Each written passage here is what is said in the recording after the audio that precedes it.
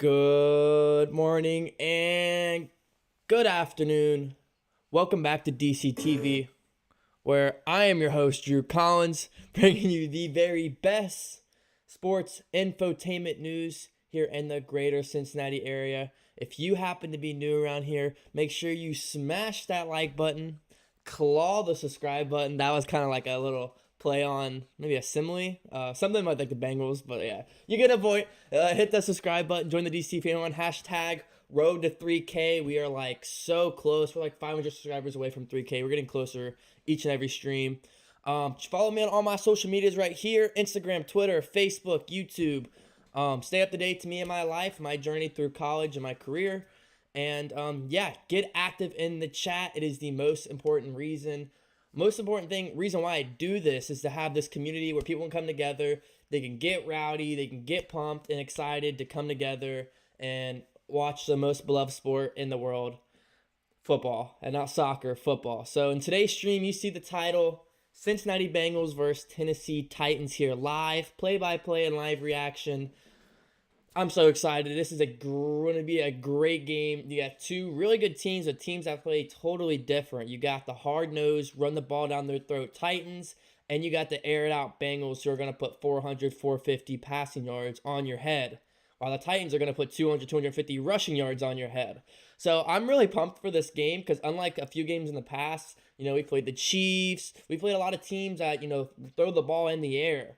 But now we get a team that runs the ball a ton, and we get to see how the Bengals hold up and how they hold up against the team like the Bengals who air out the ball a ton.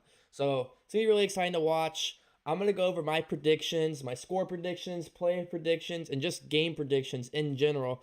In a little while, we have a long time. We have a long while before the game starts. So I'm gonna go over that. I'm gonna go to the Discord, and there's a voice channel in there. I'm going to let people in the voice channel give their score predictions and game player predictions. So if you aren't in the Discord, make sure you join that free group chat. We're closing in on 150 people. I hope we hit that today. We're like 145 or something. Yeah, free group chat of just a ton of Bengals fans, Kentucky fans, Reds fans, just talking sports all day, every day, sending news articles, injury updates, everything you need to know. They'd be the first to know about sports news in Cincinnati area. It's in that Discord. So shout out to all the people in there. Go ahead and join if you would like. Also, you can donate to the channel if you would like as well. That is in the description. But yeah, wow, that was a terribly long intro. I apologize about that, but I realize how much time we have before the game starts, as it's only 2:30. So I appreciate everybody joining in right now. Ian, LT, Broken, Alyssa, Michael. Shout out to all you guys joining in here early in the stream, way before kickoff. You guys are the best. So yeah, who is pumped for today's game? I've been seeing people in the Discord and just social media talking about how they're so pumped for this game. They can't sleep. They're just so, the anticipation is just crushing people. And that's how I was last week for the Raiders game. 31 years, I've never witnessed a Bengals win a playoff game in my life. They finally won. The curse is gone, monkey off our back. And we did it, and I was just so excited. And that entire week, I anticipated that game. This week was more the same, but a little less, just because we got that win off our back. So it was like a breath of fresh air. And it's also not in Cincinnati like it was. It's now in Tennessee. So I'm sure all the Bengals fans showing out in Nashville, that's awesome. And I love to see that. I saw that on the news. There's a ton of Bengals fans traveling down to Tennessee, and that is awesome. I love to see that. The support of this fan base is just one of the best in the National Football League. So shouts to all people traveling. You guys are really what makes this organization and this fan base so fun, are just the beloved Bengals fans that no matter how long they didn't win a playoff game, these fans week in and week out, year in and year out are showing out and just hoping for some playoff wins and just good season, good play, just fun football to watch on the TV. I think that's all we can really ask for. So shout out to all you guys. Who Dey Ian, Who Dey LT, Who Dey Alyssa. It's pressure, and you got to stop the run. We will talk about possibly containing the run, as well as some of the injuries the Bengals are facing on that defensive line, which is not going to help. But we'll see how the Bengals could contain Derrick Henry and the injury he's just coming off of for his first game back in a long while. I think 2 or 3 months. Broken said he's in Tennessee right now. That's awesome. Are you from Tennessee, or are you making the travel down there for the game? That's really cool, though. LT said pumped up, but currently freaking out about UK versus Auburn. Is that going on right now? I thought they were talking about UK in the Discord.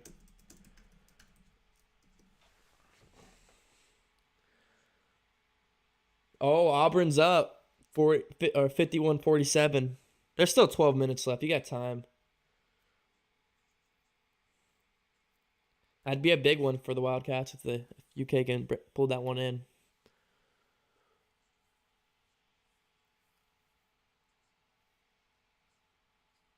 Michael says he wants a Bengals win. He just doesn't feel it.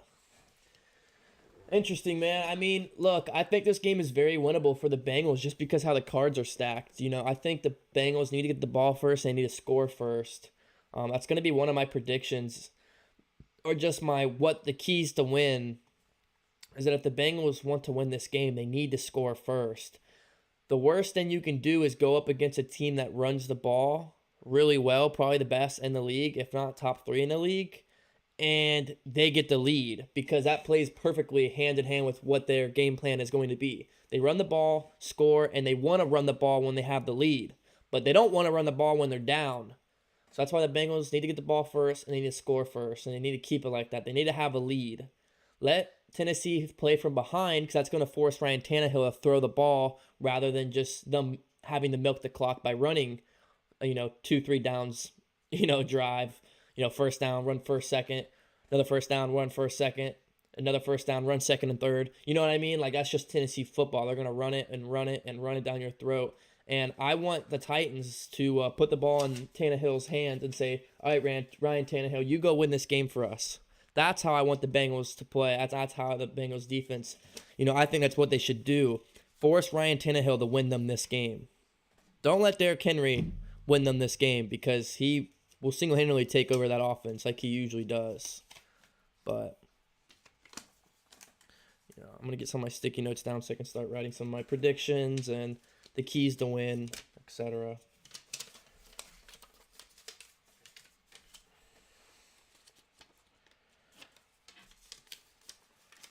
How are we doing? Did we have a good week leading up to the game? Everyone have a good week, happy and healthy. Almost a month into the new year. How's everyone feeling? How's everyone doing? Any cool stuff happen to anybody? SEC basketball and SEC football. It doesn't get much better than that, LT.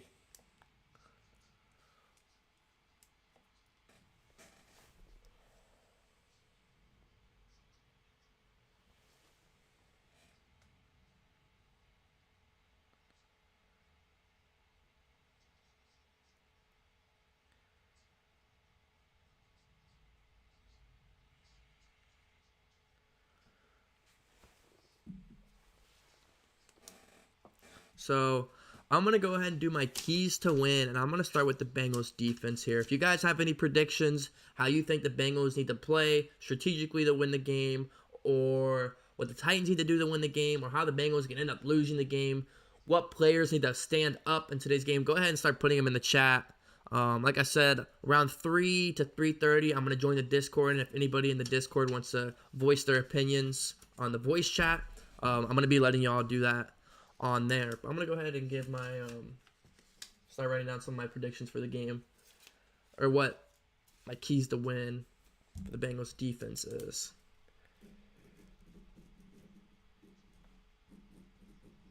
And offense, I'll do that at the same time.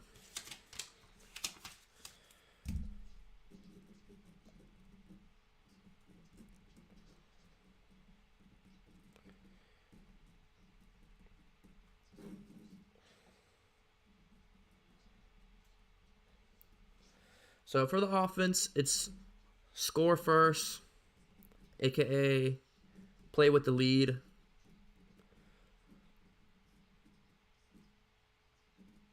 Like I said, the best way to beat teams that run the ball is to make them run the ball while they're down. Don't let them run the ball while they're up, because that's exactly what they want to do. So score first, play with lead. Second one is kind of hand in hand, but the offense needs to make sure they're not scoring too fast, because we need to dominate the time of possession.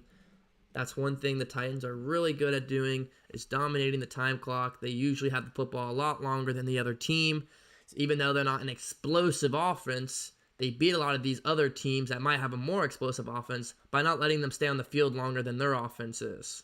So dominating the time clock or the time possession is really going to be huge for our offense today. The problem is, the good problem is that we score so fast. Our playmakers get on the field so quick. It's first down after first down after first down, field goal range already. Red zone already. We make a lot of big chunk plays, which is great. Not a lot of offenses can do that in the National Football League. But the problem is they just give up. Too much time runs off the clock by doing that. You get the ball back to the offense, and you also don't let the defense rest too long. So there's positives and negatives with everything in life, and that's just one of them the Bengals have. They almost scored too quickly for the defense. We're already down so many players on the defensive line, and they're going to be running downhill, as in the Titans. So you don't want to leave our defensive team on the field all game long because we don't have that many substitutions. We're down a couple starters. We don't want to thin out our defense and make them tired early. So for our offense, it's score first, play with the lead, dominate the time possession, and probably, I think as much as we want to air it out with Burrow, what we didn't get much of in the Raiders game, which kind of hurt us, was getting Mixon going. Mixon had a solid game. It's not that he played bad or terribly. He didn't really get going. We didn't move down the field with him. I think it was like 2, 3, 4 yards. And that's okay. But once again, that's not our style of football. Our style of football is get our elusive running back, as in Joe Mixon. Don't, hand it off once or twice a drive, usually only once. Per first down marker, not entire drive. Although sometimes it is entire drives. And him just make elusive plays. I also liked our packages with Jamar Chase when we lined him up in the backfield and he became a running back. Those were very, very effective. I mean, we've seen the 49ers do it. Debo Samuel, almost nobody can stop it. Cordell Patterson, I believe with the Bears, I guess he's a running back now, but he's really a receiver, a true receiver. And then when we do it with Jamar Chase, the Raiders could not stop when he lined up in the backfield and he got some tosses. So this last one for the Bengals offense is, get Mixon going. And this is rushing and receiving for Mixon. Mixon needs to get active in the screen game, little out routes. The Titans are going to be sending the heat on Burrow a lot of the game. And Burrow's going to have to get the ball out quick, per usual, which he usually has no problem doing. But a lot of the times, you just dump it off to your running back. Give it to Joe Mixon. He's a elusive running back for a reason. Dump it off, and he'll go make a play for you. So get Mixon involved. I would say early, but I don't think it needs to be early because if we start with an early drive, airing it out on the field, I have no problem with that, to be honest. So get Mixon involved, and that is going to be receiving and rushing. And then I know I only do 3 per offense and defense, but I'm going to make like a 3.5, and that's going to say Jamar Chase in the backfield. Because until somebody can stop him in the backfield, why should we stop running that play? I mean, I don't think there's been a single time where Jamar Chase has got a toss and a team's been able to stop it. So, keys to the offense for the Bengals offense to win. Keys for the Bengals defense. Number one and foremost, it's kind of very broad. It's not like a how-to, but I'm still going to put it in. It's force Tannehill to win them the game. I have very low hopes that Tannehill could go against our defense and win them the game single-handedly. I don't think Tannehill is a carry type of quarterback. Burrow is a carry type of quarterback. Mahomes is a carry type of quarterback. Those are guys where when the rushing attack isn't working, they will go win you the ball game. There's only a select few in the National Football League. Aaron Rodgers, Brady. I mean, we all know who they are. Josh Allen. There's only a select few, probably 10 or less. And Tannehill is not one of those few. Tannehill is not a terrible quarterback, but he's not I'm going to go win you this game quarterback type of game, or type of game quarterback, if that makes sense. A little wordy there. I apologize. But force Tannehill to go win them the game. Because I believe in Chidobe Awuzie, Mike Hilton. I believe in our secondary that against their guys. I mean, I know they have Julio Jones, but he only has one touchdown on the entire year. He's been hurt with injuries. He's 32. He just doesn't have that connection like he had with Matt Ryan. Julio Jones, don't get me wrong, he's one of the best receivers I've watched in my entire lifetime. Growing up, Julio Jones was the guy. It was him, AJ, those top guys. And just this year, he hasn't had it. I know he's been dealing with injuries, but he doesn't have that chemistry like he had with Matt Ryan. And I don't know if he has that trust. Obviously, they have A.J. Brown. They have good receivers. But I just have really fallen in love with our secondary over this season. I came in iffy with all these guys. I liked the moves that were made, but I didn't love this secondary. I'm starting to fall in love with these guys for the secondary. Mike Hilton has proven that continuously year over year he's one of the best slot corners in the league, if not the best. You also have Chidobe Awuzie, who is the number 2 Pro Football Focus player in the entire AFC statistic-wise. He's like the second best, they say. He's the second best corner in the AFC. So what a significant signing he was. I want to see Trey Waynes get in there. These past 2 years where the Bengals signed him all that money, he hasn't been able to play. He hasn't been able to play because of injuries. I'd like to see Trey Waynes get some more playing time. Eli Apple is Eli Apple. He's going to make a play or two, and he's going to give up 4 plays, but there is worse corners in the league. I mean, he's won the playing time he's got, I assume, but he will give up a big play or two in this game. But yeah, so Forrest Tannehill to win the game is definitely one for me.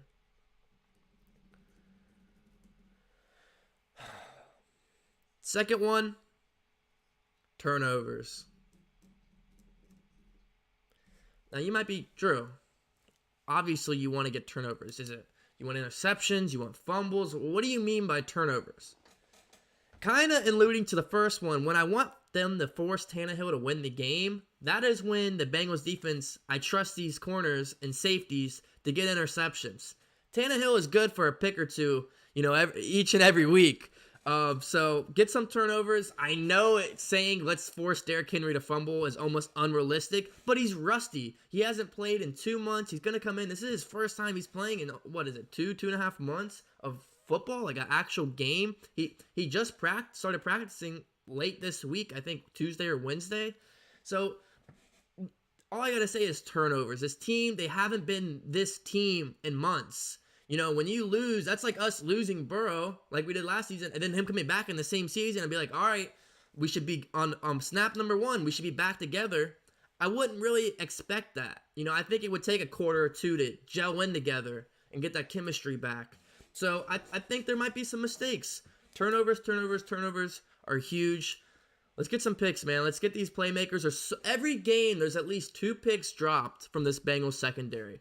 Whether it's Von Bell, Jesse Bates, Apple, Awuzie, whoever, there's always 2 picks that go through the hands of one of our players, like are clear interceptions, and they just drop it. So turnovers. We need to win that ratio.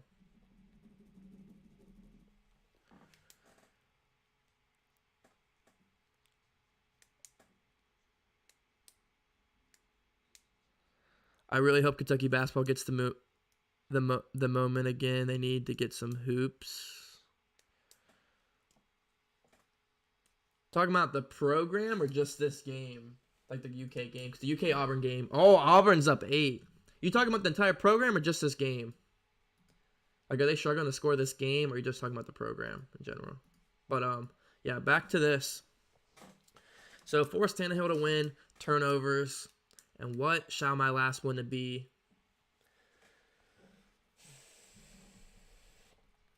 Third down conversion. Obviously, I'm not going to put in here, stop Derrick Henry. That's like saying stop Joe Burrow. You can't really stop them. You can contain them. Can't really stop them. So I'm not going to waste my time writing that down. But what I will write down is third down conversion. Drew, why is that so important? It is so important because when you have a guy like Derrick Henry and you're getting first, second, third conversion, first, second, third conversion, first, second conversion, first, second, third conversion, your defense is just getting so exhausted, and it makes it easier for the offense, and they're building momentum. They're going down the field, and we have some injuries where we can't leave our defense on the field. So what I'm saying is third and short, third and medium, third and long, we have to get off the field. Obviously, they're going to convert on some third downs. It's really hard to stop this team on third and short because of Derrick Henry, and they have a good offensive front. It's really hard to stop that. I'm not saying it's going to be easy, but I'm saying if we want to help our defense, if the defense really wants to help themselves, get off the field on third down conversions. That's all I got to say. And I usually say red zone defense, but I know their offense, having Derrick Henry in the red zone, is almost impossible to stop. So stopping them before they get into the red zone is what I want to say, but almost saying that in itself is also really hard to say, if that makes sense. So once again, there's my Bengals defense keys to win. So we have offense for the Bengals keys to win. We have defense keys to win. I guess we can start doing some player predictions now. So we'll start doing some player predictions. Shall we start with the player predictions for the offense or the defense? Let me know. Offense or defense for player predictions to start with.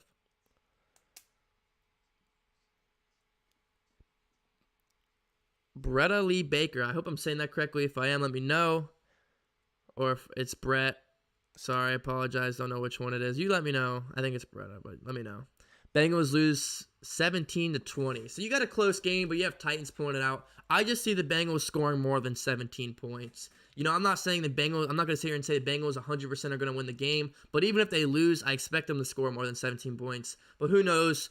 Titans defense can come out and force 6 turnovers and whatever happens, just completely shut down Burrow. Doubt it would ever happen, but if it did, Bengals lose 17-20. There you go. Respect all predictions.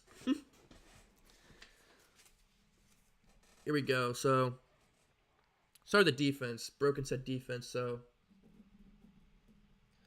defense player prediction.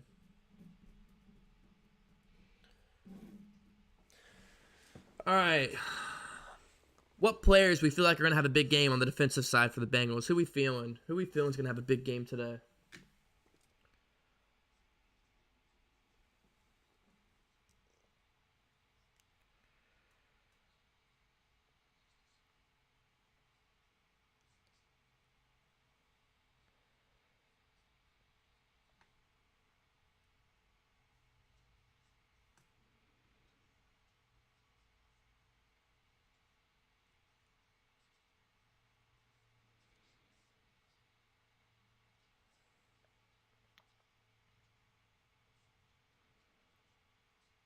Sorry, I'm just sharing something real quick. Sharing the stream. If you haven't already, share the stream to your friends and family. Bengals fans, Titans fans. Tell them to get in here and get active on the chat. That's what I'm doing right now.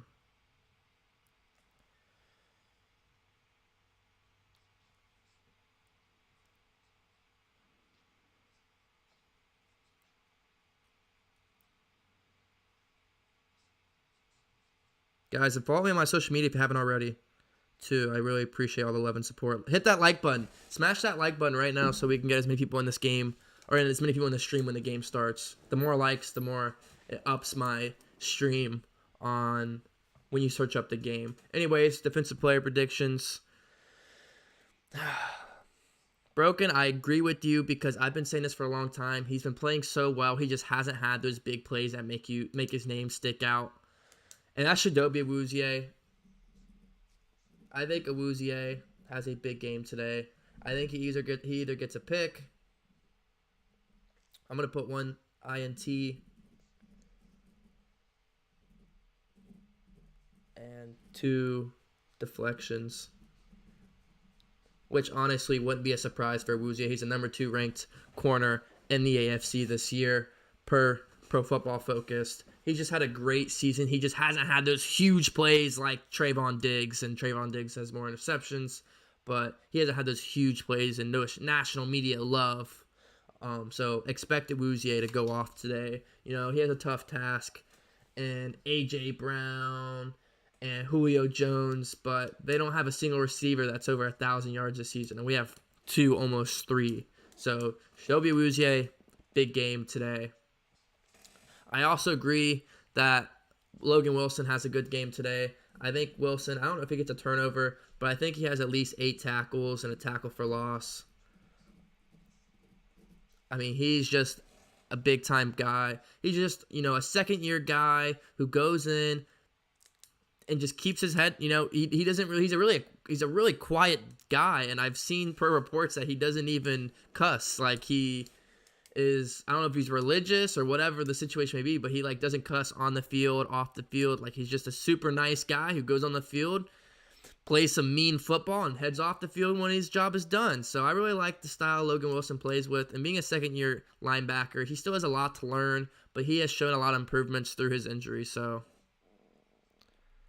Jameson said, anyone saying Bengals get under 20, I just don't get it. If the Bengals lose, the Titans will have to get 28 plus, in my opinion. And that's just how it's been. The Bengals have been a team where if you want to beat them, you got to outshoot them. You got to outscore them. That's why the Chiefs almost beat the Bengals. They almost outscored them. It was a shoot-off. It was Burrow, 7 points. Mahomes, 7 points. Mahomes, 7 points. Mahomes, 7 points. Burrow, 7. Burrow, 7. It was points and points and points. And the Chiefs almost won because they almost outscored us. So that's a great point, Jameson. I would agree with that. I think if the Titans beat the Bengals, I think they got to at least have 24. I think the Bengals at least put up 20-21. So it's a great point.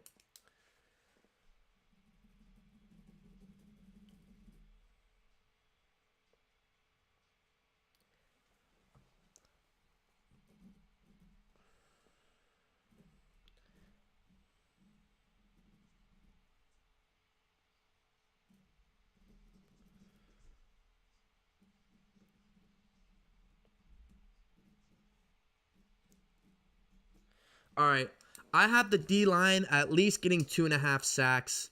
I'm just gonna say 2 to 3. Now you're like, Drew, it says player predictions. Who's your players?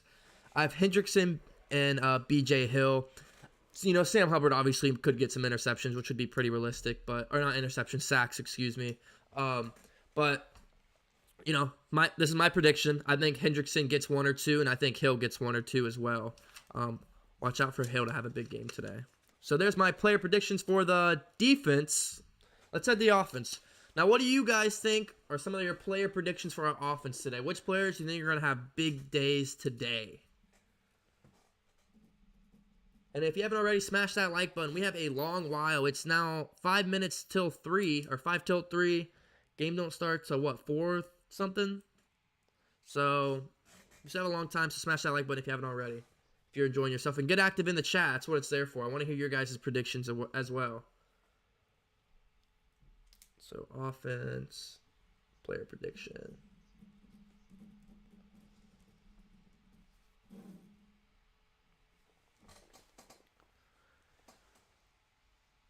If the Titans even had an okay pass defense, maybe, but with the offense that the Bengals have, I don't see them getting under 25. Broken says Jesse Bates, 2 interceptions. It'd be nice, man, if Jesse could step up. I'd like to see it. I'd like to see it for sure. I don't know about you guys.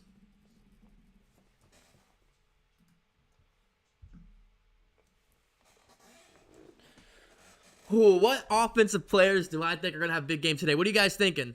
I see some T. Higgins, says LT. Jameson says Higgins. I like the sound of that. I think Higgins having a big game today is pretty realistic. Anybody else? I think Higgins definitely has a game. We're obviously going to put Burrow's player on my prediction for Burrow. Burrow, I think, has 3 touchdowns. I think he has 285 yards. I'm going to say 0 turnovers. So I think Burrow has 3 touchdowns, 285 yards, and 0 turnovers. That's my Burrow prediction today. I think Mixon has 85 yards plus. I can't give Mixon 100 plus because he's not getting that volume and he's not getting those big chunk plays like we usually see out of him. At least, it's hard because I know Burrow is, let's go Burrow number 1, and I also agree with that. But I think Mixon has 85 rushing yards and at least 25 pass or receiving. So I think he gets over 100 yards. But I think he has around 85 rushing yards and 25 plus receiving yards. So I think he gets over 100 yards total. I just don't think he gets 100 rushing yards today. And I see a touchdown or 2 out of Mixon. I see 1 receiving touchdown. and 1 rushing touchdown from Mixon. So I see Mixon getting about 100 total yards, 1 receiving touchdown, and 1 rushing touchdown. Let me know your guys' thoughts about that. Now, I got to have a receiver prediction, man. Broken says, Joey B throws for about 536 yards, 4 touchdowns. I like that. If the Titans double team Chase too much, Boyd and Higgins will go wild. See, I want to say a double-edged sword, but the triple-edged sword the Bengals have, you know? That's why a lot of people say, "Oh, I'm not doubling the rookie. I'm not going to do that." Okay, well, he's going to have at least 8 receptions and probably 85 yards with 2 touchdowns. Or you can double him and then give those receptions to Boyd in the slot or Higgins on the other outside, on the other side of the field. So you're completely correct by that. That's exactly how it goes, and that's the triple sword. You have to pick and choose with the Bengals. What guy do you think we want you to beat us? Do you want Boyd, Higgins, or Chase? I know I don't want Chase. It would be between Boyd and Higgins. But yeah, you're totally correct.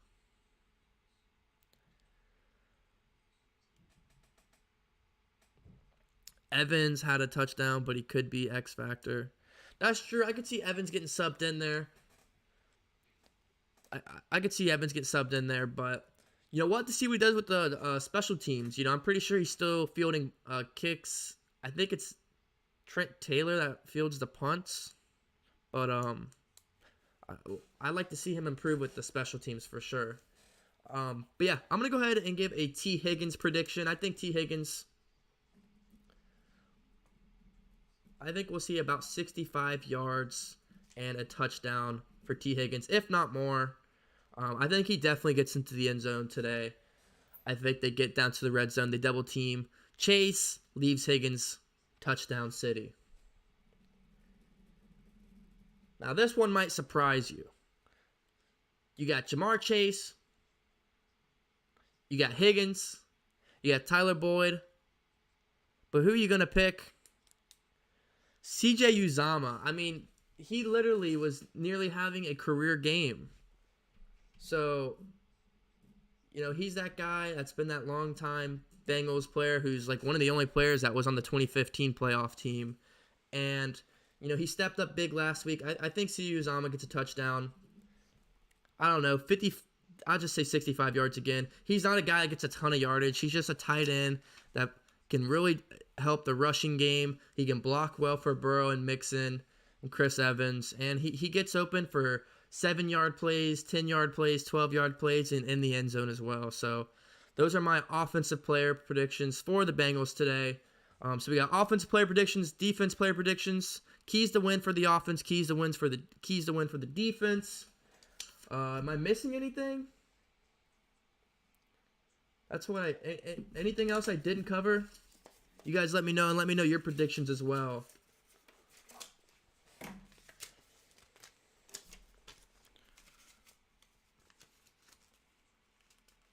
Grossi raid? Is he raiding again? What do you think about the Packers and 49ers game? I can't wait to watch that tonight.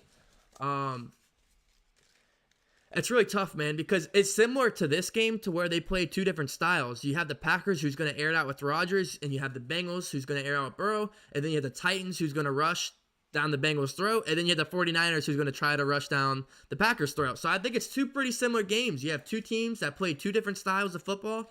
Who wins, rushing or passing? So I think there are some similarities between this game and that game. And, you know, I think football nowadays, I think it's just a passing league. You know, I'm a young kid. I might catch some flack for it, but I love these passing leagues. So I think Bengals win, and I think Packers pull it out. But, you know, don't get it twisted. The 49ers are a hell of a team with a great coach, a ton of rushing options. I mean, you got Debo, who rushed the ball, which is awesome. I love that they did that because the Bengals have stolen some of their plays, and Debo has been Jamar Chase for us. I don't know if you 49ers fans watch the Bengals game, but when you guys line up Debo in the backfield or bring him over from the slot or the outside, bring him back as the running back, and then give him the toss or whatever, or do the end arounds. Bengals have been doing that with Jamar Chase, and it is so effective. So, obviously, that works. It's working for us. I know it works for the 49ers as well. So, they should be 2 really good games. I believe the game is in Green Bay. So, I'm going to say Packers win, but I think it's going to definitely be a close game. I don't think it's going to be no blowout. Plus, gets later into the playoffs. Aaron Rodgers does struggle. I'm going to say that because as a Bengals fan, I've been hearing it all my life. Oh, it's a playoff game. Bengals aren't going to win. So I'm going to pull that card. I know it's not the NFC Championship, so I might help Aaron Rodgers a little bit. But, I think Packers win, but not by much. I think it's definitely going to be a good game. But yeah, I know you could say, oh, you're a Bengals fan. You can't even talk. I know. But I think Packers win, but not by a blowout. That I see that some people have been saying it's going to be a blowout. I think Aaron Rodgers has at least 3 touchdowns. And I think Adams probably has a huge game as well. If he's playing, I know he's been dealing with injuries, I'm pretty sure. But yeah. That's why I like these 2 games, man. They're so similar. You got a passing team, Packers and Bengals. You get the rushing team and the Titans and 49ers. So should be really fun to watch both of these games. I didn't do my score prediction yet. I just realized. If you haven't already, join the Discord. We might go through some of the Discord people if they want to give their player predictions and game predictions to see if they're see if they're ready.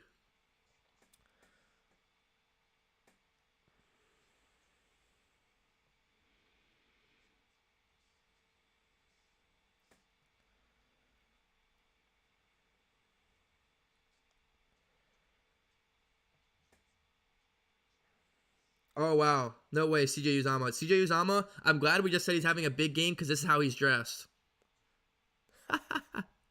He dressed up in the Cowboys and just like a cowboy outfit with the big belt buckle, the brown boots, the black hat, the flannel under the Carhartt jacket. Oh, in Tennessee. CJ Uzama's going to have 300 yards and 3 touchdowns. I love it. Wow, that's awesome. I'm checking on the Discord. So once again, like I said, I'm going to go ahead and I have this DCTV Discord. It's all 513 Sports, about 150 people in it. Just talking Bengals football. Some UK fans in there and some Reds baseball. So I'm going to go ahead and let Rocky go ahead and give the first prediction. Go ahead and smash that like button. The goal is 35 likes. We're at 21 right now. I really appreciate all the likes and the love and support. Yo, Rocky, hold on, let me see. I don't think I'm talking. I really don't know how to use Discord. Oh, wait, maybe I'm working. Okay, hey, Rocky, if you're ready to go, you can go ahead and get started with your player predictions or your score prediction or whatever you got. You're live.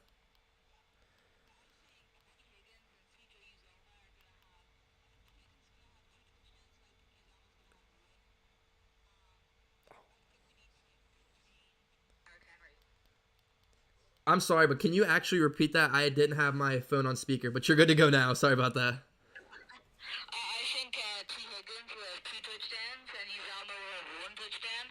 And I think we need to contain Derrick Henry. So you said contain Derrick Henry, and you said who had the touchdowns? I'm sorry. Oh, thank you for that. Sorry, I kind of couldn't hear a lot of that, but I know I said contain Derrick Henry and possibly some other touchdowns. Wow. All right, we have Broken going up next. Let's see if I can actually not be a bot and figure out how to use Discord.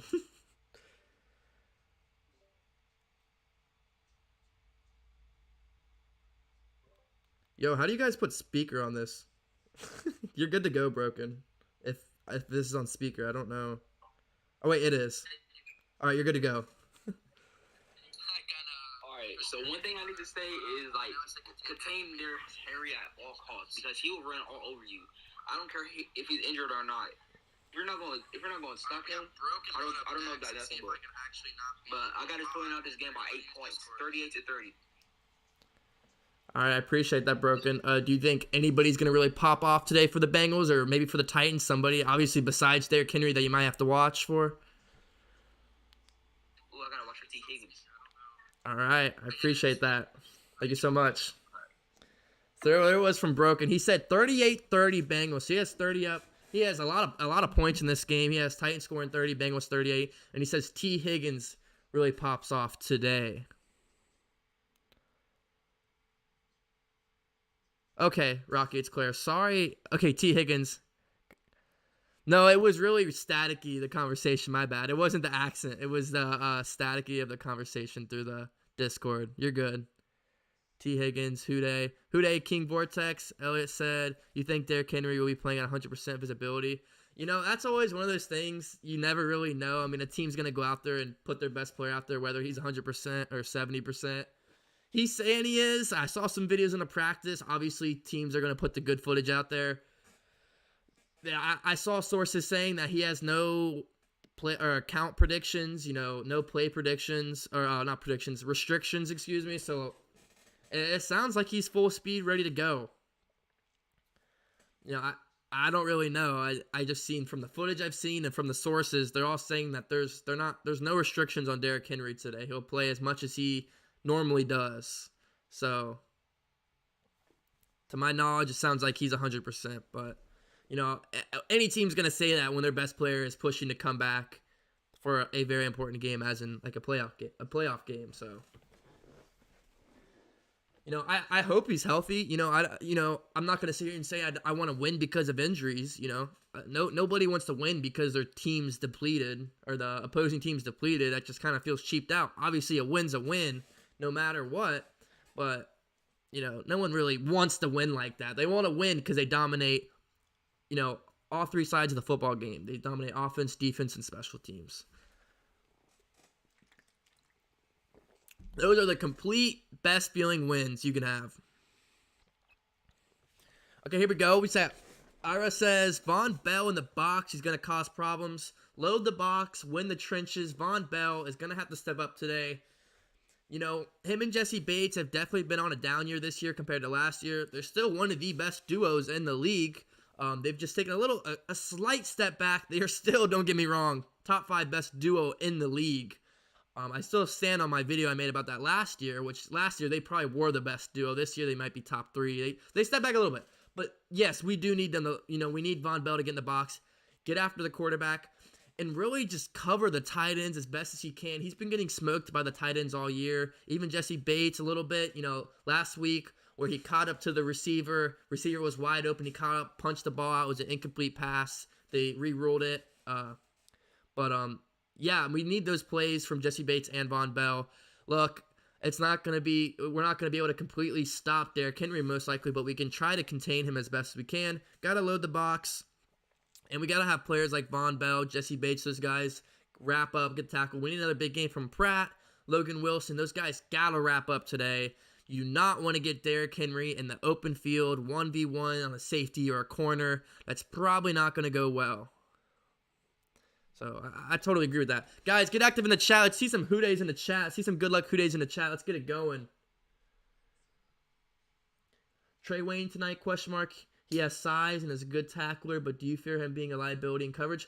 I don't completely know because we haven't seen a ton of Trey Waynes. It sounds like through him battling with these injuries and him coming back, it sounds like Eli Apple has beat him for playing time. So I have a lot of hope in Trey Waynes because I think he's better than Eli Apple, at least when he's fully healthy. I have a ton of hope in Trey Waynes, more than Eli Apple, as a matter of fact. But he is a good tackler and has good size at that corner position. So I don't know. Is he healthy? We'll have to see if he plays a lot. He really just hasn't played at all in his Bengals career because of injuries. So, I really don't think he's a liability. I think Eli Apple's more of a liability than him. I think the liability we have is, how short-staffed we are on the defensive line, that defensive front. This is why we got to get off the field. Third down conversions is key for our defense to win us this game because you don't want Derrick Henry first, second, third, first down. First, second, third, first down. First, second, third, first down. When we're down 3 defensive linemen. You just can't do that. You can't do that when you have all your healthy offense or defensive linemen. So being that we have some injuries, now we definitely can't do that. So yeah. I totally agree with that. Claire says, Houday from Ireland. Love to see that. Houday from France says AP. Houday, man, that's awesome. Love to see that. Broken says Houday. King Vortex, Houday. Houday from Thailand. I said that right? I hope I did. Jim says from the Grossi Posse, Houday, I eagerly await the Bengals battling for the AFC North title for years to come. I really appreciate it. And shout out to Tom Grossi and the Grossi Posse and She Got Sports, they rated me. They both rated me at the same time last stream. And it was amazing. The people came in, they donated tons of money, they all subscribed, they hit the like button. The Grossi Posse, shout out to you guys, and Tom Grossi, his YouTube channel with over 200,000 subscribers. And She Got Sports, I've been talking to her. She also rated the stream. So shout out to those two YouTube channels. It was very kind of them for rating the stream and helping me out. And shout out to all you that watch them as well. But Houday, man, I really appreciate the comment, Jim. Houday from Oregon. Like to see that. Portland, Oregon. Are you a Ducks fan? Like the Oregon Ducks? Cincinnati, since my mama had me. Apple's a big play guy. Either it's a big play for your team or a big play for their team. That's about it. But I feel like he has so many big plays where he has the ball's in his hands, interception, dropped. Like it's there. He picks the route really well sometimes, and sometimes, well, the route picks him, and they get a big conversion. So that's pretty accurate. I do agree with that. I definitely do agree with that. But I'm gonna ask you guys this since we still have a little while, and I've already gone through my predictions. I'll go through it again. But what are your guys' favorite like activities I do throughout the play-by-play? Like I know it's the spam B. Like I want to keep these so I know because I did to get the chat hyped. It's the question, where are you from? Let me know where you guys are from. You guys love doing that, and I love hearing and seeing where everybody's from. We do the zeros, the 6 or the 3-6-0. How many points they're going to score in a drive. We do the spam B for Bengals. Or T for Titans.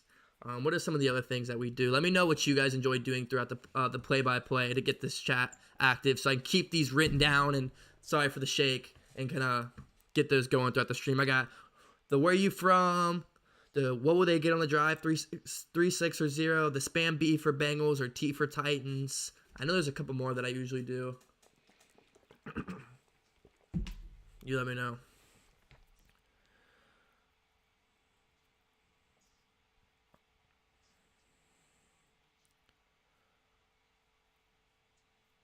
I'm actually from Arizona, so I prefer the Sun Devils, but Oregon's really good in a lot of sports.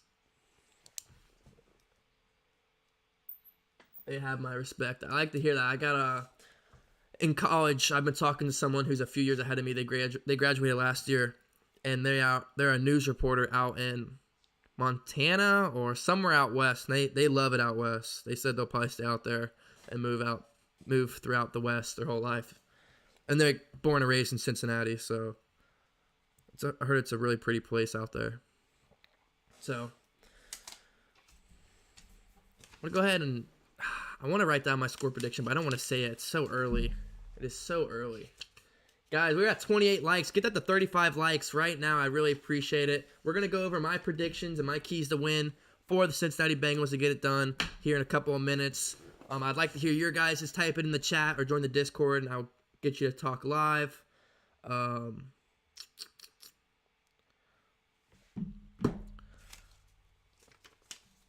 me hear your player predictions and your score predictions and why. What players do you think are going to have big games today? Oh, my score prediction. This is tough.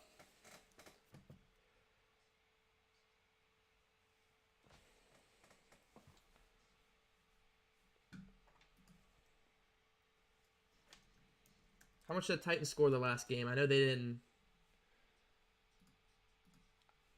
play last week because they had the bye, but the last few games they put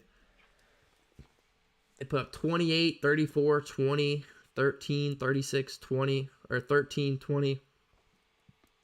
They're usually about the 20s.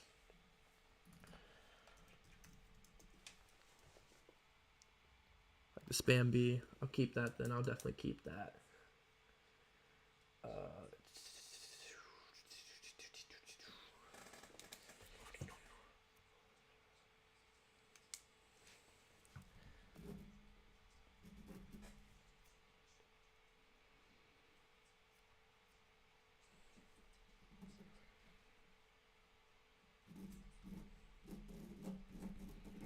I got my score prediction, but I'm not sharing it yet. So what I'm gonna go ahead and do, I'm gonna go over my predictions. If you guys are just now joining or whatever the situation may be, um, my father used to hate the NFL. Yesterday, he came up to me and asked for a spare Bengals shirt. I gave him a Burrow one. I'll see if I can get a pick for Discord. That's a really cool story. It's really crazy. Just outside of the Bengals, just the NFL in general and the impacts it can have on people's life. A lot of people have life changing, aspects and actions that happen to their life just because of growing up and enjoying and watching the NFL. One day I could be employed by covering NFL news just by growing up and watching the NFL and falling in love with the game of football. People think you have to be a player to be involved in the National Football League or professional sports. That's not true. I mean, there's reporters, there's broadcasting, all types of news and media jobs you can get from just enjoying sports. And it's just so cool to see, and the fan bases they bring city by city. I mean, there's really just nothing I enjoy more than sports in this world. It's just a whole lot of enjoyment, whether it's football, basketball, baseball, soccer. Obviously, people have preferences. Mine may be football and basketball, but love to hear the cool stories. Looks like Bengals inactives for today's game is going to be Stanley Morgan, who really doesn't get much playing time anyway. He might be more of a special teams player. Looks like the inactives for today's game is going to be receiver Stanley Morgan, Trenton Irwin, Travion Williams, Fred Johnson, Vernon Hardgraves, Wyatt Ray, and defensive tackle Zach Kerr and Tyler Shelvin. Oh, wait. No, defensive tackle Zach Kerr and Tyler Shelvin are active today, per Ben Baby on the ESPN staff writer, who I just met, Ben Baby, like 3 weeks ago. He's a pretty cool guy. He's the ESPN reporter for the Bengals, but yeah. So once again, inactives for the Bengals: Stanley Morgan, Trenton Irwin, Travion Williams, Fred Johnson, Vernon Hargraves, defensive end Wyatt Ray, and then Zach Kerr and Tyler Shelvin are active today, per Ben Baby, ESPN staff writer. Let's see if the Titans have their inactives out yet. The Titans inactives is receiver Dez Fitzpatrick, outside linebacker Derek Robertson, linebacker Rashawn Evans, offensive lineman Dylan Raduns. I probably butchered that. I apologize. Defensive lineman Laryl Murchison, and defensive tackle Tier Tart. So that's the inactives for the Titans for today's game. That is per ESPN Davenport, or Teron Davenport.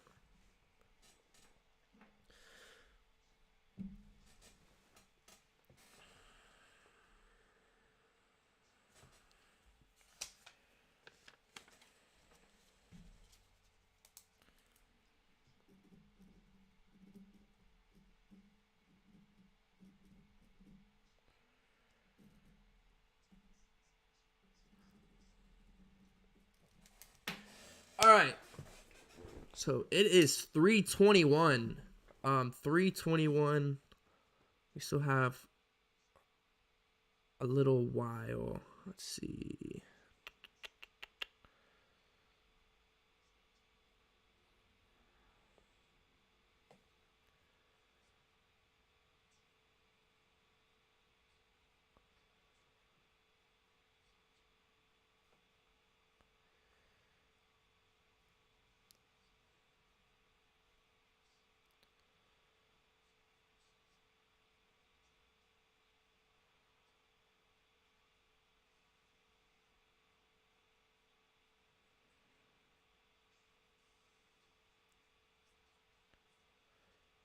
Wow, I'm seeing some social media posts of all the Bengals fans tailgating in Tennessee, and it literally looks like a Bengals game. That is so awesome how well the Bengals fan base traveled.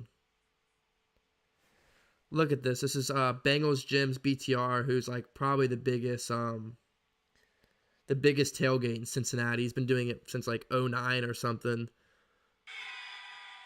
Look at all those Bengals fans. That's in Tennessee, right outside Nissan Stadium.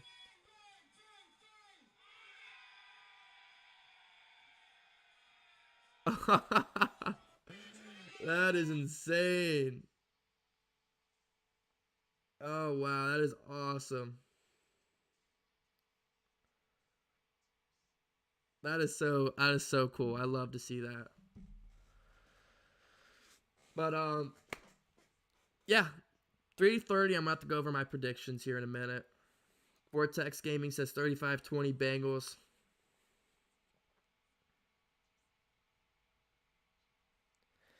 I don't know where they rank the offensive line, but I'm pretty sure they have a good interior offensive line. I could be wrong, but I'm pretty sure it's like their center and guards that are good.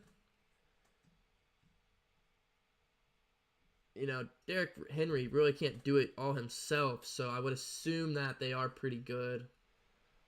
Maybe we'll get some Titans fans in here later that are not too biased, and they can let us know. But yeah, I thought they had a good interior offensive line. Correct me if I'm wrong, but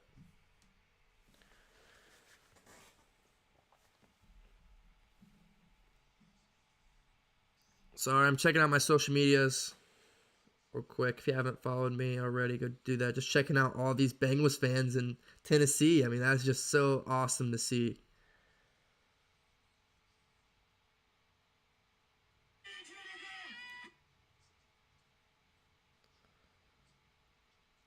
If you guys didn't see this already, one of my player predictions for the offense is a big game by CJ Uzomah. If you wondered why, Drew, why do you think that? DC, why do you think that? It's because this is the way he dressed to the game.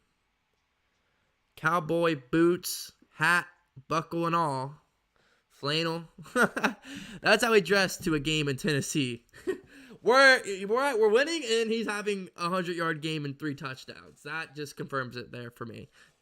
If you guys are just now joining, welcome. We still got about an hour to kick off. So I'm going to go over my predictions for the game. So my offensive player predictions for today's game. Let me know your offensive player predictions for today's game. My predictions are Joe Burrow. Yeah, that was weak. That was so weak. Joe Burrow, 3 touchdowns, 285 yards, no turnovers.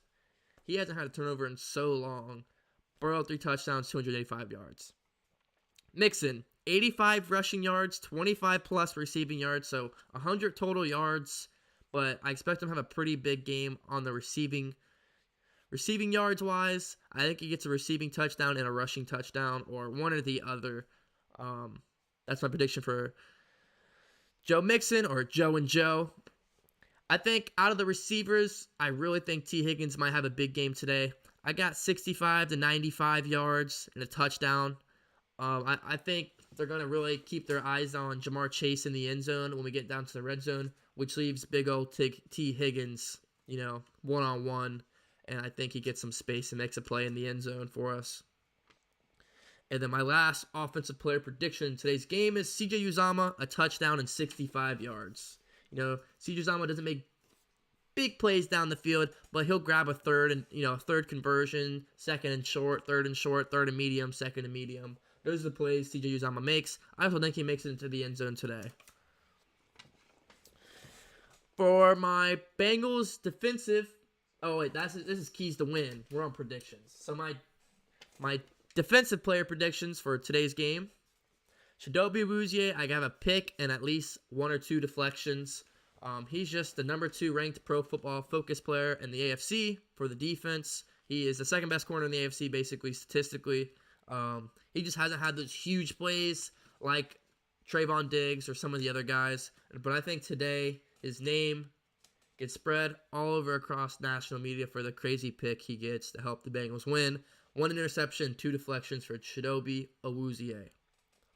Next up, linebacker, number 55, second-year guy out of University of Wyoming. Does anyone know who this is? It's Logan Wilson. I have at least 6 to 8 tackles and a tackle for loss for Logan Wilson. He's just doing really well in his second year. He's battled a couple injuries this year, but when he's on the field, he makes some pretty productive plays. He's very aggressive, and I think 6 to 8 tackles and a tackle for loss for Logan Wilson is pretty accurate. Look for Jermaine Pratt to have another big game. He had the game-sealing interception, a couple big plays last week. My eyes are on Logan Wilson this week. I think the Cincinnati Bengals defensive line has 2 to 3 sacks today. I think we'll see one from Trey Hendrickson. We all know who Trey Hendrickson is as his first year here, the former New Orleans Saint. And I think B.J. Hill, who I believe is playing today, someone correct me if I'm wrong. I think he gets a sack today. Obviously, you could throw Sam Hubbard in there as well, but I think those two get it back and bring down Tannehill. My Bengals defense keys to win today is force Tannehill to win the game. Drew, what do you mean by that? DC, what do you mean by that? Look, we all know their running back, Derrick Henry, can win them the game single-handedly. He can carry. I don't believe in Ryan Tannehill can do the same. I don't think he will, and I don't think he can against our defense. So, contain Derrick Henry and force Tannehill to win them the game, especially from behind. I'm going to get to that. So our offense, we got to play ahead with the lead today to beat the Titans. Number 2, win the turnover battle. Our defense, I know this is offense and defense related, but the defense, it's Ryan Tannehill. He's good for a pick or two week in and week out. Also Derrick Henry, he's rusty, hasn't played in 2.5 months, 2 months, 2 to 3 months, whatever it may be. This is his first real action snaps in a game. He might be good for a fumble today. Let's see, get some turnovers. And last but not least, for our defense keys to win, gotta win the third down conversion battle. Look, we all know our interior defensive line, we got a lot of guys hurt. A lot of guys signed from the practice squad or whatever. We're low on guys. We're low on the big guys. You're like, Drew, what's the correlation from third down conversions here? It's because if you allow Tennessee to first, second, third for conversion, first, second, third, first down, first, second, third, first down, and just continuously, drive or play by play, first, second, third down, first down, first, second, third down, first down. That interior defense and the defensive line in general is just going to get exhausted.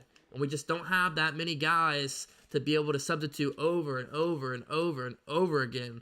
So third down conversion is huge. To get off the field is so big for our defense today because they know they're down a couple guys. They know that interior defense is, not to mention it's Derrick Henry they have to stop. They're going to be getting, ran over.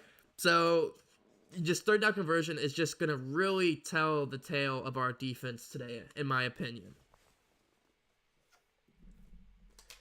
Bengals offense keys to win.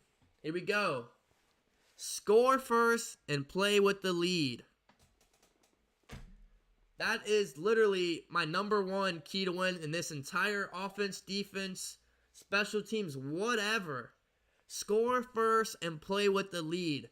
The Bengals have to play with the lead. They have to, and this is why. You force rushing teams like the Titans, like the 49ers, to play down. It is really hard for them to win the game, rather when they have a lead and they can rush the ball comfortably. That's it. That's as simple as it is. It's really, really simple. Play with the lead is the best thing you can do for best thing the Bengals can do for themselves. Get the kickoff, get the ball first, and score first. Usually I say kick the ball off, get the ball at halftime, but not today. Today I say return the ball first, get down the field, and put up 3 or 6 early.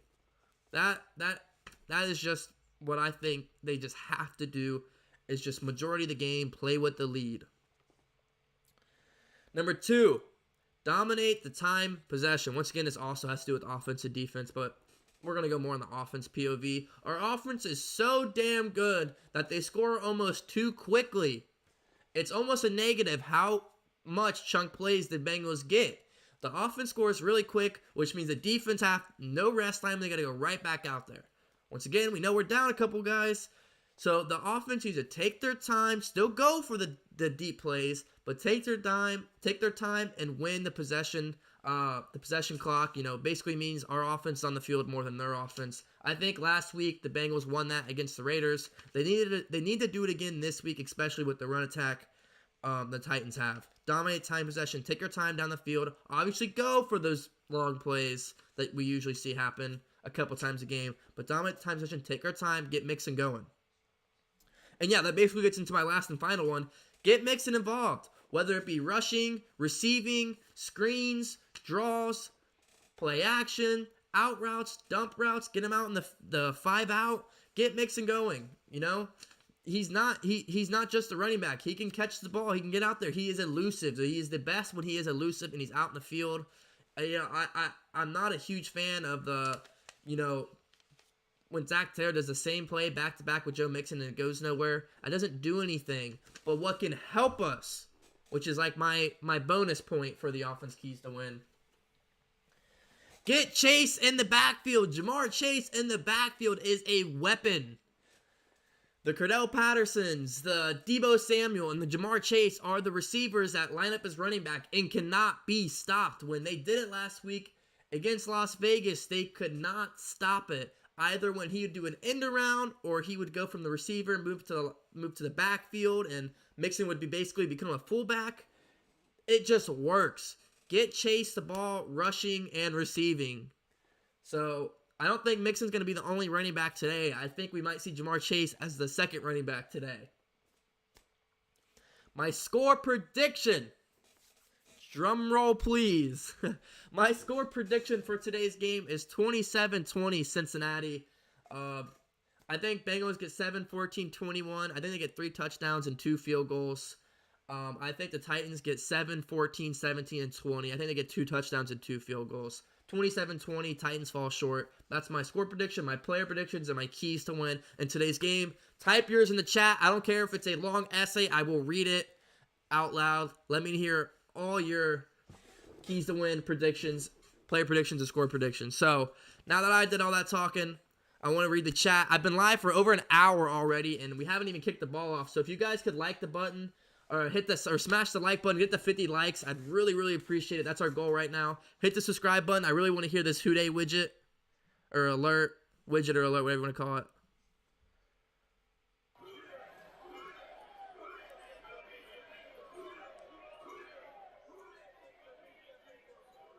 I'd really like to be able to hear that. So if someone hits the subscribe button, I'd greatly appreciate it so I can hear that. If you would like to donate as well, you can do that. But let me go ahead and start reading some of your guys' comments. Get active in that group chat. That's another thing I can say is, what are we wearing?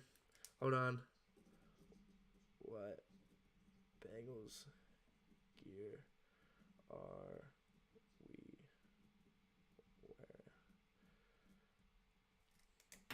wearing? All right. Let's see. I know our defensive coordinator likes to run multiple fronts, like to see them experiment with shelving from time to time and put him in a nose tackle position or like position right in front of the center.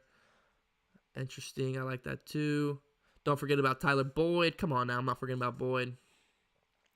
What's up, John? Who Dey, man? Who Dey Stewart? How we doing, Mr. Monty? What jerseys are we wearing? Man, if I was wearing a jersey, I'd have this beautiful jersey on, but I don't. I'm not wearing it. Maybe I should hang it up. Or, this is what I'm going to do. Mixon, you're coming down. Sorry, buddy. Replacing Joe with Joe. Can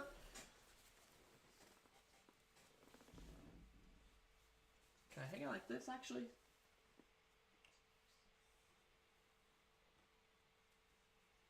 Or should I hang it the other way? I already had the Joe Burrow thing, so I liked having Mixon. All right, vote which one I should hang up. Vote which one I should hang up, Burrow or Mixon. Which one do you guys want up, Burrow or Mixon? I just didn't have the Burrow because I had the flag, but you guys let me know. Anyway, let me get back to your comments. Stuart Monty says, I want to see disciplined football. Yes. We saw how undisciplined the Raiders were, and it literally almost cost them the game themselves. Like, that within itself almost basically cost them the game. They had so many offsides, so many holdings. I mean, they were just so undisciplined, and I know it's hard because they've gone to different coaches, to different players. They've had a tough season, but yeah, at the end of the day, flags and penalties killed the Raiders. Monty says he's wearing a black Joe Burrow jersey, a white Joe Burrow jersey. I like it. I like it. Oh, what team our jersey is wearing? I'm not sure. I think they posted on their social media. Our defense comes out. Our offense comes out flat in the first half a lot. Yeah, that is pretty It's really just the conservative play calling that gets us caught up early. Zach Taylor will come out, just whack play calling, and we got to play from behind, and we just can't afford that today against this team. We just can't. We got to come out early and score. What up, DC? I think we win 27-24. Fat Randy misses the game-tying field goal as time expires. Poetic justice. Bengals move on to the AFC Championship. I forgot they have Fat Randy. Shout out to Crow. I appreciate the prediction. But that would make so much sense. They have Fat Randy. They have Randy Bullock, the guy who cost the Bengals so many games.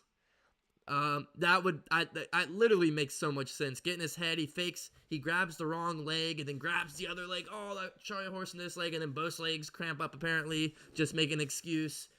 Yeah, man, that makes too much sense to happen actually. But I would be here for it, and I would be going crazy. John says Bengals 28, Titans 20. Stewart says Burrow for Tay, need this to be his game. Days Hip Hop says all white. All right. Guys, get active in the chat. Let's go. We still got a little while to go, but let's get it going. Let's hit 50 likes. We're at 36 likes. Thanks for hitting the 35 like goal. Let's get 50 before the kickoff. 50 likes before kickoff. The more likes, the more people in here. The crazier the chat, the more Bengals fans, the louder we roar. So I got to ask you guys a question. I'm going over some of the things, the interactions I do during the game, the play-by-play. I know I usually ask where you're from, like where are you guys from? You guys type it in chat. I do the 3, 6, or 0. Do they score a field goal, touchdown, or a turnover, or just get stopped? I do the spam B for Bengals or T for Titans. Which player will score? And then I'll ask you guys what Bengals gear you are wearing today. Is there any other interactions that I usually say that I'm forgetting right now? Or any you would like me to possibly start? I'm trying to write these down so I don't forget, because sometimes I just get so involved in the play-by-play that I get caught up and don't really interact as much with you guys as I should. So I'm trying to get better at that and improve those skills. So let me know if I'm missing anything. Ali said, what's the word on Trey Hendrickson? He's good to go. Let me know if I'm wrong, but from what I've seen, Trey Hendrickson's good to go.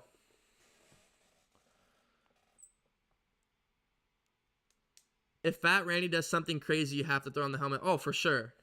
This baby is coming back on. If he misses or something crazy happens with him, or if he's attempting a really important kick, the helmet will come on just for the classic. If you're day one, you know what LT and I are talking about. If you're day one, you know what LT and I are talking about. The classic, what was it? The Chargers game? There were so many where he messed up. I don't know, the Chargers game last year, or one of the games last year. I think it was Chargers. He missed the kick. I think it was the Chargers. Correct me if I'm wrong. I put this helmet on and started raging for everybody. That was classic DCTV. That was classic.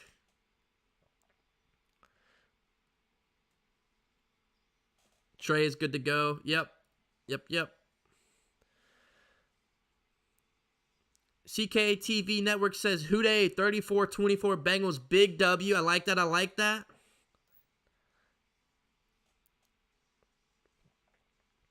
I think the first half problem was worse early in the year. Zach has had some painful lessons, but I think he's learned to be more aggressive to start. I agree with that. There has been some games where, that has been a problem with the conservative calls, but he's just streaky with his calls, man. Some drives he goes out there and he's uber aggressive, and then some drives he goes out there and he's just uber conservative. It's really interesting, Zach Taylor. Like, he's either going to be aggressive or conservative one drive. There's no either or, but in all his press conferences, he says he's gonna be aggressive basically in these playoff games and these games to get you into a playoff. So we'll see if he holds his word. So far, he's done it pretty well. What do you guys think? How we feeling on Zach Taylor? Give me a W if you like Zach Taylor, and give me an L if you don't like Zach Taylor. Because I know if this was a stream from one of the games last year, all the chats would be filled with L's. But I think this year it's filled with W's. Give me a W if you like Zach Taylor, and an L if you, not a big fan of his for the future.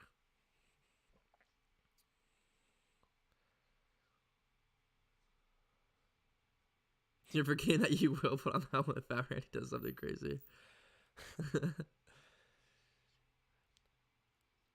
None of y'all should be worried about the Titans. Bengals won't trail at all and win by 2 possessions. I like the sound of that.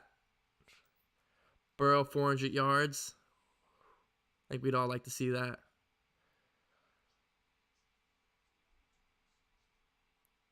That was my first time being here. Bengals Chargers last year. Love to see the day ones. Love to see the day ones.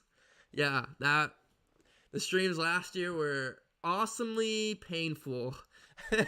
I think 80 to 90% of the streams I did last year were losses. It's been a lot more fun this year. I mean, I still had more. I think the only thing that kept me together in the streams last year was just my love for doing play-by-play and just the chat, reading how funny some of the chat conversations were during those games. Yeah, it was just really awesome. Outside, especially when Burrow went down, man. The games without Burrow were just like, the offense isn't gonna score more than 14 points the whole game. So the only hope is the defense has a super crazy game, or we have a crazy game. Who was here for the Steelers game last year with Ryan Finley when he got the W? That was what I'm talking. That game was something that was like a shining moment in last year's streams. 100%. Been with Drew ever since. The helmet moment made it for me. Instant lifelong fan and mod. I appreciate that, LT. I think that won many of my current subscribers, one of my old subscribers, to still be here today is that moment. And you guys haven't got it since, which is a good thing. I mean, I'm sure people would still like to see it, but it's a good thing I haven't put it on. But if you were in last week's stream, you saw me hit the gritty at the end of the stream. If you weren't there, it's too bad, but I mean, you can still go back and watch. But at the end of the stream, after the Bengals won last week, I hit the gritty because there was like 200 people in here or something. There was a ton of people in here live all at one time. I was like, yo, you guys want me to hit the gritty for the W? And everyone's like, hit the gritty. So, had to do it. LT said the DCTV Discord. Let me go ahead and pin that. Join that Discord if you haven't already. The goal is 150. We're at like 143 people in there. Free group chat. All we do is talk Bengal sports. All the mods in there join or put in the injury updates and live news almost before any other people can see it. So they're spot on in there. Shout out to Drake and LT and everyone who puts all the Bengals news in there. They get it. They put it in there pretty quick. So. Yo, get active in the chat. Let's get some Houdays. Let's get a little Houday spam going. I'll join you guys on that. Let me get it started. Let me get a little Houday spam going. Yo, if you're in here right now, smash the like button. The goal is over 50 before the start of kickoff. And hit the subscribe button so I can hear this beautiful Houday sound. Spam up the Houdays. We'll be saying in the chat. Crosby, what's up, man? Yeah, the photo of Finley. That was a classic, too.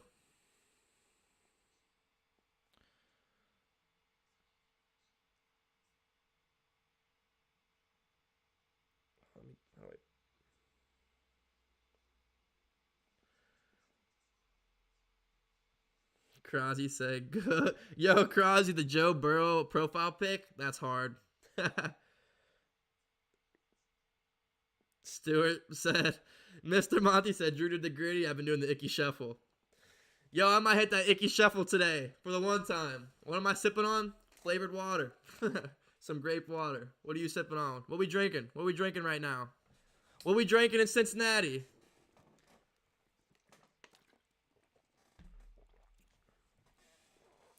Houday, Ballbuster, Jaden, John. Houday, everybody. Appreciate you tuning in before kickoff. Yo, let me hear what your guys' predictions are. You heard my score predictions, my keys to win, my player predictions. I'll start with this. Who on the offense is going to have the biggest day receiver-wise? Do you think Tyler Boyd? If you think Tyler Boyd's going to have the biggest receiving day, put TB. If you think T. Higgins is going to have the biggest receiver day today, put TH. And if you think Jamar Chase is going to have the biggest receiving today, put JC for Jamar Chase. Or CJ Uzama, put CJU if you think Uzama is going to have a big game today. I think T. Higgins gets in the end zone, and I think Uzama gets into the end zone. You know, I didn't put stats for Jamar Chase because, I mean, he's going to have a big game. He always does, always will. But I think the two receivers that definitely get to the end zone is going to be Higgins and Uzama. For sure, for sure, for sure. Last week you had 3. Well, I got 1, 2, and I'm going to go grab more water before the kickoff. Bro, when you are talking nonstop for, I think that stream, how long was that stream? I think it was 6 to 7 hours, and this stream's going to be the same. I've been live for an hour and a half already, and it hasn't even been kickoff. Yeah, it was 5 hours and 30 minutes I was live for. So you got to think, I have to have a water bottle for at least every hour. That's my goal, is to drink a water bottle every hour because I'm just talking and talking. That's why I appreciate when you guys can get active because, you know, with each other, it means I can take a breather. So yeah, you can make fun of me and all my water drinking, but dude, when you gotta talk for 5-6 hours nonstop, usually the days after my streams, I try not to talk a lot because I'll wake up and my throat will be itchy and it will hurt. So John says he's at B-Dubs. Love to hear the BW3. I bet it's packed. See T. Higgins, Jamar Chase. Like to see it, like to see it. The Titans secondary has given up tons of big plays. Who's the best secondary player for the Titans? Let's check it out. They got Christian Fulton. This guy's name is Jack Rabbit Jenkins. That's his name, is Jack Rabbit. That's his first name, is Jack Rabbit. You guys know this guy? His name's Jack Rabbit. He's on the Titans. Jack Rabbit Jenkins.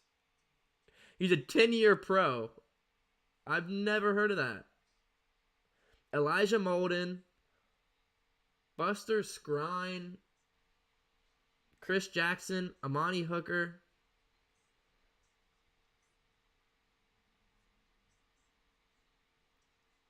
Who's their number 1? Fulton, right? That is a pretty badass name. I can't tell if it's badass or if it's just funny. But Jack Rabbit Jenkins.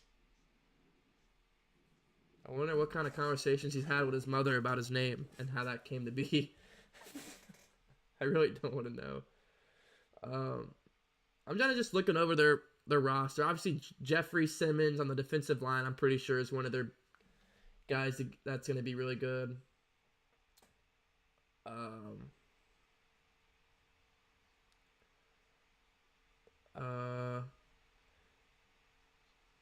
I know they have some good guards. Number 14 on the Titans is the best player on their roster. If you don't know who he is, then what are you doing? But he is definitely the best Tennessee Titan. And he is a former Bengal out of Texas A&M. 5'9", 210. Let me know if any of you guys know who that is. I know Zach Cunningham's pretty good. Rashawn Evans, who's out today with an injury. David Long Jr. Bud Dupree out of University of Kentucky. Any Bud Dupree fans in here? Out of UK. There's this Derrick Henry guy, number 22. Never really heard of him. But I know he's coming off injury. Yeah, Taylor Lewan. Pretty good. Obviously, A.J. Brown, I guess I'd say, is their best receiver. And you're like, oh, you're saying A.J. Brown's better than Julio? I'm just talking about in their point of their careers that they're at right now. I mean, Julio's been injured all year long. Only gotten to the end zone once, I believe. And he doesn't have that connection with Tannehill as he did with Matt Ryan. Which is sad. You would have thought that he would have came in with any quarterback Julio could dominate.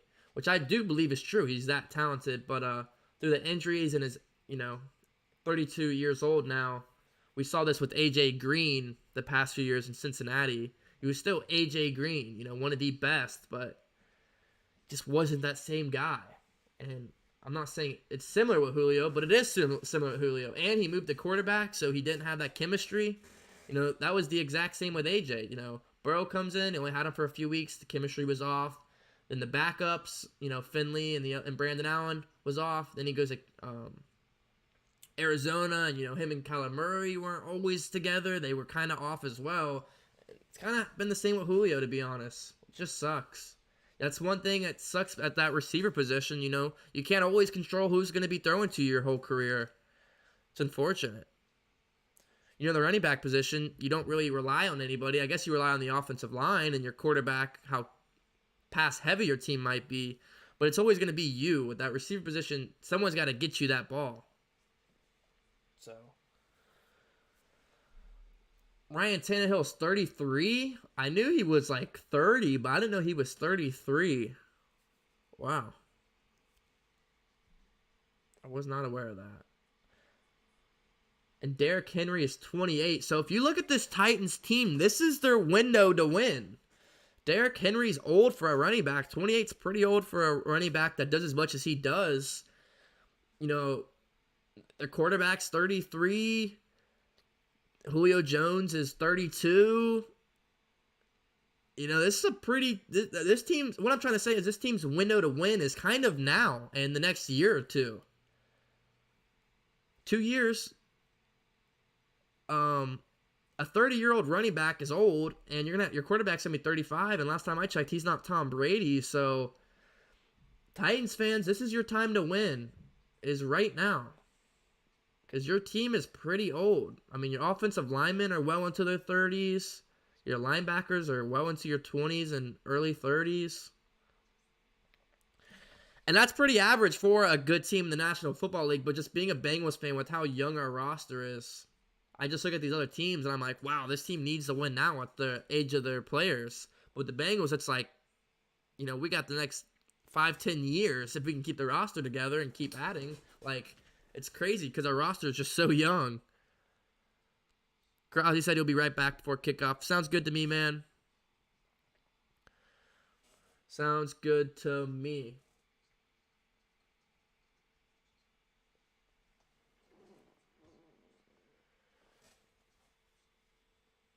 So I'll go over the inactives for today's game again if you haven't been updated on that yet.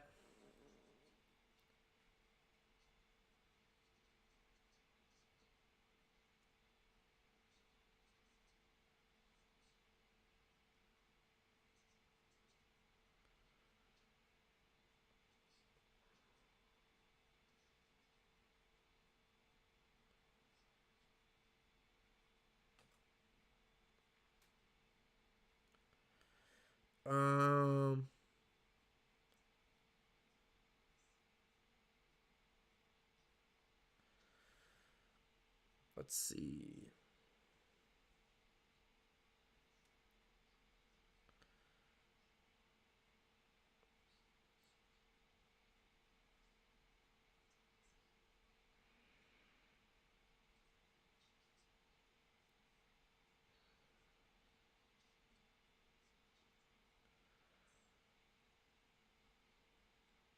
Let's see.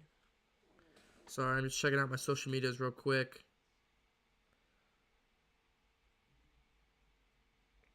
What kind of Bengals gear you guys got on?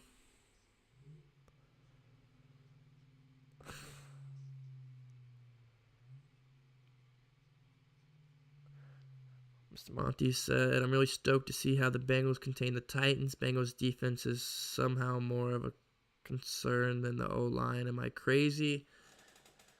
I'd say necessarily the defensive line is the biggest concern right now just because of the injuries we've been hit with. But the defense, totally no, because the secondary's been pretty solid. But I'd say our defensive line, number one. Our offensive line played pretty well last week. Kept Burrow fairly clean more than usual. But, yeah. I agree with that.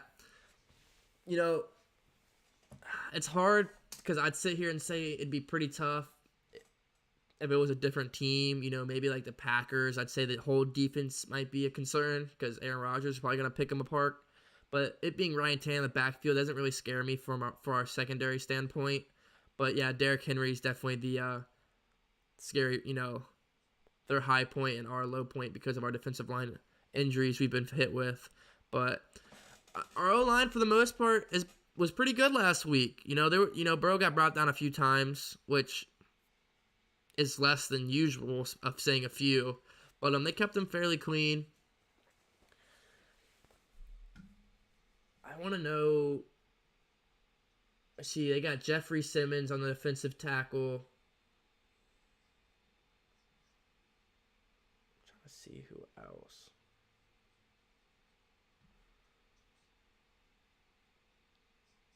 Harold Landry, Jalen Brown, Richard Evans, David Long Jr., Zach Cunningham. Just checking out their roster.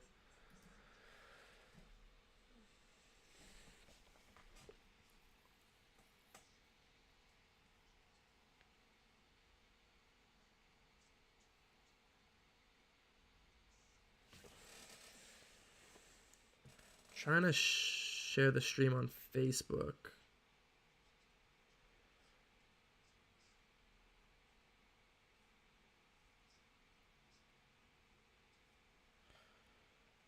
Let's see.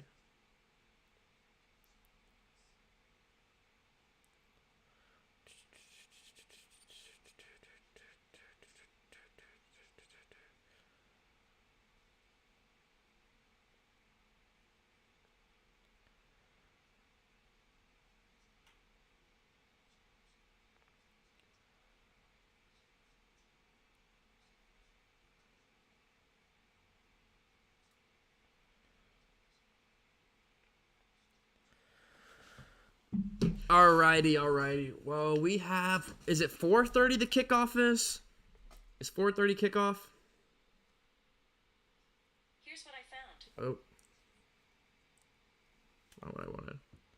Yo, guys, we have exactly 30 minutes. Well, about 35, 40, because it takes them like an extra couple minutes before kickoff. But nonetheless, we got about half an hour, give or take. So what I'm going to go do, I am going to go grab a few more drinks before kickoff.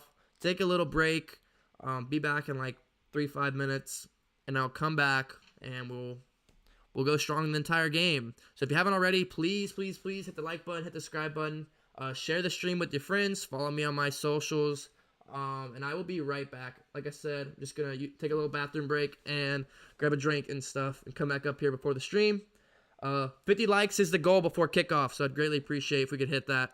I'm going to answer this one last question before I go real quick. Do you think B.J. Hill might be better than Larry Ogunjobi as a run stuffer?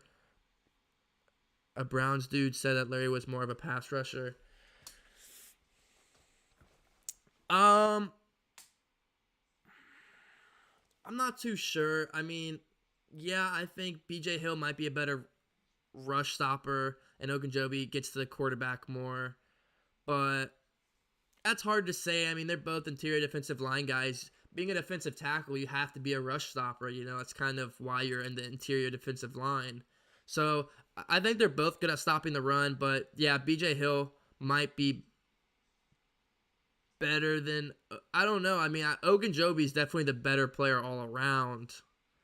But I don't know. I'd have to look at the stats and think about that one. That's a good question, though. Finally.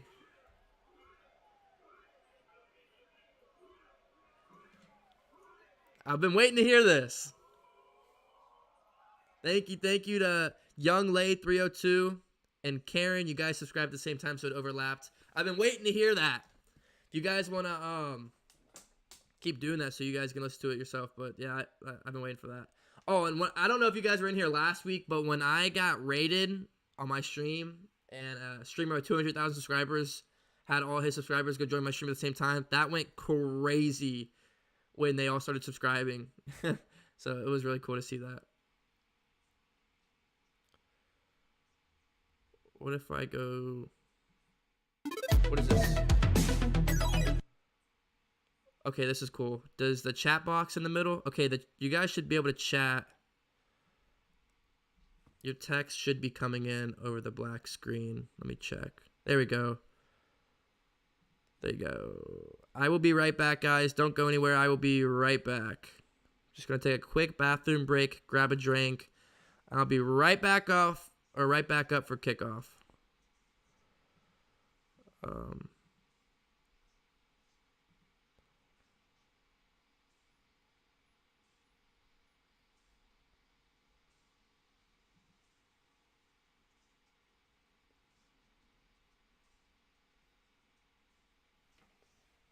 right, I'll be right back, guys. Who dey?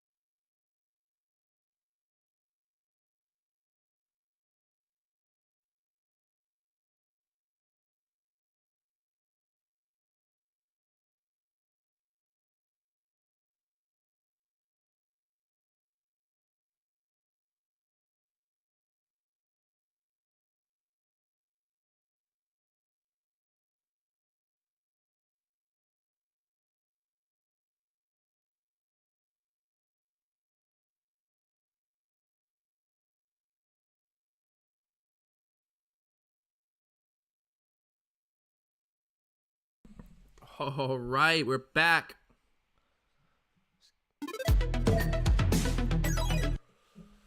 Here we go. It's game time. Let's get some Who Days in the chat. Less than 30 minutes till kickoff. And the division round. Cincinnati versus Tennessee. There is a huge crowd of Bengals fans down at Nissan Stadium. Looks like a lot of fun. And I'm really excited how great the Bengals fans are traveling. It's really cool to hear. I'm going to move this light real quick.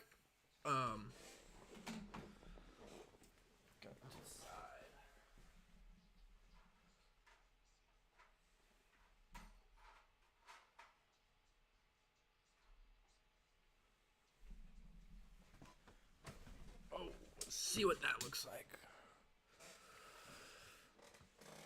All right. Houday, John, everybody in the chat. We're 6 likes away from 50 likes, which is the goal before kickoff. We got 30 minutes. That's too easy. Let's get it started. I wish this one was in Paul Brown, but might as well be with all the Bengals fans down and making the trip to Tennessee.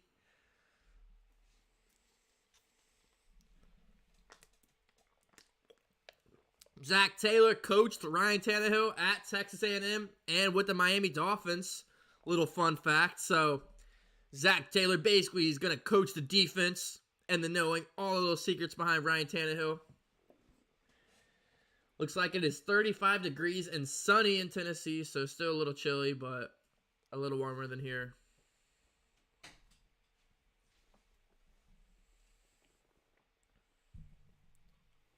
Thanks.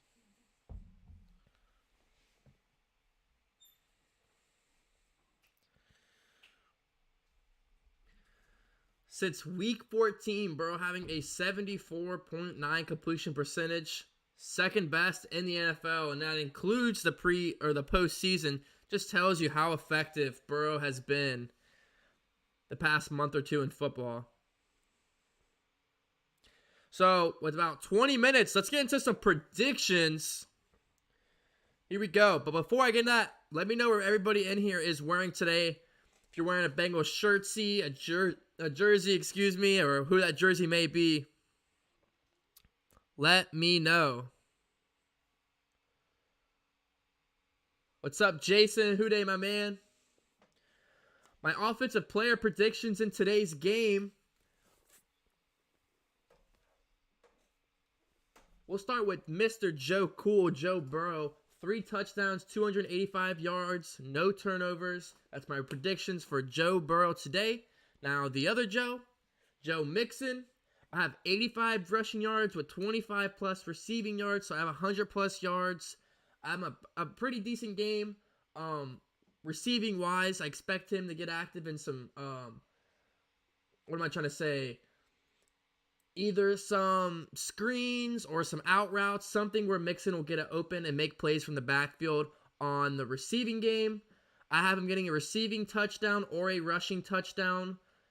T. Higgins, I expect 75 plus yards and a touchdown from Mr. T. Higgins. I think we get into the red zone. They double team Jamar and they forget about Mr. T. Higgins. Leave him one-on-one or give him too much space, and he's able to make plays with this length of his body and gets us 6 points. This might be a surprise to many, but no prediction for Jamar, no prediction for TB. But CJ Uzomah gets into the end zone and also has about 65 yards. Those are my player predictions for today's offense. T. Higgins, 65 yards, touchdowns. CJ Uzomah, a touchdown and 65 yards. Mixon, 85 rushing yards, 25 receiving, 1 receiving touchdown. Or 1 total touchdown, whether it be receiving or rushing. Burrow, 3 touchdowns, 285. No turnovers. Let me know your guys' player predictions for Joe Burrow and the Bengals offense. Would love to hear who you guys think is going to step up and have a big day for the Bengals offense. For the defense, Chidobe Awuzie, the former Dallas Cowboys. Tough luck if you're a Cowboys fan. What a game that was. I think Chidobe Awuzie, the former Cowboy, is going to have at least 1 interception with 2 deflections. He's the number 2 ranked corner in the AFC this year. He's super slept on. His name isn't huge within the media, hasn't been getting a lot of publicity, but within Cincinnati, he is adored, and we all realize his greatness, and we're very excited that we did sign him in the offseason because, boy, was he worth every single penny and more. Their quarterbacks really don't throw his way because he's that effective, but if they do, I think he's going to get an interception today. I think our second-year linebacker out of University of Wyoming, Logan Wilson, I think he's going to at least get 6 to 8 tackles and a tackle for loss. He's battled some injuries this year, but he's been able to, when he's on the field, he is just a machine. He's all over the field, getting tackles everywhere, and I think he'll end himself in the backfield, wrapping up Derrick Henry or whoever that may be. Now, I think the defensive lineman for Cincinnati today gets 2 to 3 sacks, somewhere within that range. I think we'll see Trey Hendrickson, who's happy and healthy today, good to go. I think we'll see him get a sack, and then B.J. Hill as well. I think we'll get to Ryan Tannehill and bring him down. Bengals defense, keys to win today in Nissan Stadium. Forced Tannehill to win them the game. Look, we all know their running back, Derrick Henry, can win them the game. But what we don't know is that Ryan Tannehill is capable of doing that, and he is not, at least against our defense. So force Tannehill to be the reason they have to win the game, and nobody else. That is what I want to see. Turnovers, win the turnover ratio. It's really, really, really important that we turn the ball over. Look, I know Derrick Henry is the best running back in the league. Excuse me. I know he's the best running back in the league, but man, he's rusty. He hasn't played in 2 to 3 months. It's his first live action snaps and forever since his injury. He might be a little rusty. Force that ball, get a fumble or intercept Tannehill. He's good for an interception or two week in and week out. Last but not least, but the most important for our defense is the third down conversion rate. We got to be efficient on third downs. We got to get off the field. We already know we're down a couple guys on the defensive line and the defensive front. So getting the good third down conversion ratio will get our defense off the field and our offense back onto the field. And we'll keep guys stamina, keep them high energy and be able to, we don't want low stamina. And that's what's going to happen if we don't have good third down conversion percentage. So those are my keys to win for the defense. Bengals offense, keys to win: score first and keep the lead, play with the lead. Look, when you have teams who are dominant running the ball, you want them to play from behind if you're playing against them. If your team is the team that is dominant running the ball, you want the lead. You want to play with the lead. So the Bengals need to score first and play with that lead because it's hard for a running team to run the ball when they're down because they're milking more clock than they would if they were passing the ball. It's just hard to come back into a game with primarily running the ball. It's easier to win the game when you're running the ball and you're up. So score first, get the ball first, play with the lead. I normally say kick the ball off, let the other team get it, we'll get it at half and score at half, but not today. I think the Bengals need to get the ball first and score first. Number 2 for the offense. Well, it's kind of offense and defense, but primarily the offense is my focus. Dominate the time possession. Look, the Bengals offense is so good and one of the best down the field, offensive playmakers or playmaking, but they need to have longer possessions, take care of the ball, slow down, make those big plays, still go for those and still look for those, but slow down and let our offense be on the field longer than theirs. Last but not least, get Mixon involved through rushing and receiving, and my little 3+ would be get Jamar Chase in the backfield. Get Jamar Chase in the backfield. Let him make plays as a running back. Nobody can stop it. Last but not least, my score prediction is 27-20 Cincinnati Bengals. Let me know what your guys' score predictions are in the comment section right now. If you're in here, let me hear your guys' score predictions. Looks like they're voting on CBS who their pick is. Phil is going to go with Titans. Coach is going to go with the Titans. Nate is going to go with the Titans. Last but not least is Boomer, and he goes 31-27 Cincinnati. So Boomer picks Bengals 31-27. Nate picks Tennessee 28-24. Coach picks 31-17 Titans, and Phil picks 26-20 Titans. Let me know what your guys' score predictions are in the chat. Bengals deal get a pick 6, says Jason. Houday Alyssa. Dark Knight said Burrow gets 600 yards, 3 touchdowns. I wish. Monty says if Bates has been waiting to pick, I hope it's today. Me too. Mario Studio says go Bengals, go Bengals. I agree. Dark Knight says Houday Nation. That's right, stand up. Bob is a Chiefs fan, hoping the Bengals win. Why do you want us to win? We just beat you 3 weeks ago. Just because another good game for the Bengals? Because that was such a fun game to watch. It was one of my favorite games to watch ever. Was that Chiefs-Bengals game? Because don't tell me you want the Bengals to win because you think they're the easier opponent when we just beat you. Not trying to start no smoke, but just what it sounds like. You let me know. He has Bengals 34-28. Broken has 38-30 Bengals. Dark Knight has 35 Bengals. Titans 21. I'm going to fix this light real quick. Yo, guys, we are 10 minutes.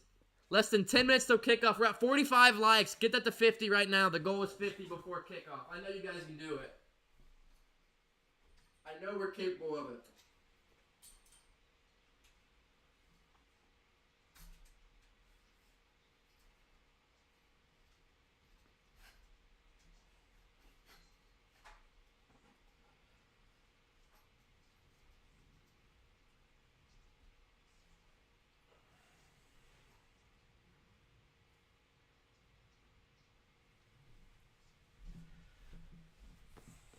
Houday Nation, get on your feet. I would say rule the jungle, but this one's not in Paul Brown Stadium today. Got my Bengals cup. Rule the jungle.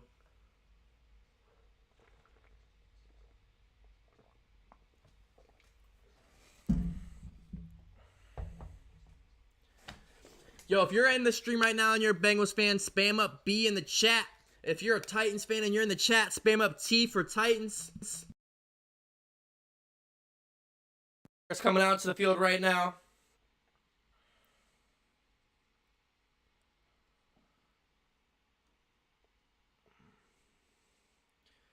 Showing Ryan Tannehill about to come out the tunnel. Don't know why they would have him coming out last. It's not like he's their star player or nothing.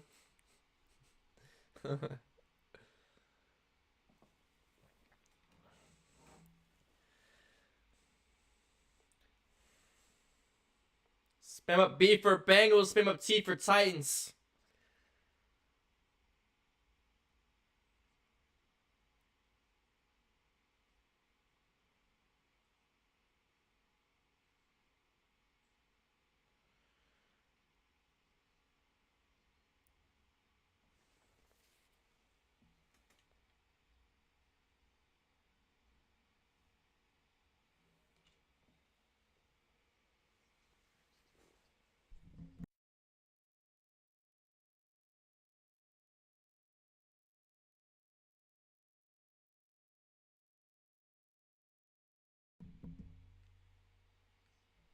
Are we still echoing?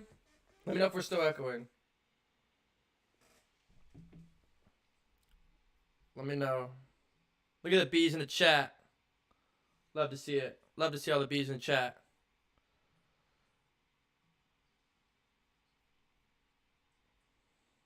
Look at LeVar getting active.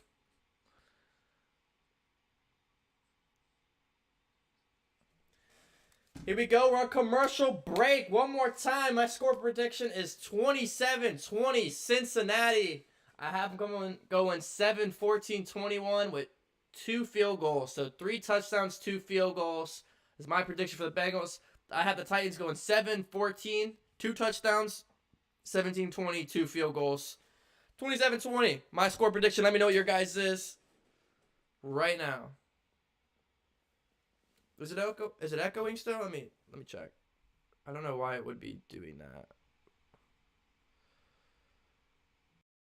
Oh, I think I know why. Let me know if we're good now. We should be good now. I had 2 of my mics on. I like the echo. Let me know if it's still going. I think I fixed it. I had 2 of my mic layers on.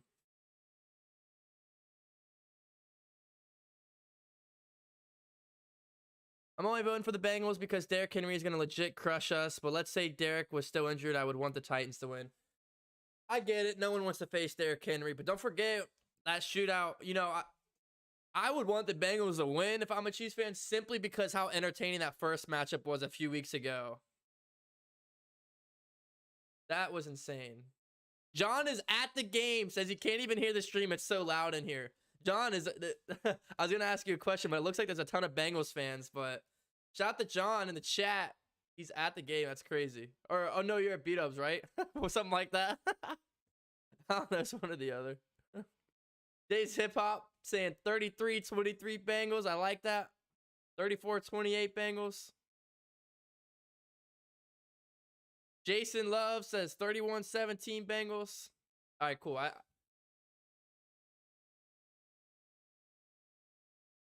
You guys haven't already? Follow me on my socials right here. Along my career and journey. Hit the like button. Subscribe. Donate. Become a member. Do what you got to do. Appreciate the love and supports. Houday Nation. If you're new around here, look, the number one rule, if you want to stay here, just get active in the chat. That's what it's there for. Get active in that chat. I'll tell you right now, Bengals Chiefs games would be a lot more entertaining than Titans and Chiefs. We already saw a few weeks ago what happened in that first Bengals and Chiefs game. That was one of the best games I've seen in my entire life. I mean, you literally couldn't get up to go use the restroom because you would have missed a touchdown by one of the teams. I mean, it was just insane.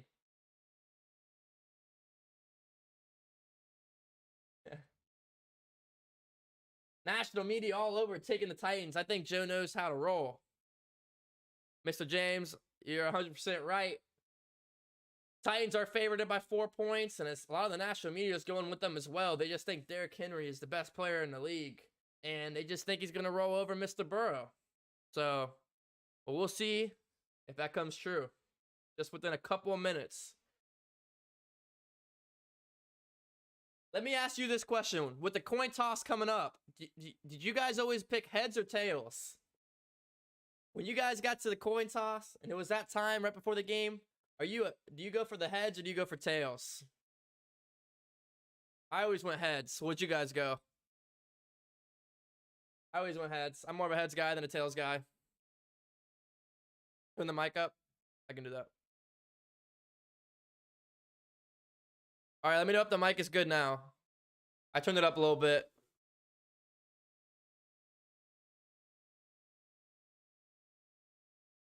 Here we go. Getting set in Nashville, Nissan Stadium. Not too far, only a couple of hours here from downtown Cincinnati. A ton of Bengals fans. Tails never fails, says Cody. Yeah, She Got Sports is a great YouTuber. She's really nice.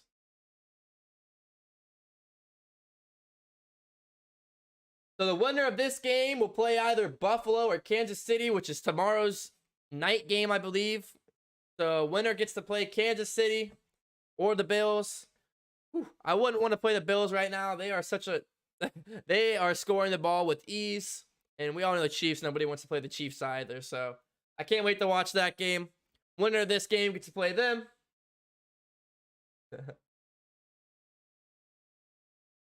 Titans lost to Houston, but they didn't have Henry. I think the Bengals got this if they play well.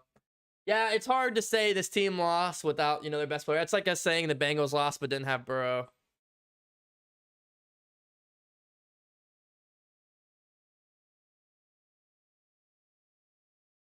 Tannehill looks relaxed, ready to go. Joe Cool looking cool as ever. Sitting on the bench, we got the white jerseys. Man, those white jerseys with the black stripes and the orange outline of the number. Those are just some crispy colorway jerseys. Like that colorway looks so good. So they're picking heads and tails right now, but they're not going to tell us who gets ball first. What would you guys want this game? You want the Bengals to kick or receive first? Look, 9 out of 10 times I say let's kick the ball off first, get the ball at halftime and score in the second half. But today, I think we should receive first just because I want to play with a lead. That is right, Cody. We've been talking about the injuries the Bengals have been having lately. As of late, they've had a ton of injuries, and you know, that defensive line. Let's just hope the players we moved up from the practice squad and the guys who are getting a little more playing time per usual step up and take advantage of it.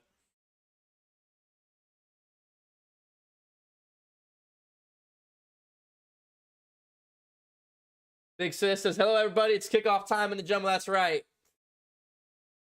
Not at kickoff yet, but we're just moments before it. Dave says, take the ball and attack right off the bat. I agree with that. Look, I usually say kick, but in this game, I think we need to score first. I don't want to play from behind with Derrick Henry on the other side of the field. That's right. Next man up. That's how it's got to be. The best teams in the league are the teams that can be next man up. Now look at the 49ers last year. All the injuries they had, and they still played well. It was next man up.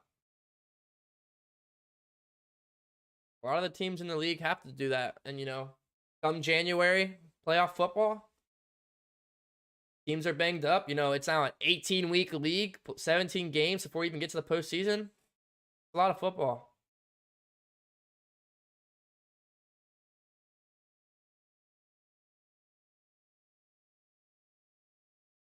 Divisional playoff football. Couldn't get any better.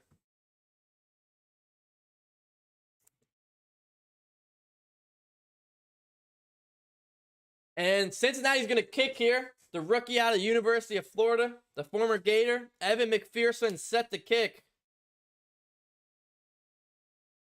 And the kick is off here for Cincinnati. Tennessee's receiving.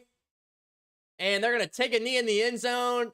Out to the 25-yard line comes on Ryan Tannehill and the Tennessee Titans. Here we go. Here we go.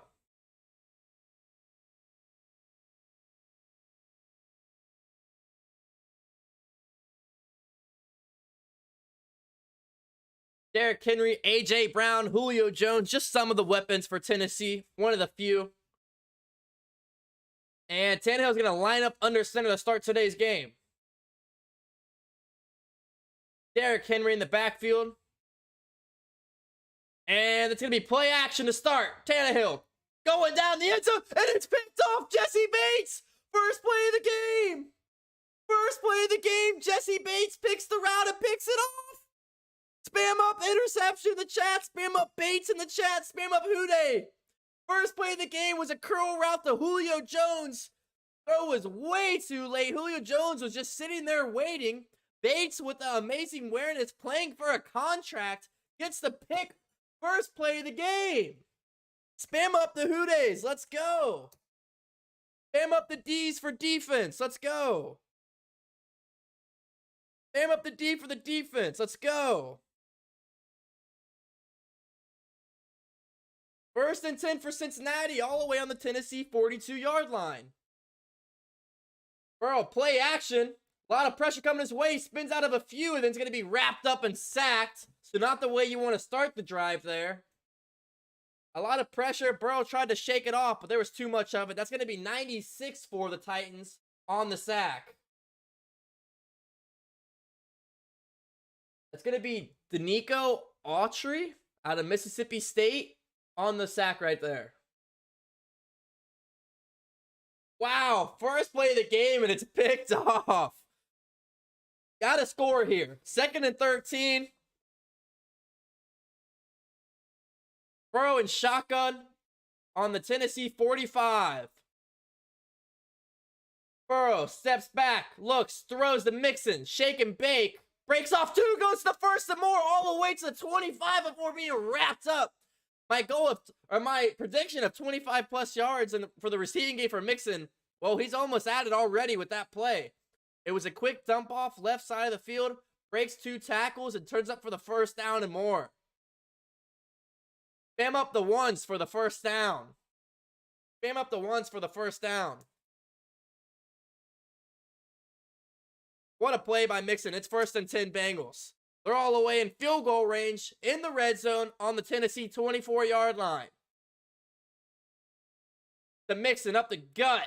He's going to be stuffed for maybe a gain of a yard or two.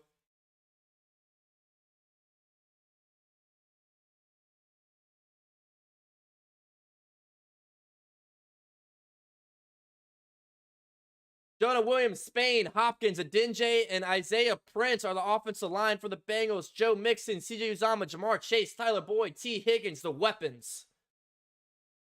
2nd and 9, 13 minutes remaining here in the first. On the 23-yard line.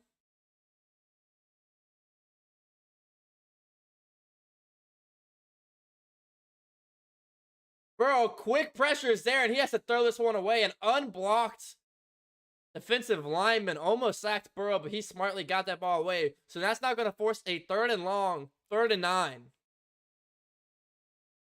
And that's just, that's just being unprepared right there. A guy comes in unblocked off the outside. Someone missed the block right there. And now you get a 3rd and 9. 3rd and 9 here in Tennessee. Bengals get the early interception, and now they're knocking on the door.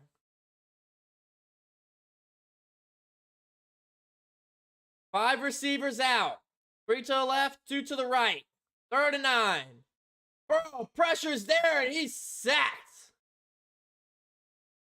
So 2 sacks on the first drive, or the first defensive drive for the Titans. But the Bengals are going to have to settle for 3 here. The Tennessee defense just smoked past the offensive line for Cincinnati. Wow, so now they're calling the play back late. They're going to call a delay of game. So now the Bengals are going to lose 5 and replay the down. That might be the latest penalty I've seen in my entire life. They let them play the whole play. The defensive players were celebrating the sack, and then here comes on a flag for a delay of game. Which might benefit the Bengals here. So now it's 3rd and 14, and they get a shot here for the first. They're backed up to the 28-yard line of Tennessee. This actually helped the Bengals right here. Chris Evans in. Empty set for the Bengals. Burrow throws slant route. T. Higgins with the reception to the Tennessee 20, but he is shy of the first down.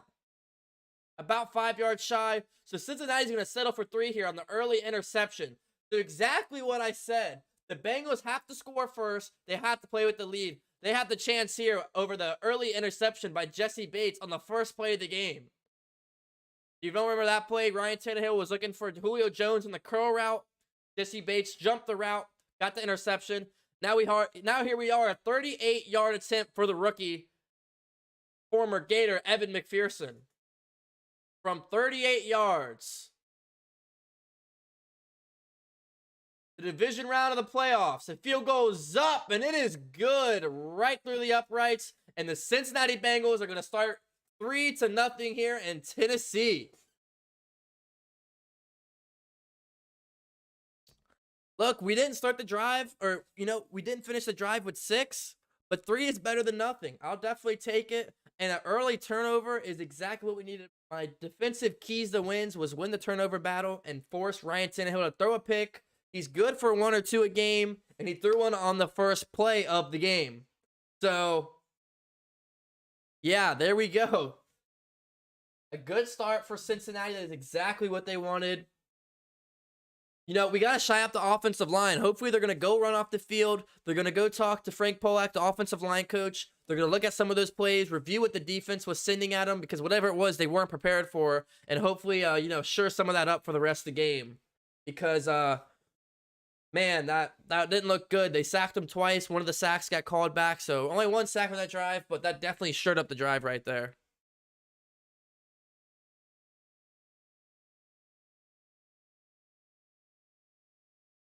How we feeling about that? How we feeling about that, chat? I mean, look, 3 is better than nothing. I'll definitely take it, but early pick definitely shows that Ryan Tannehill is not that guy. But we'll have to see how he responds if they come out running the ball down the throat of Cincinnati, or if they try to stick with the passing game. But yeah, they try to go to Julio Jones early. And I was just talking about how how Julio Jones just hasn't had that connection with Tannehill as he had with Matt Ryan. I mean, Julio Jones was sitting there for 3 to 5 seconds waiting for the ball on his curl route. He already finished the route. He's just waiting for the ball. You can't throw it because now the secondary knows that he's waiting for the ball. On those curl routes, the ball has to be released before the receiver even turns and comes back for the ball. He can't be sitting there and then throw it. It's too late to get the throw off. The defense or the secondary is going to jump the route, and that's exactly what Jesse Bates did. Great awareness by him, who is, once again, fighting for a contract here, and big plays in the playoffs is going to equal to big money. So shout out to Jesse Bates. He's going to get the bag. Rather it's in Cincinnati or elsewhere, wherever he'll be. Hopefully Cincinnati, but he'll get the bag. Making plays like that. But yeah, I mean, that was on Tannehill. He just threw the ball way too late on the route. You can't throw a ball that late on a curl route. So Burrow's back over on the bench with the Bengals offense. They're all reviewing, seeing what they could do better to get 6 on the drive and not 3.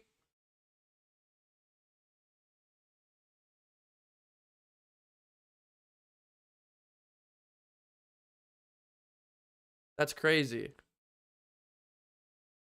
Bates is a beast. Don't forget it. His jersey's right here. The kick is off well into the end zone, and they're going to take a knee again. So another touchback. We have more kicks than they have offensive plays with the kickoff, the field goal, and now the second kickoff.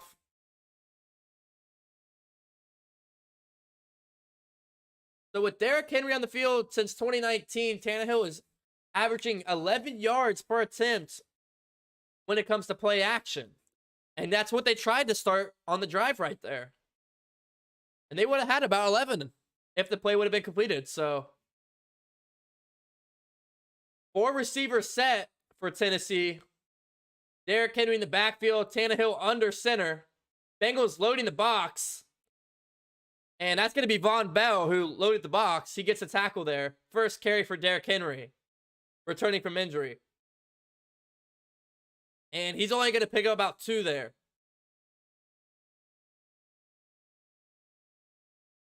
So here we go. 2nd and 8. 11:40 remaining here in the first. Tannehill under center again.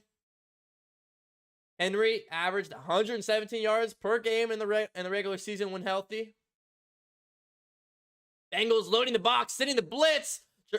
And they get there. A tackle. DJ Reader with a huge tackle for loss. Shoving the offensive lineman, moving him backwards. DJ Reader was back there. And that is what we need from him today. The former Houston Texan. They signed him, not this offseason, but the one prior. For his ACL, I believe. Only played a couple games. And this year he's been healthy. Need more of that from DJ Reader today as we're down a couple of defensive linemen. 3rd and 9 for Tannehill. Shotgun this time around. Bengals showing blitz. Von Bell is in the box. They send the blitz. Tannehill pressure. And he's sacked. He's brought down. Von Bell. And this is why Cincinnati has the best safety duo in the National Football League. 4th and 16. Titans have to punt. Last drive, the safety Jesse Bates get a pick. This drive, Von Bell, the other safety, gets the sack. Best safety duo in the National Football League, and that is why. Brett Kern punts this one off. It's going to go all the way to the 31. And exactly 10 minutes in the first quarter remaining.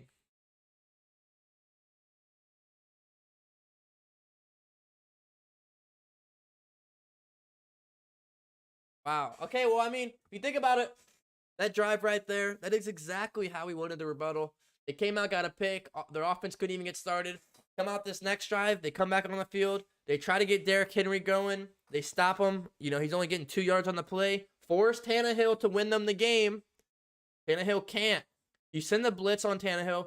He can't handle the smoke. He can't handle the pressure. He's just not that guy, and he's showing it right there. You send the blitz, which he almost evaded. He kind of just fell down because I believed he just couldn't run the 12 yards to pick up himself, so he just kind of fell down to avoid the big hit. He kind of got away from that. But there was about 3 Bengals players back there for that sack. So both defenses trying to keep their offenses in the game. You know, the Bengals defense pick it off the first drive. Bengals starting great field possession. And Titans hold them to 3, luckily. Good job by their defense. They come back out there. Bengals get the sack. And they're moving. How we feeling about that? Yo, we haven't done this yet this stream, so I'm going to go ahead and ask everyone where you are from when you're watching this stream. Let me know where everybody is from. I'm here in Cincinnati, Ohio, broadcasting this game. Let me know where you guys are from. If you're from the U.S., what state, country. I'd love to see where everybody is from around the country and world. Jason said Bengals doing bad. They're definitely not, Jason. I would have to disagree. I mean, they got a pick on the first drive, got a sack on that drive. The offense struggled a little bit, but they settled for a field goal. That's better than nothing. The defense is playing really well, though. The offense, we'll have to see how they answer this drive. If they can actually get moving down the field. Really just the offensive line. Can they hold up? That's the only thing that's been shaky for Cincinnati so far has been that offensive line. Monty said, way to slow them down. Bengals defense. I'm talking about. That was a 50-yard punt by Brett Kern. Get to the Cincinnati 31-yard line. Let me know where you guys are from. Here we go. 10 minutes here in the first. Throwing shotgun. Mixing in the backfield. He's going to toss it to Uzama, and he can't hang on to it. Would have been good for about 5, but throw was a little low there by Burrow. Got people from Ohio, Virginia. All right, all right.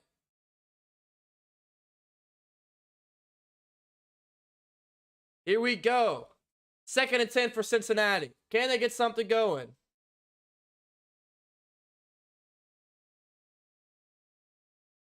Shotgun, mixing in the backfield. Higgins to the left. And Burrow is sacked. Another player unblocked. Sacked Joe. That gets to Joe Burrow. 3rd down. Another Tennessee sack. That is unacceptable. Isaiah Prince just doesn't even try to block him.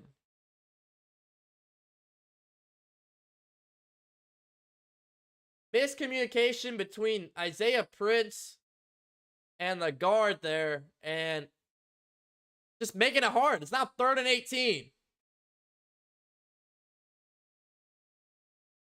3rd and very long. A screen pass to Pirine, and he gets nowhere. The defensive lineman wasn't fooled at all. 98 on the tackle. Punt team comes out for the Bengals. A quick 3 and out.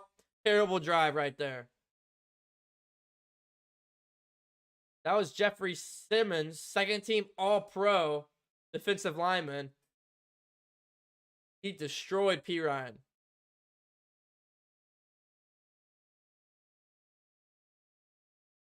Former UC Bearcat and longtime veteran for the Bengals, Kevin Huber. 4th and 14. He's going to punt this one away. And he muffed the punt. Oh, they recovered it, but he muffed the punt. But a flag comes out. Did he get touched on the fair catch? So they're saying there was a collision on the fair catch. So he did touch him. Flowers came down and did touch the returner. I thought he didn't get touched at all. He barely scraped him on the fair catch, but he did. All you got to do is tap him on the shoulder and they're going to throw it. You cannot touch the return man when he, signals the fair catch.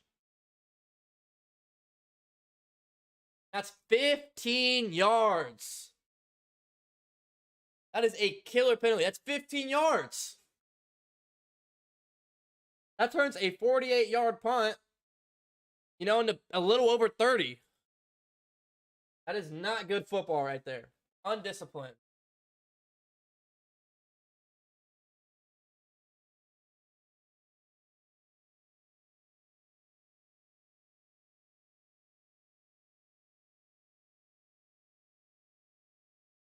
Houston, Texas, Winchester, Kentucky, Bradenton, Florida. Yeah, so what happened there? It was a punt, and Trey Flowers bumped into the return man. He muffed it, but it doesn't matter because there was contact when he signaled the fair catch. So it's a penalty on the Bengals. That's going to be 15. Just not disciplined football. Everyone knows you can't touch the return man if he signals for the fair catch.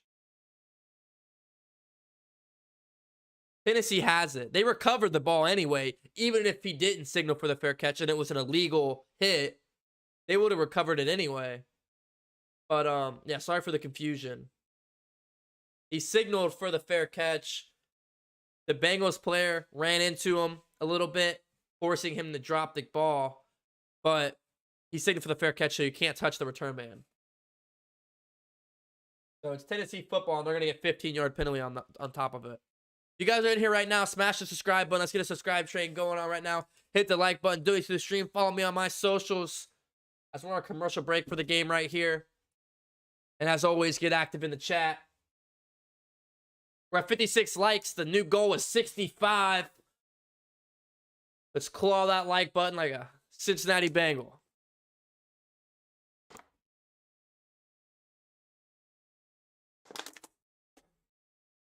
What Bengals gear are we wearing? Let me know what Bengals gear you're wearing. You wearing a Burrow jersey? You wearing a shirtsy? Got a Jamar Chase. I saw a lot of Jamar Chase jerseys today. I saw a few at the gym and a couple other places. So a lot of people repping the number 1 jersey. Madison, Wisconsin. Awesome, awesome.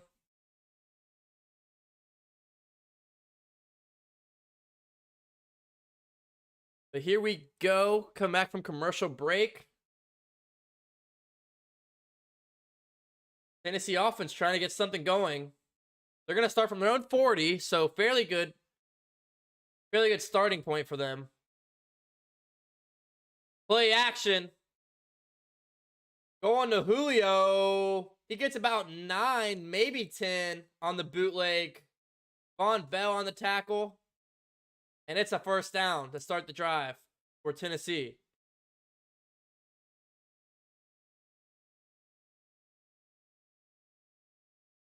Julio dealing with COVID and a hamstring injury and just not really been on target with Tannehill so far. That brings him to Cincinnati territory, the Cincinnati 49. Hand this one up to Derrick Henry. He's going to break a bunch of tackles and pick up 8 right there. A quick 8-yard gain. Right behind his left guard. That looked explosive.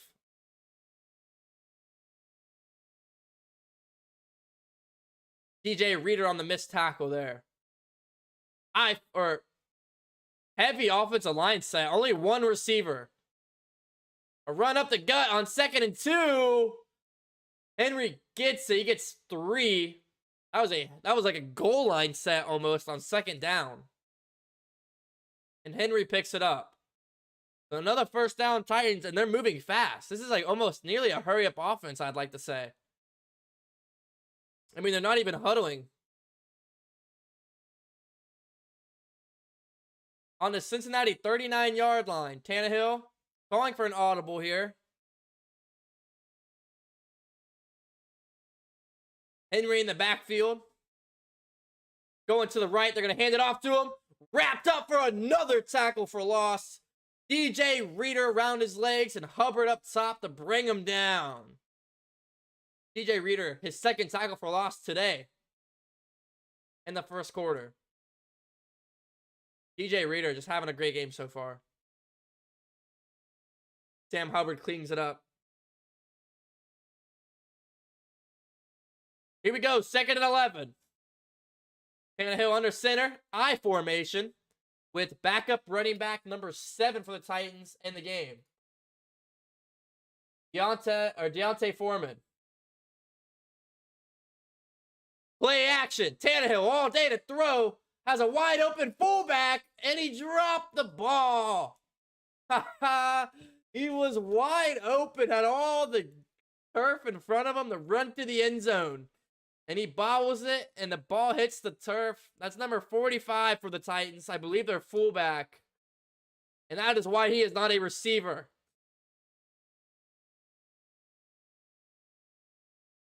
Wow.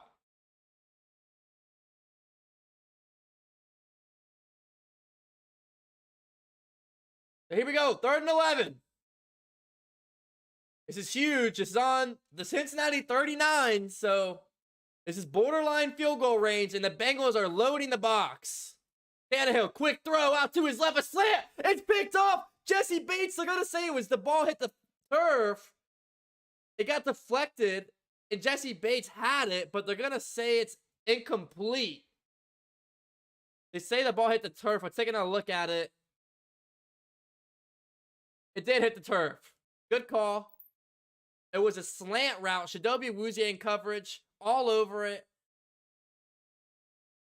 And so this is going to be a long field goal if they go for it. Unless they punt here. 4th and 11. You really don't want to go for it on 4th and 11 in this range. And it looks like they're going to punt. So that was probably the biggest 3rd down in the game and they didn't get it.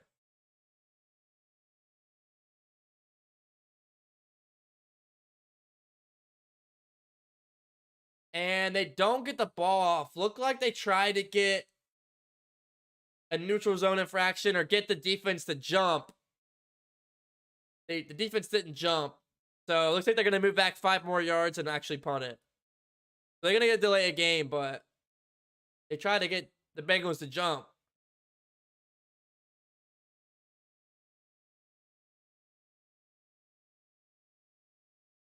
So 6 minutes on the dot remaining in the first quarter. Titans are punting from their own 39, which is a nightmare.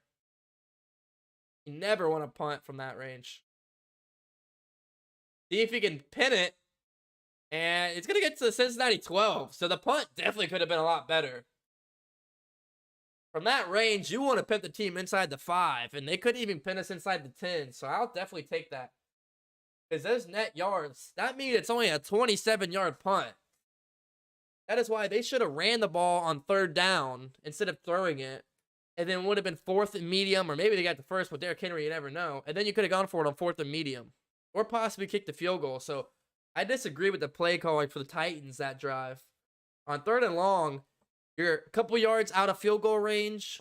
Or a couple yards out of going for it if you can get like 4th and medium. Run the ball. You have Derrick Henry. They threw it incomplete. Now they have to punt the ball, and they only punt it for 27 yards. Not efficient play calling there for the Titans.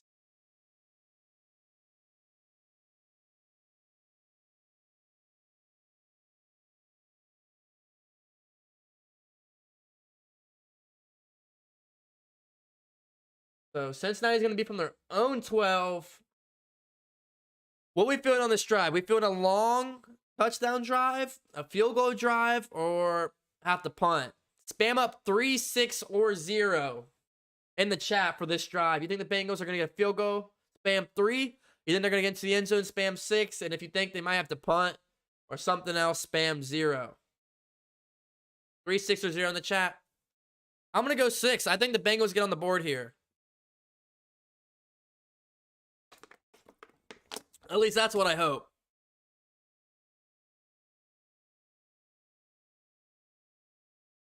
If you guys haven't already, hit the subscribe button. Shout out to Karen, the last subscriber. Shout out to Joseph, the most recent donator. Let's get the subscriber count to 2,500. Shout out to Tony, the all-time donator. And all the people joining the Discord. I really appreciate it.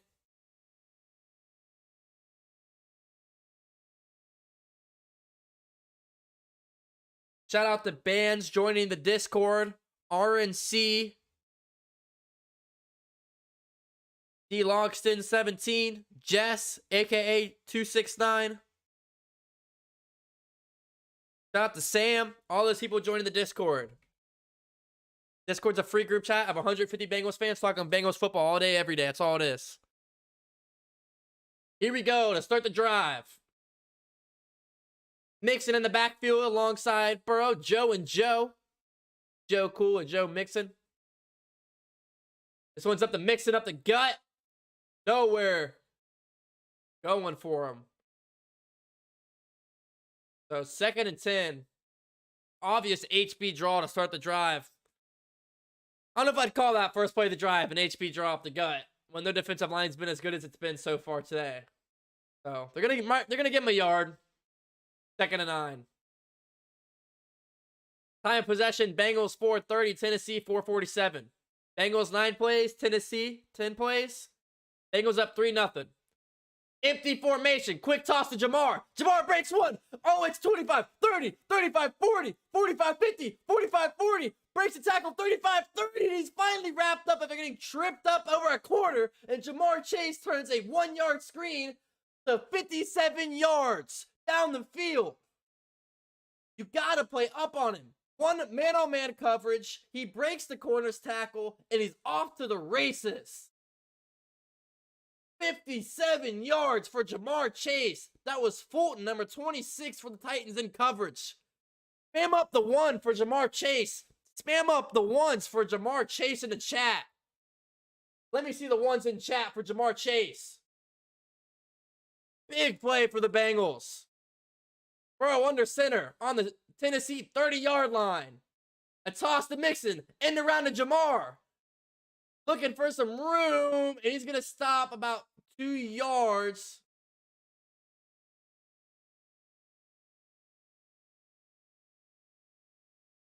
Titans talking trash to Jamar Chase. You're going to regret doing that.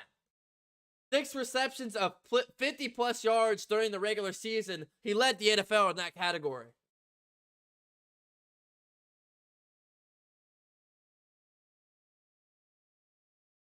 Cincinnati trying to keep the drive alive. 2nd and 8, 3:49 in the first. Trio to the right. Burrow, pressure, sacked. Terrible blocking. This one's by Jonah Williams, the star of the offensive line. He gives it up. Another sack. What is that, 3 or 4 of the game for Tennessee already?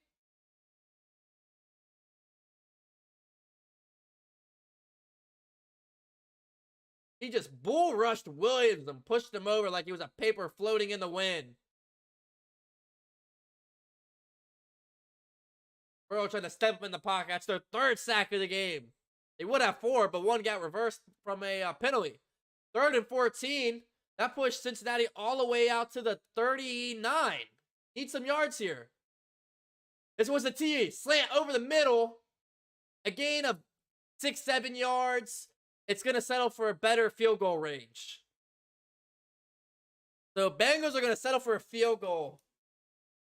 Man, that was the drive to get 6 early on with that 57-yard play by Jamar Chase. But now they're going to have to settle for a field goal. 2:30 remaining here in the first. They're going to set on the former Gator, the rookie kicker, Evan McPherson. Already made one today. He was 4 for 4 in the wild card last weekend against Vegas. His longest was 43. He's kicked one for 38 today, and this one is from 45.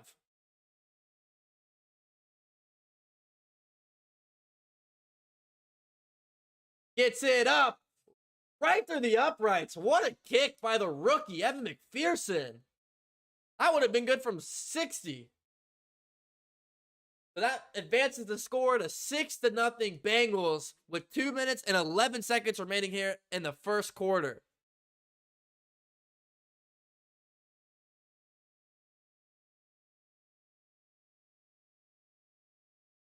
How we feeling in the chat? A good drive right there. Jamar Chase doing Jamar Chase things. Getting down the field. Big chunk plays. Look, that play was just a wide receiver screen. Jamar Chase acts like he's going to run down the field.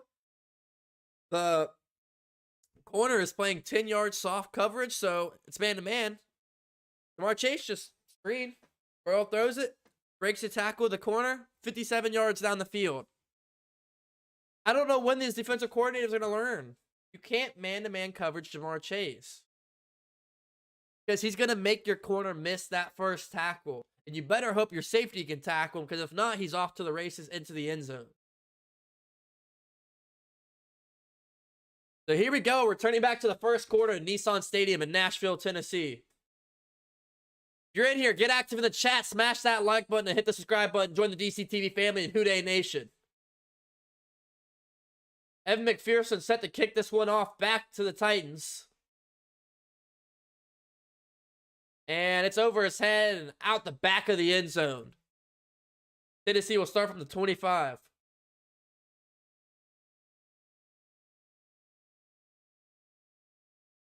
Shout out the band's 100K joining the Discord.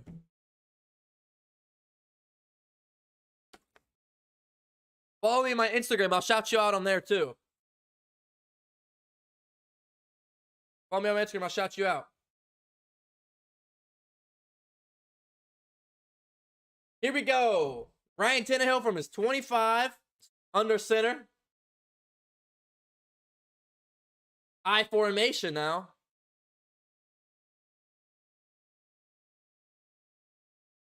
The left side, Derrick Henry. Wrapped up by nobody other than DJ Reader. Former Houston Texan. Maybe a gain of 1.5. Maybe 2.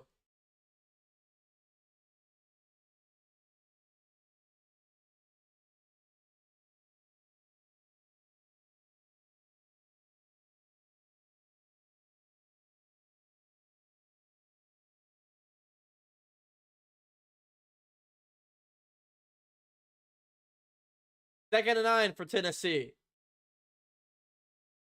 Tannehill steps back, throws quick to Julio, and he's going to get a gain of about 14 there. Jermaine Pratt and Shadobi Awuzie in coverage. Julio Jones, just a little curl route right there that got picked off earlier. This one is a completion, a better throw by Tannehill, a lot quicker. It was in coverage right there. I guess coverage would have been on Jermaine Pratt.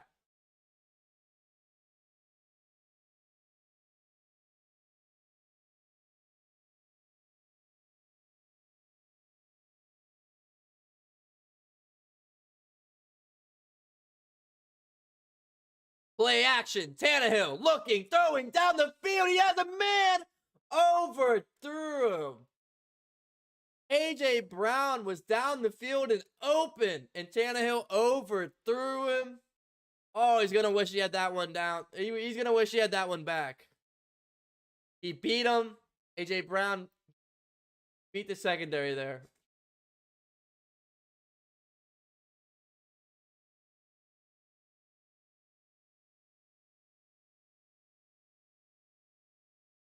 From their own 40, 2nd and 10. Tannehill and shotgun.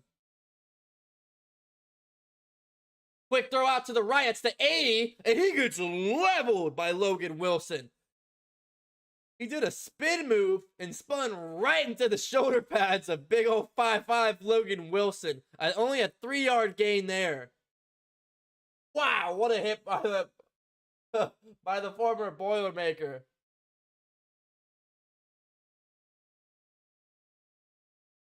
Wow, what a hit. So 3rd and 7. Here we go. 15 seconds. In the first quarter. They have to get it off. The clock is going to go off right seconds before the end of the first quarter. 3rd and 7. Tannehill almost sacks. He evades the sacks, rolling to his left. He's going to take this himself and gets leveled by Hendrickson and Trey Flowers. Way short of the first down. Tannehill takes a beating and has to walk up the field, and Titans are going to have to punt.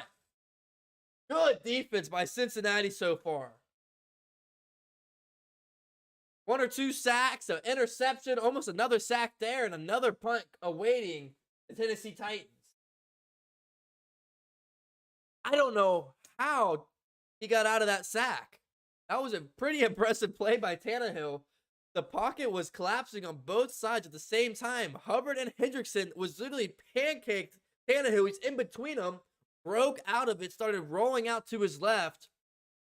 Then got lit up by Trey Flowers and Logan Wilson, way short of the first. But I'm surprised he got out of that sack. Mr. Monty says this game was an offensive explosion. Yeah. So far, the defense is ready today. Nissan Stadium in Nashville, Tennessee. They are there and awake. Into the first quarter, how we feeling, folks? Spam up B if you're a Bengals fan, and spam up T if you're a Titans fan. How are we feeling so far? 6-0 Bengals, end of the first quarter. One of my main keys to win that I have written down is play with the lead. And that's what the Bengals are doing. You see what you force this team to do when they're down? You force them to throw the ball. And Tannehill is just, he's not that guy. But when they're up, they can run the ball a lot more, and they will. That's why you have to play the Titans with the lead. And that is what the Bengals are doing. But Monty is right. We got to get the pressure off of Burrow. I mean, it's almost unfair. I mean, a lot of these offensive linemen are untouched coming into Burrow's face, and he has to either throw it away or take the sack. The offensive line needs to shore up their issues for this drive.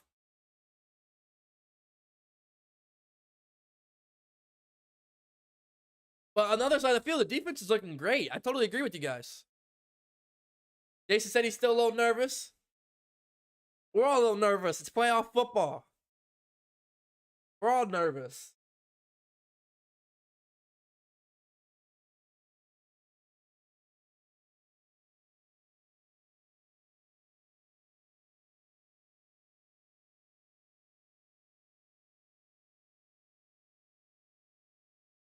Shout out to Gaming Best 555 for joining the Discord. So 4th and 2, Tennessee has to punt on this drive.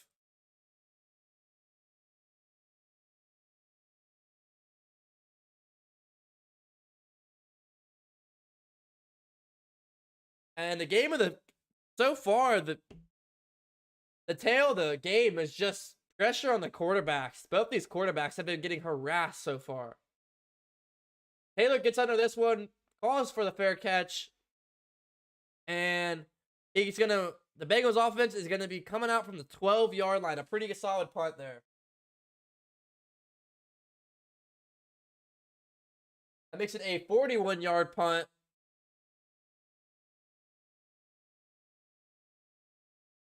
Cincinnati ball.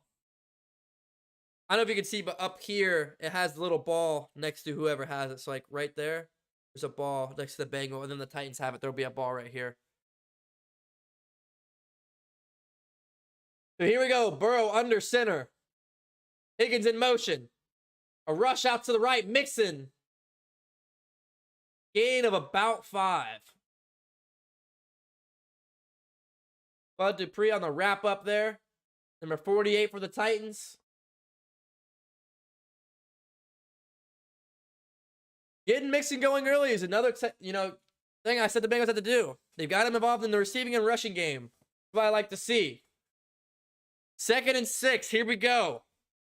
Mixon in the backfield still alongside Joe Cool, a.k.a. Joe Burrow. Looking, throwing, deflected. Was looking for Jamar Chase. Looks like he was being doubled right there.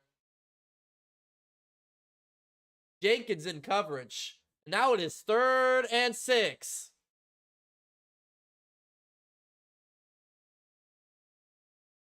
Yeah, it looks like there was a collision with Jamar. And a corner. Here we go, 3rd and 6. They're playing really soft coverage, but it looks like they're sitting the heat. He brings over Chris Evans, who was lined up as a receiver, brings him to the backfield for extra blocking.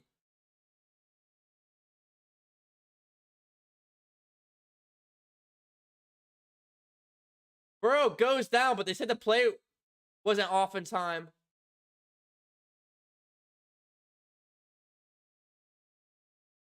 And they're going to say Cincinnati called the timeout. But that is BS because Burrow took a hit. The refs have to call the play dead before a player gets hurt. Because Burrow got hit. But, like, a timeout happens. The refs with the whistle are so late. They were late last week multiple times in the game. They were early. Burrow is fine, but a defender got pushed down and wrapped up around his leg. He's completely fine, but that's just frustrating. The refs have to be better at blowing the whistle. So 3rd and 6, a do-over here. 14 minutes remaining here in the second.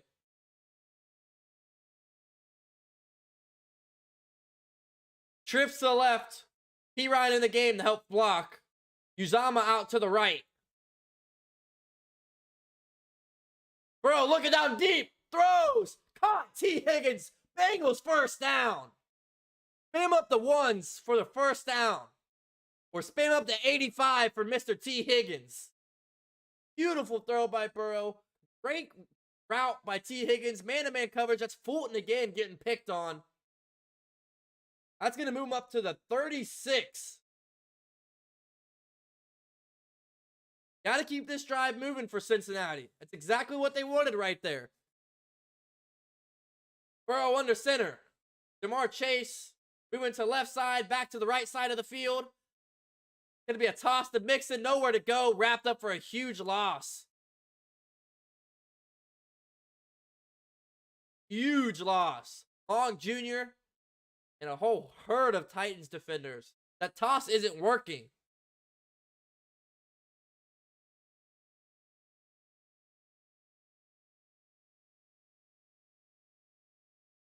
That toss with Mixon just isn't working. Our outside offensive linemen aren't quick enough to get out there.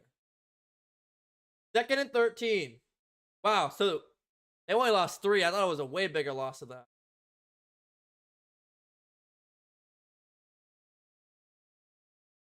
Handoff.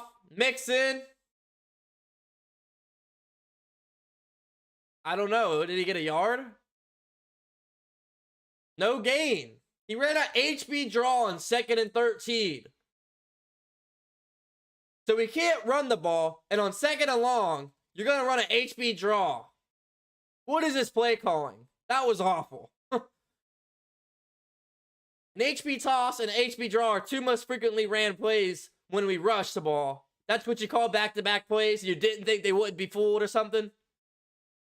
Come on, got to be better than that. 2 receivers to the left, the receiver to the right. P. Ryan in the backfield. Burrow steps back. Throws out the Uzama. Gets a gain of 6. Bengals have to punt. What are we playing for? To punt the ball? So 11:55 remaining. A very disappointing drive there. Bad. That was awful play calling. I'm just going to be pretty honest. 4th and 6. Kevin Huber, a longtime veteran, comes on the field. That was terrible play calling. Let's forget about it. Not even talk about it. Let's just forget it happened and move on. Different play calling, because that was not it.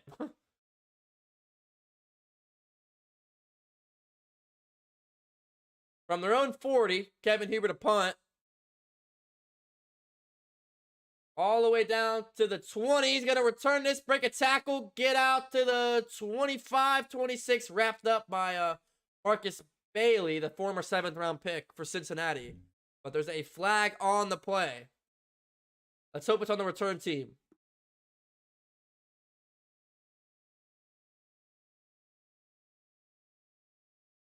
Cincinnati, the second fewest penalties in the league. Holding return team. So this one's going to back up Tennessee even more. Racy McMath, number 81 on the return team, gets called for the holding on Tennessee.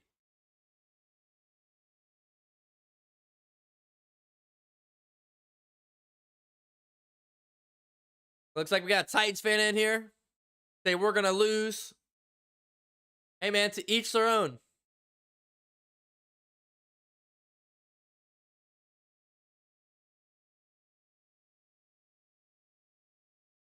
But yeah, that drive, we're going to have to scrap that drive and forget it ever happened and just look forward and forget about it.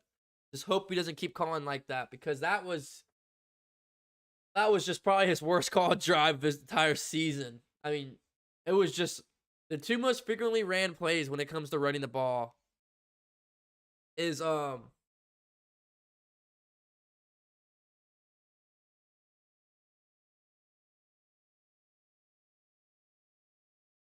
we go. Anyway, the most frequently ran plays when it comes to running the ball is the toss and the HB draw for Cincinnati. At least that's what I feel like I always see. And so, first down, you're in the toss, you get a loss of 3. The defensive line is just killing our O-line. You're like, all right, let's run the draw. They're probably going to be fooled by this.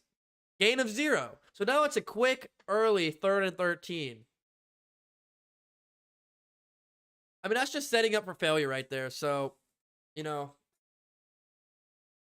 it's fine. Every drive's not perfect, but that's just like a prime example how we talked before the game. One drive, Zach Taylor will be uber aggressive, and then the next drive will be conservative. You just never know it's Zach Taylor. One drive, he's telling them to air down the ball down the field 60 yards to Jamar Chase. The next drive, it's like, all right, guys, let's be careful here.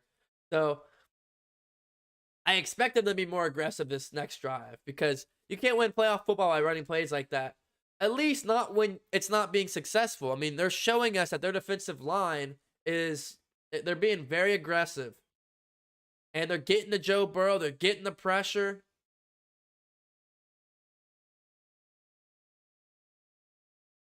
So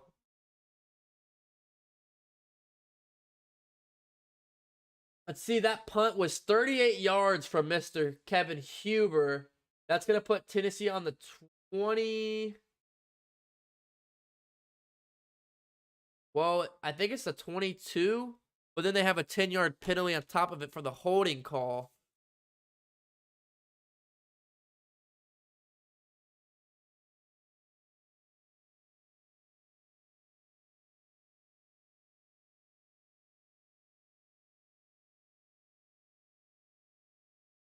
First and 10 for the Titans. Backed up to their own 16.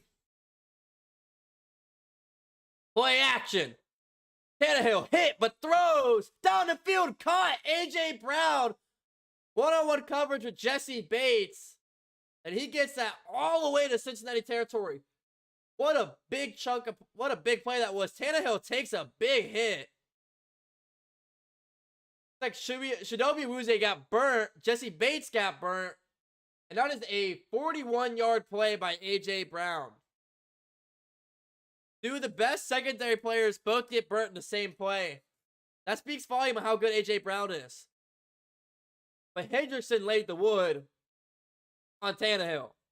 First and 10. A run to the left. Derrick Henry. Gain of about 3 or 4 there.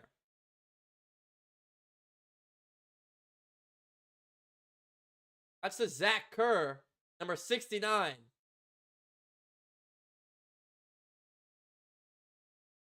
And Tannehill, after the hit, was jogging with a little bit of a limp down the field, trying to shake it off after that big hit. Second and 7. Henry out to the right. Tackled shy of the first again. Jesse Bates with the tackle.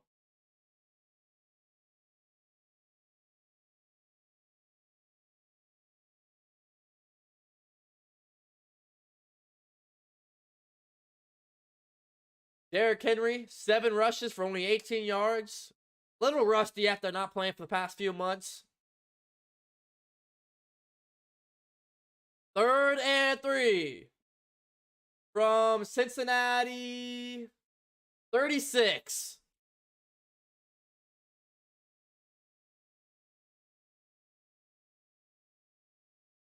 Hilliard on the motion, and he got it.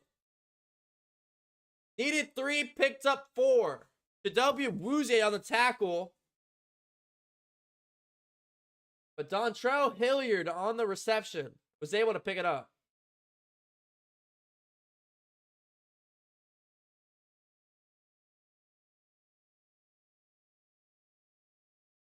So 1st and 10 on Tennessee.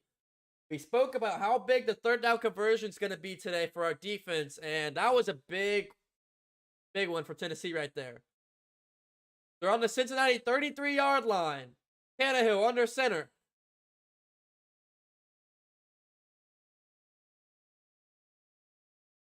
Derrick Henry out to his left, bounces off a defender, lowers his shoulder, and wrapped up after a gain of 5.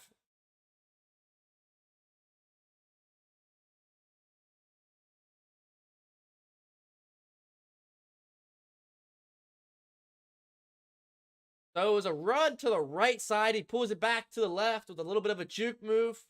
It gets a gain of about 5 or 6 there. Logan Wilson on the tackle. 2nd and 4. 10 rushes, 10 passes for Tennessee. More play action. Rolling, throwing. And that's a catch, but it takes a huge hit. Julio Jones hangs on to it, but Von Bell lights him up. But he hangs on. That's another Tennessee first down. Tennessee just playing better football right here, outplaying this Bengals defense. Big hit. Julio Jones, one of the best receivers of all time, hangs on to it. Picks up the first. Julio Jones is a big boy. Took a big boy hit, though. From the Cincinnati 19, more play action. A.J. Brown breaks a tackle of 1. Shakes and bakes for a gain of 8 or 9. Cincinnati cannot stop the play action of the physical receivers. They just do little boot routes and little play action, and the corners can't wrap up the big receivers in Julio Jones and A.J. Brown. Too physical. 2nd and 2, Tannehill under center on the 11 of Cincinnati. Derrick Henry in the backfield. Gonna give it to him. Up the gut. Needed 2, got about 4. First and goal for Tennessee. First time today a team's been first and goal. They have a chance to take the lead here for the first time. Only need 4 yards. They have 4 plays to do it. Bam up 6-3 or 0 in the chat. 6-3 or 0. B for a Bengals stop. T for a Tennessee touchdown. They're going Wildcat. Derrick Henry's the quarterback. He gets the snap, runs to his left, and walks into the end zone, not even touched. Touchdown Titans. They tie it up and are awaiting the PAT to take the lead. I mean, Henry wasn't even touched.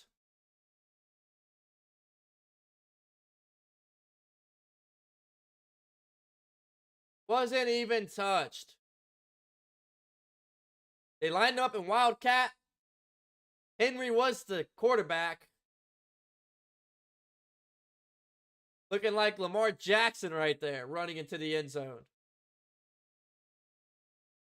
So King Henry, out for a long while from injury, comes back and already making an impact. And now the former Cincinnati Bengal, Randy Bullock, awaiting the kick, and there's a flag on the play.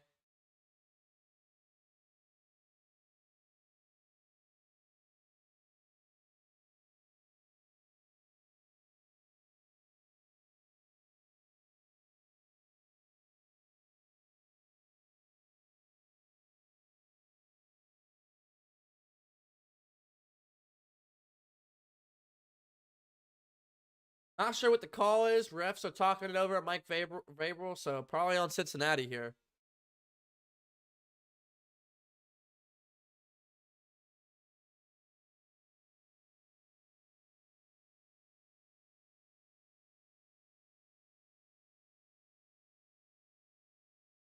So it was 12 men on the field for Cincinnati, which moves Tennessee to the 1, and now they're going to go for 2. Tennessee's going to go for 2 here. I mean, you got the best running back in the league, and you need 1 yard. It's kind of a no-brainer. If I was Tennessee and I had that, I would be going for 2 as well.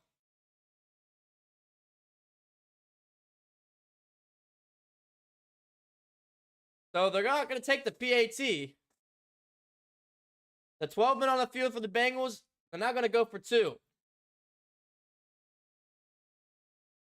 I formation for the Titans. Henry. Short. Short. He's short. Wow. So it's going to be a tied ball game. It was just a run up the gut. Everybody expected 44 Johnson for the Bengals. What is he, a 2nd or 3rd string linebacker? Got the stop out of everybody. Wow, what a play by the defense. So if you're just now tuning in, Tennessee gets the touchdown with Derrick Henry. They go for the PAT. There's a flag on the Bengals on the PAT. 12 men on the field. So that puts Tennessee on the 1-yard line. So they decide to go for 2, and they try to 1 yard, give it to Derrick Henry right up the gut, and he gets stuffed. 6-6. Titans don't take the lead. Tied ball game.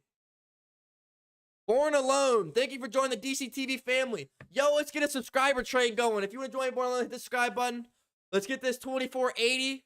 This 2480 to 2500. If you want to donate, you can donate as well. Shout out to Joseph, the recent donator, and the all-time donator, Tony.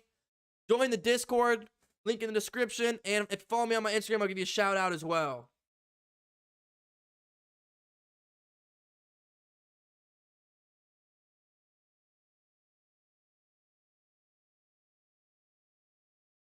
That's a huge stop. And everybody on the field all knew what was going to happen. Because if I'm Mike Vrabel, I keep saying that weird. I apologize. But if I'm him and they're like, look, you get the 1 yard line or you can kick a PAT, and I have Derrick Henry, I'm obviously going to go for it. You need 1 yard. You should be able to pick that up with Derrick Henry. And if I'm being honest, I'm putting him back at quarterback. Why not go back to Wildcat? He just walked into the end zone, not touched. I go back to Wildcat, put Henry under center, and let him jump for the QB sneak. Just my opinion on how I would approach that, but Bob said I thought it was going to be a high-scoring game. Hey, there's a lot of time left. There's still 6 minutes and a half, which is a lot of time to go. But, yeah, everyone expected a pretty high-scoring game. I have 27-20 for my prediction, but there's still a lot of football left.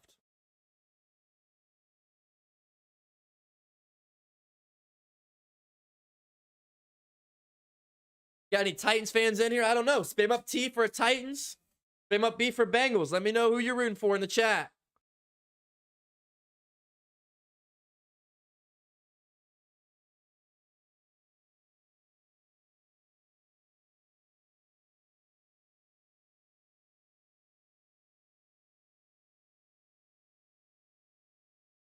So here we go. Randy Bullock. Fat Randy. The old Bengals kicker is going to not even get to take the lead, but he's going to kick it off. Kicks this one in the back of the end zone. Fat Randy's still looking hefty. Glad he's gone, man. We got an all-star kicker now. But yeah, Derrick Henry lining up as quarterback's nothing new. Tennessee does it quite often. No, he has thrown it too.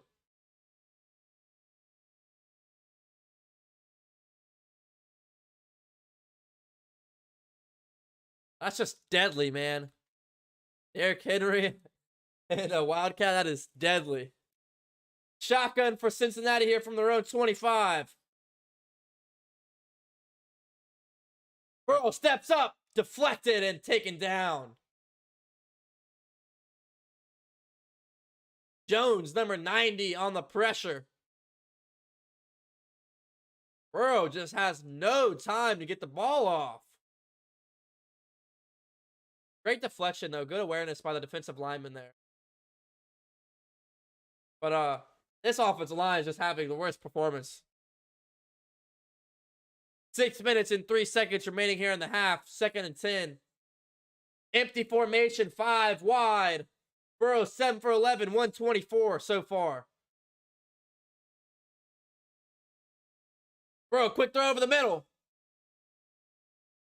Caught for about a gain of 6.5. That is Tyler Boyd.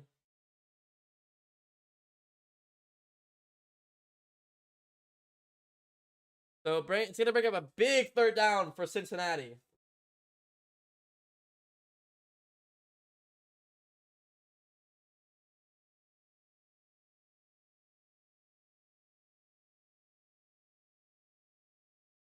Big 3rd down for Cincinnati.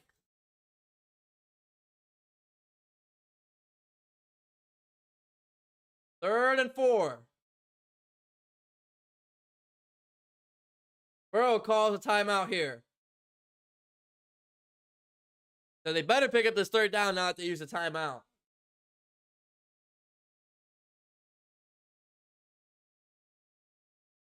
So that's the second timeout they used at the half. They have one more left.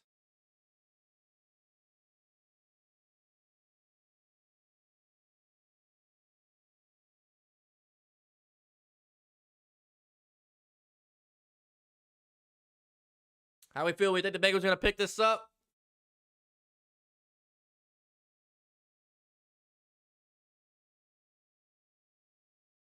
Do we think the Bengals are going to pick this one up? This is big right here.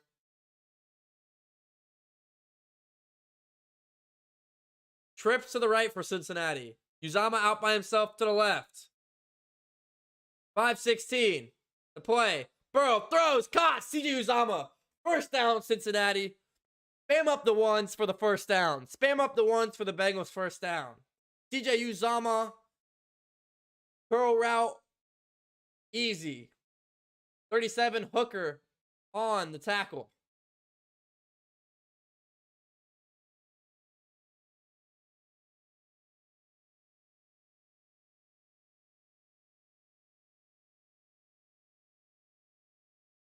Burrow going to line up under center here. CJ Uzama in motion.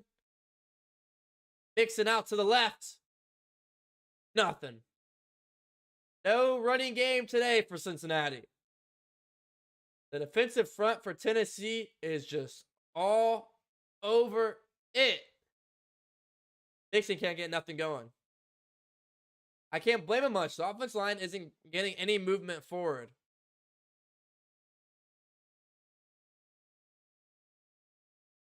Burrow can't hear.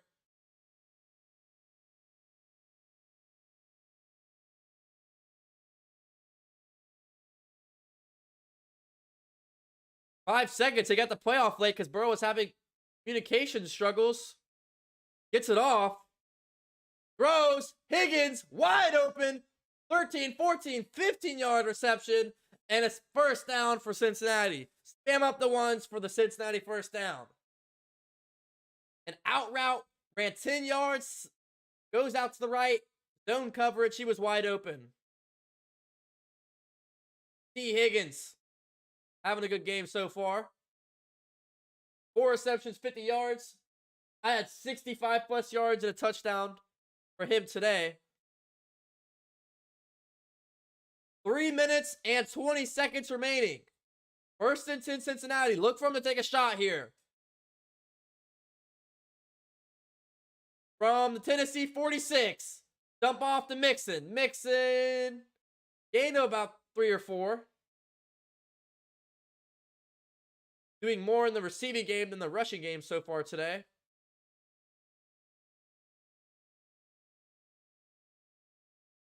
Tennessee still has all 3 timeouts. Cincinnati with only 1. Burrow under center. Tennessee 42-yard line.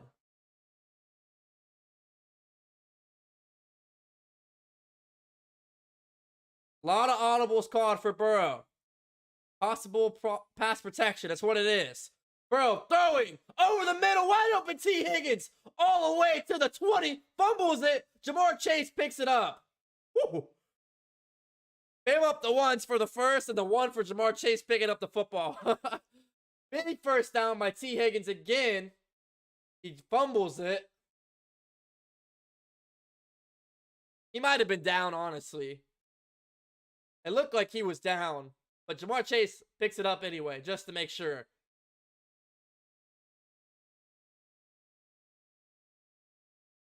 Two-minute warning. 2-minute warning.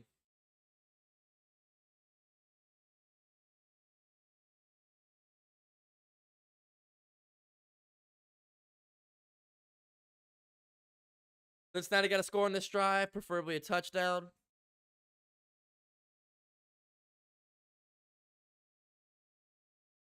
We've been live for over 3 hours and 16 minutes. If you haven't already, smash that like button. The like goal is 75 right now. But that's huge right there. That's a big play right there. Bengals are driving. They're on the Tennessee. What are they on?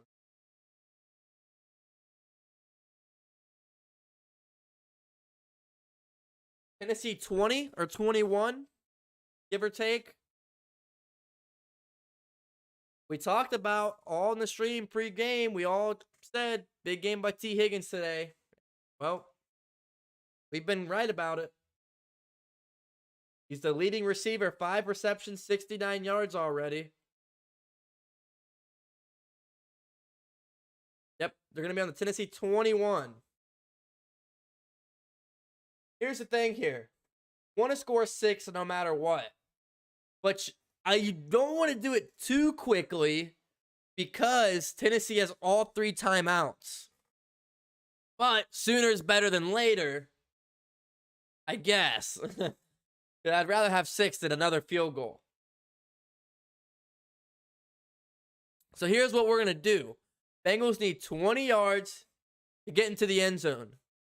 Spam up 6 in the chat for a Bengals touchdown. Spam up 3 for a Bengals field goal again, or 0 for them to not score. 6, 3, or 0. I'm going to say 6 because we need to get in the end zone here. And if I had to guess who it's going to be, I think it's the T. Higgins. They just can't seem to stop him out there. That's my prediction for this drive. A field goal will nonetheless take the lead back, but let's hope they can get into the end zone here. This is what, exactly, Brooke. And this is definitely what the Bengals needed right here. They need a solid drive to get down the field.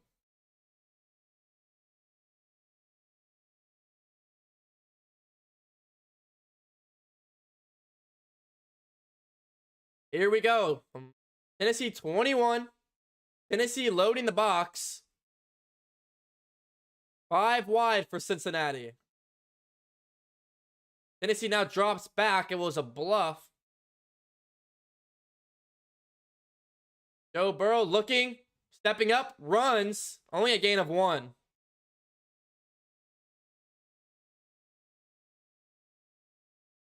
And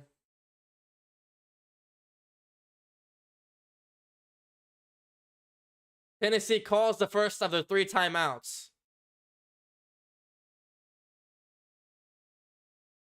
So it looks like what happened there was an audible before the play, and it was because there was nobody in the middle of the field. Burrow recognized that, and I guess called an audible where he would do a QB draw, which he's done in the past and scored on. But a linebacker came over last second and wrapped him up, and he only gained a yard there. It kind of backfired. It's going to go down to the sack. They're saying there's no gain, actually. So, I formation for Cincinnati. Play action. A throw to Uzama out of play action and gets a gain. I don't know what this play calling is.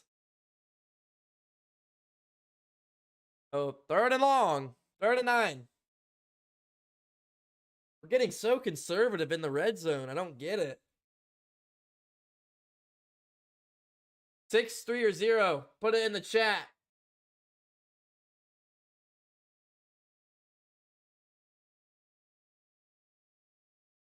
Bengals need about 20 yards here. Need about a full first down. Fairly conservative in the red zone today. Maybe they take a shot here.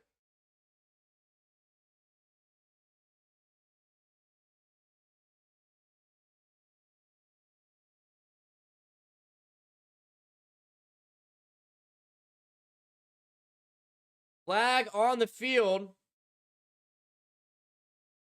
It's a false start on the Bengals. Isaiah Prince, who is just... Oh, he's a backup for a reason, but he's only playing for injury reasons. And, 3rd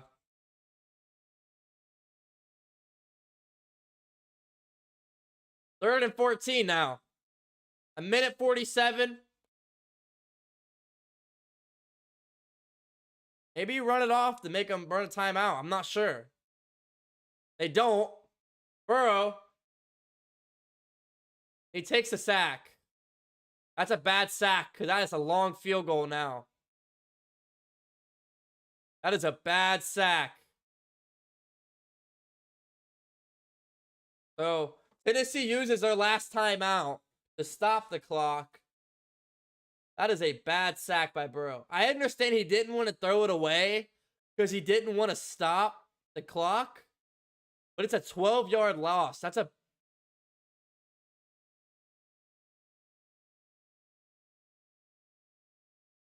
Jeffrey Simmons is just a beast, and he is just mauling this offensive line of the Cincinnati today. So they sent out Evan McPherson. 9 made field goals from 50 plus, most in the National Football League. By the way, he's a rookie doing that. This is from 54. This is no small field goal. From 54, the rookie. Here we go. It's up. It's right down the middle. What a kick by the rookie. Buddy McPherson. That's why you draft a kicker. That's all 9 points of ours today. That is why you draft a kicker.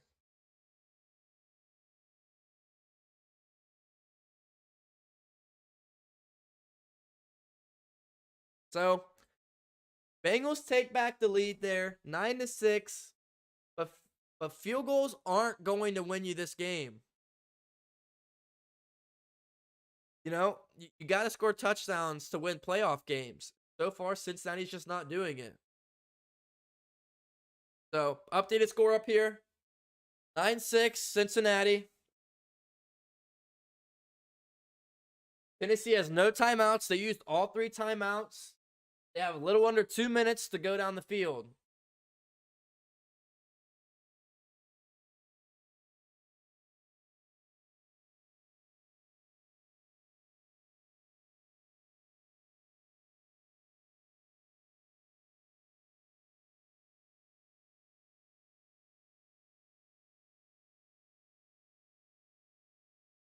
So, you know, we want the Bengals to get into the end zone, no doubt.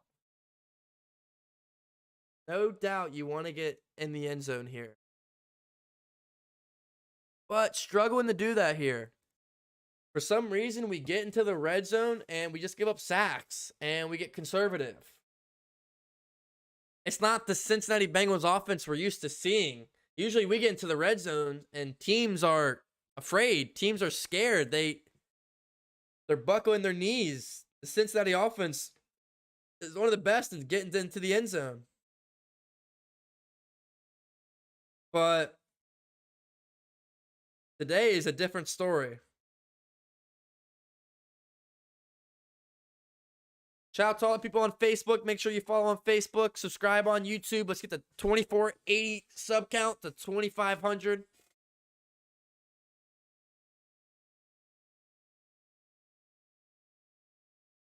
Shout out to Gaming Best 555. Join the Discord.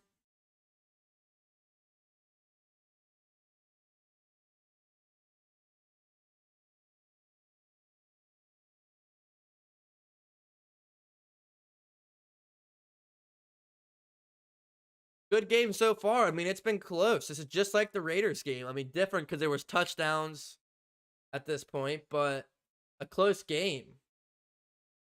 Bengals playing with the lead, which is what I said they need to be, what they need to do to win this game. This would be nice if it was 21 rather than 9, but I'll take a lead no matter what.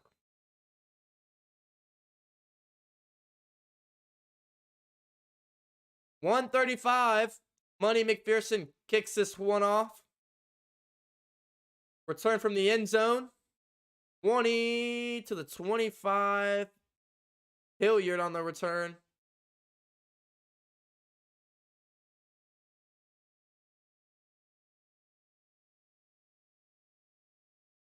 So here we go. Spam up 6, 3, or 0 in the chat.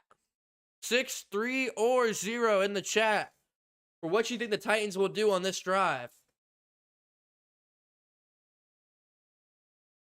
90 seconds. No timeouts for Tennessee.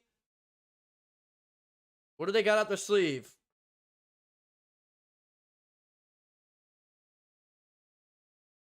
Tannehill sets, throws. Nobody there. Brown couldn't get to it in time. 2nd and 10.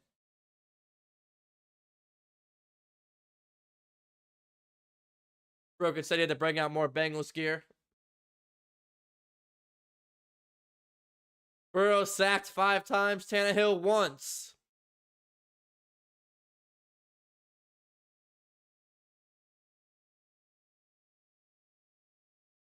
Shotgun for Tannehill.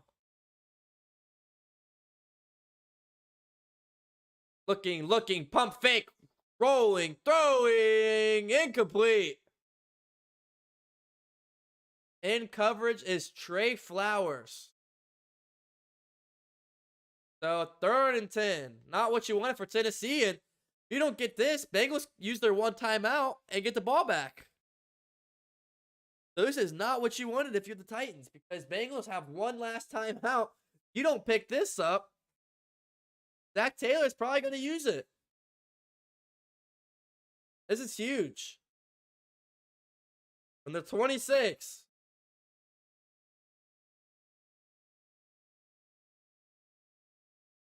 Here we go. Tannehill. Pressure. Rolling out to his left. Takes it himself. Short. Short by a yard. And Zach Taylor comes running over and calls a timeout. Last one of the half. 4th and 1. A good run by Tannehill. He had nothing going. Took it himself. 1 yard shy. Titans could go for it, but I wouldn't. Too far into your territory to go for it.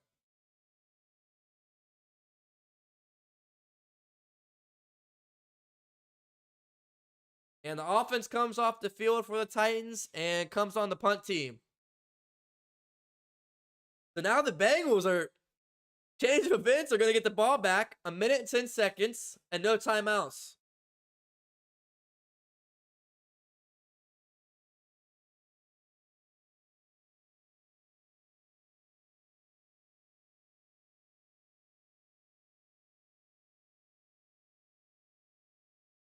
Run of events here. Now the Bengals are going to get a shot at the end of the half.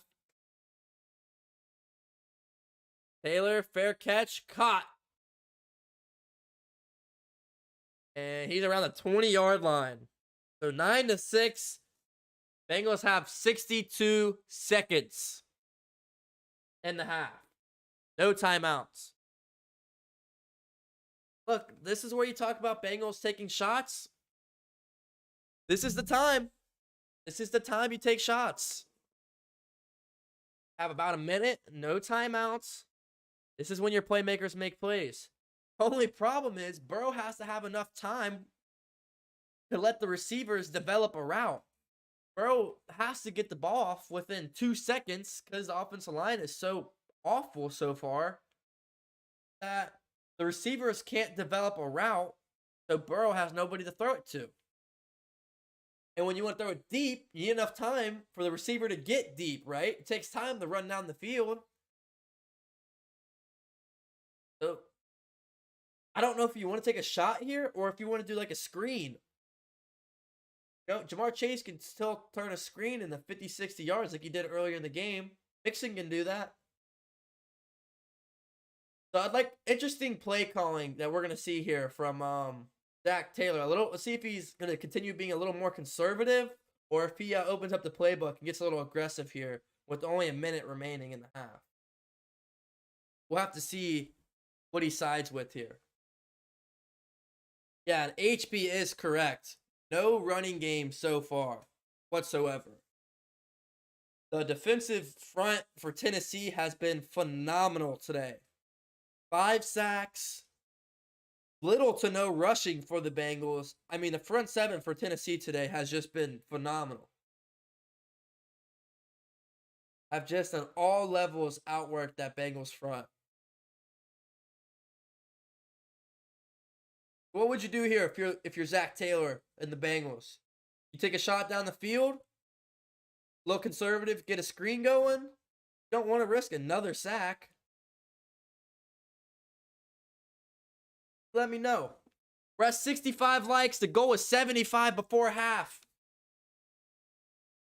Smash that like button if you haven't already. Hit the subscribe button. Join the DC family. Hashtag road to 3K. Join the Discord. Follow me on IG. We're on commercial break here.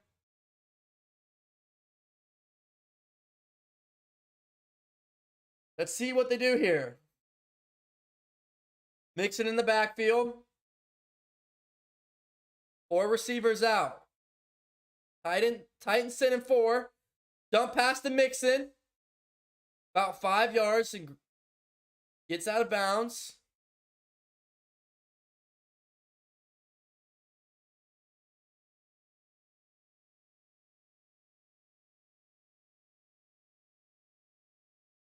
And they have been doubling Chase majority of this game. Jamar Chase has been doubled.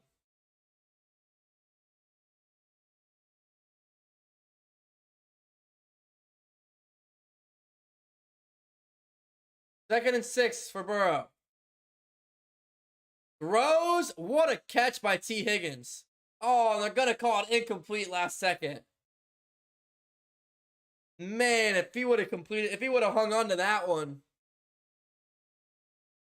That was about a 12-yard reception and a first down.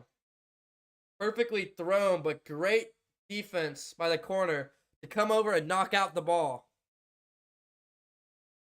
Burrow 14 for 19, 183. And now it is 3rd and 6 for Cincinnati. No timeouts here. But can you pick up the first?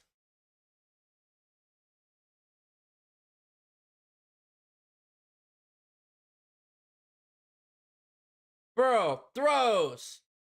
Catch Tyler Boyd. A diving catch on the backside. But the clock is running. You got to get hurry up offense here. Tyler Boyd's first catch of the day. The slot receiver for Cincinnati out of the University of Pitt. Burrow throws.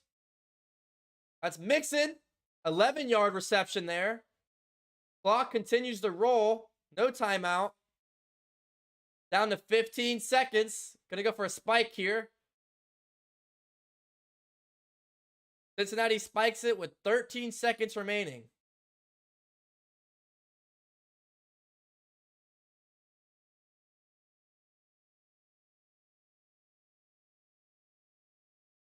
So, this moves Cincinnati up to the 44. You need about 16 to 20 yards to get into the range of the rookie kicker. So from their own 44, Burrow's got to get down the field here. No more short plays.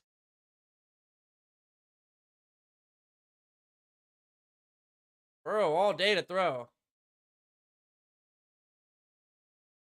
5 seconds, he floats it out of bounds. Nobody got open there.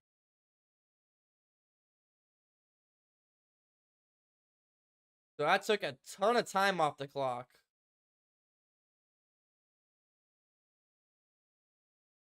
So 3rd and 10, 4 seconds. This is most likely the last play of the half. From our own 44.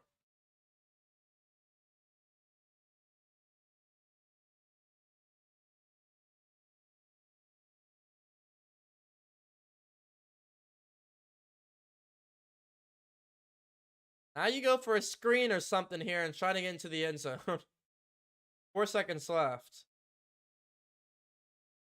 Toss over the middle.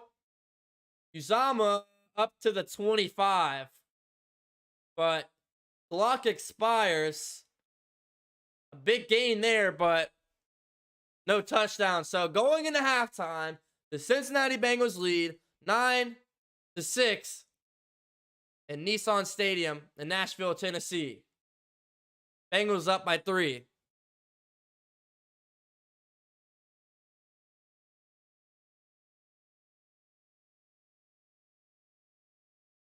So, a great game so far. Anybody's game.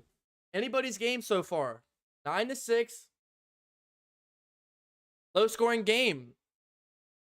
3 field goals for the Bengals, a touchdown, a failed 2-point conversion for the Titans, and it's a 9-6 ball game at half.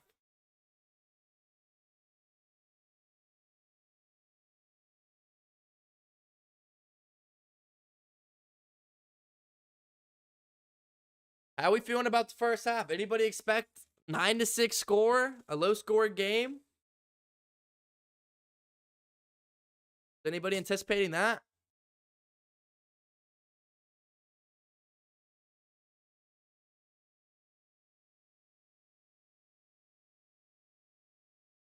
That's a good first half, man. I mean, you'd like to turn some of those field goals into 6. Defense is holding up fairly well, other than the one drive. Outside of that, defense is playing well. They got turnover.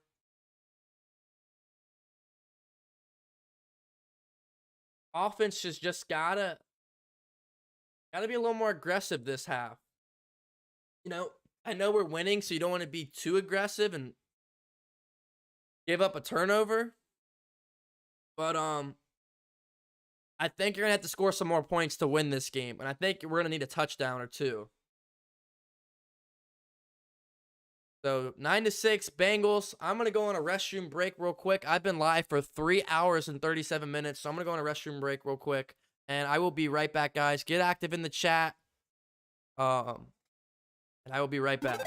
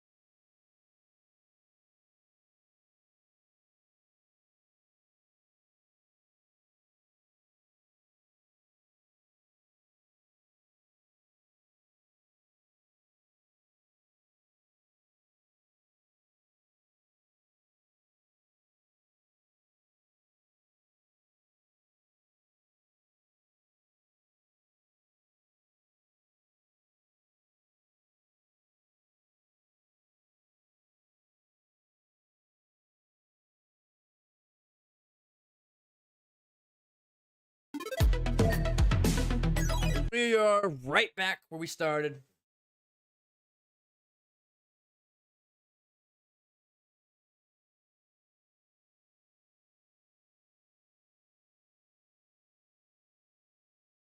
Let's check out some of the stats for this first half.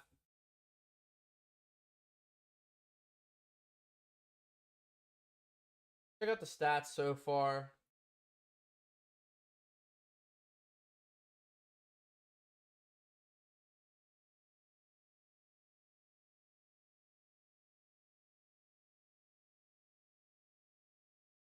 Joe Burrow, 17 for 24, 236. But he's been sacked 5 times. Can't let that happen, man. You cannot be sacked for 5 times.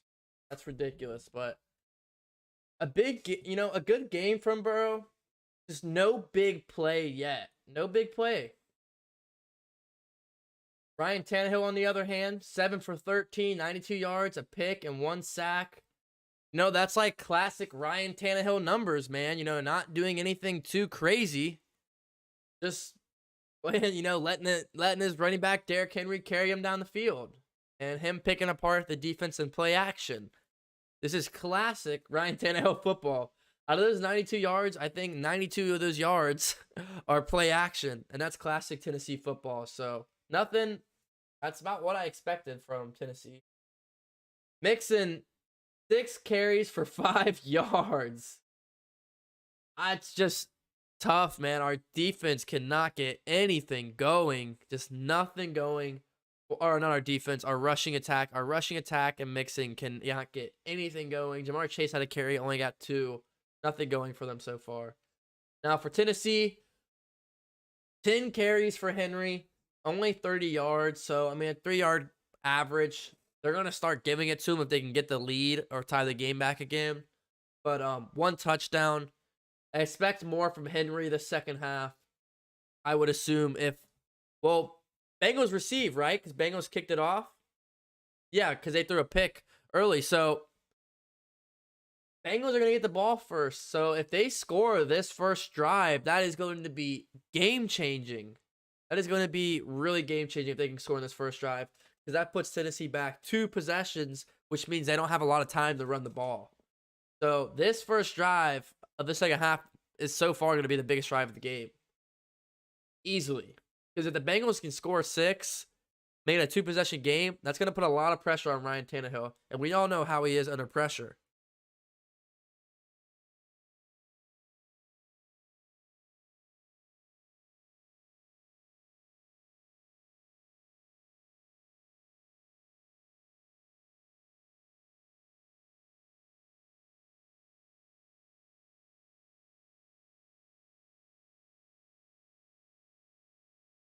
For the receiving team, T. Higgins, 5 receptions, 71 yards. You know, T. Higgins, I literally predicted, along with some of you guys in pregame, that he would have a big game today, and so far that's holding up pretty well. He's a leading receiver today, 5 receptions, 71 yards, and he almost had the other one. He would have had about 85 yards if he would have completed that last reception. So Higgins having a solid game.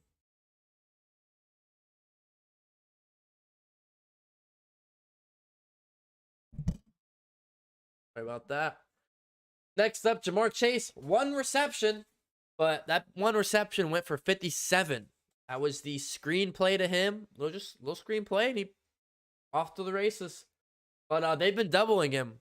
And look, it's 1 reception. So the other teams, doubling Jamar Chase works. Bengals haven't scored. Something's working in that. TJ Uzama, 4 receptions, 46 yards. That last play of the half was 32 of those 46 yards, so.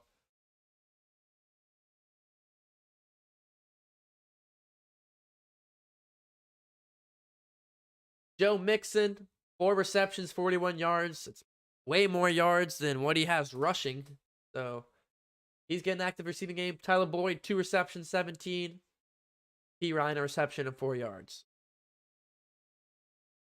For Tennessee, 2 receptions, 49 yards. For A.J. Brown, he had that huge play early on.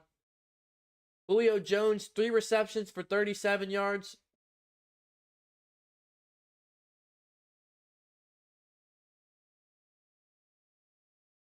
Rodgers, 1 reception, 3 yards. Hilliard, 1 reception, 3 yards.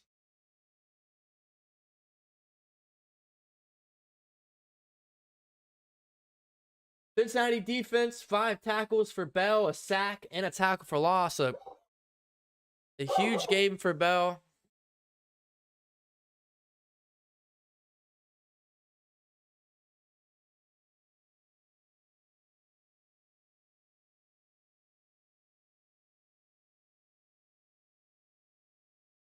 Apologize for that. Where was I at? DJ Reader, 4 tackles, 2 tackles for losses. He was huge on that first and second drive, and literally haven't seen him since. Logan Wilson, 3 tackles. Marcus Bailey, 3 tackles. Shdopi Wouzier, 3 tackles. Pratt, Bates. Bates also with the interception on the first play of the game. Hendrickson and Hubbard quiet so far. Only 3 tackle for losses and 1 sack. Whereas the Titans have 5 sacks and 4 tackle for losses. Speaks a lot right there. Autry. I don't know if I'm butchering that. 1.5 sacks. Jones, a half a sack. Landry, a third a sack. Long Jr. a sack. Simmons a sack. Simmons a sack, tackle for loss, and 4 tackles. Long a tackle, a sack, and a tackle for loss. Their front 7 has just been immaculate. An interception for Jesse Bates. No kick returns for the Bengals. No punt returns. Hilliard, 1 kick return for 26. Punt return for 5 for Rodgers. Evan Money McPherson, the rookie, former Gator, 3 for 3 so far today, having all our points. 54 was the longest of the day so far. Kevin Huber, 2 punts, 87 yards. Brett Kern, 4 punts, 166 yards. For all the stats so far here at halftime, it's a defensive game, man. A game that's been defined in the trenches, and that's really AFC North football. So this is really nothing new to the Bengals. Obviously struggling to score isn't really the Bengals, but winning the game in the trenches is something the Bengals have to do in the AFC North quite often with just the teams they play. So should be nothing new.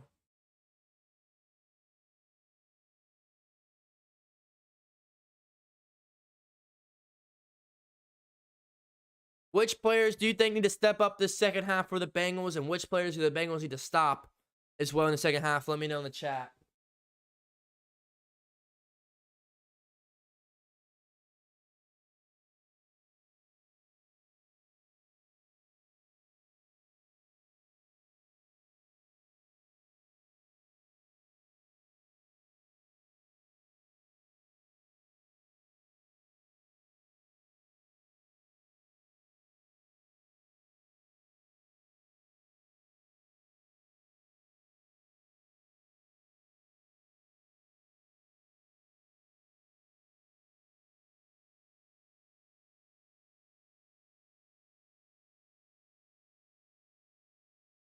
Thank you, Stuart. I appreciate that a lot. First donation to the stream, and great question.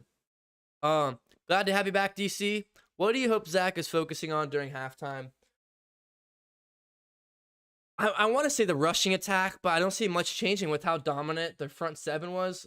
I'd say obviously number one is protection. 5 sacks in 1 half is really unacceptable, and it should be 6, but one of them was called back because of a penalty. So I would say number one and foremost has to be protecting Burrow. And I would say number 2, take advantage of that. Take advantage of the blocking if it improves and make some big plays down the field. I want to sit here and say we got to make the big plays, but we can't make the big plays without blocking. You need your offensive linemen and your big boys to block so Burrow has time and the receivers have time for their routes to develop. So offensively, the offensive line has to improve.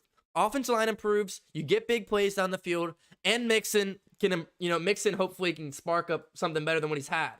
The kick is off here to start the half. Chris Evans is gonna return this one. Gets the 20, the 25, 30, all the way to the 35. A good return by the rookie Chris Evans. Now, defensively, Zach Taylor, keep up the aggression. Keep up getting after and getting the pressure on Tannehill.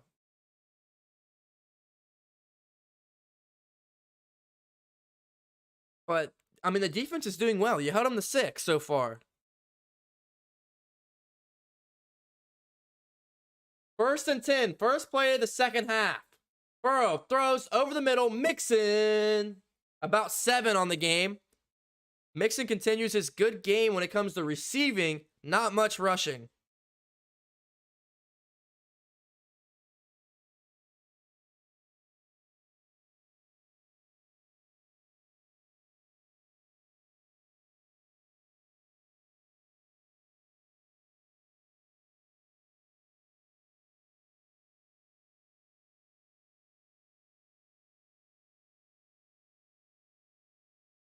Here we go. 2nd and 3.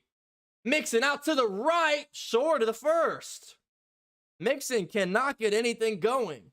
And he's going to be a yard shy of the first. Cunningham on the wrap-up.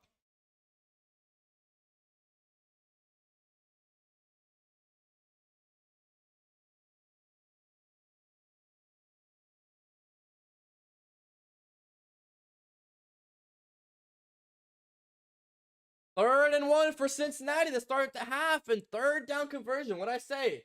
Big key to the game. Burrow's going to line up under center here. Heavy set. Throw out to Higgins. He got it and a lot more. All the way to 40 and knocked out of bounds. a touchdown saving tackle there by whichever Tennessee defender that was. He was in motion.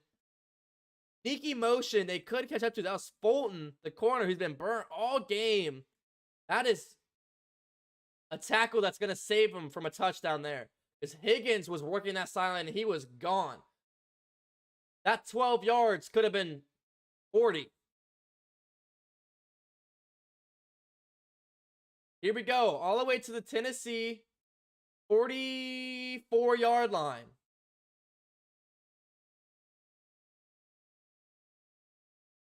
Run out to the left. Mixon. Gain of about 6 there.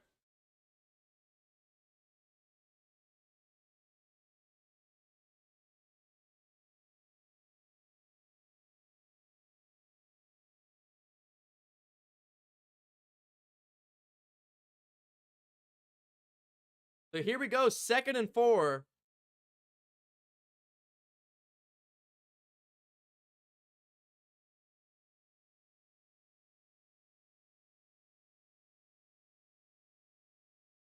Second and 4. Burrow is going to line up under center again here. Switching it up this half. A run out to the right. Mixon. First down and more. Inside the Tennessee 30. About the 28. Mixon, what'd I say, Mr. Monty, when I was answering your question about what Zach Taylor needs to change in this halftime? It's blocking. Good blocking down the field. Dinjay had a defender 5 yards down the field. Mixon ran it right up behind him. A huge hole. Exactly what we were just talking about needs to change this half. So far, it's been great. Need 28 yards. Get into the end zone. 1st and 10. Burrow. Steps up in the pocket. Sacked. When I was just talking about rewarding the offensive line for changing it up this half, Simmons gets another sack. That's number 6 for the Titans today. Jeffrey Simmons is just mowing Akeem Dinjay around. Shoelace tackle gets Burrow.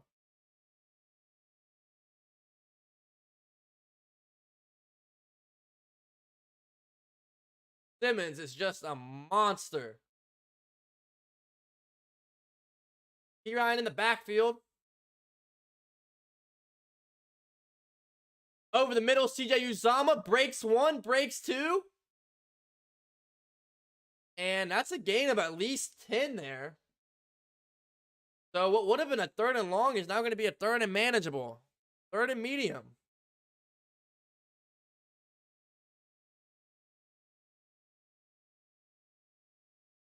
And there's an injured Titan on the field. So both teams are going to get a breather here. First injury of the game to get an injury timeout for. It's a Titans player, and I couldn't get a look for who it was. I'll keep you updated.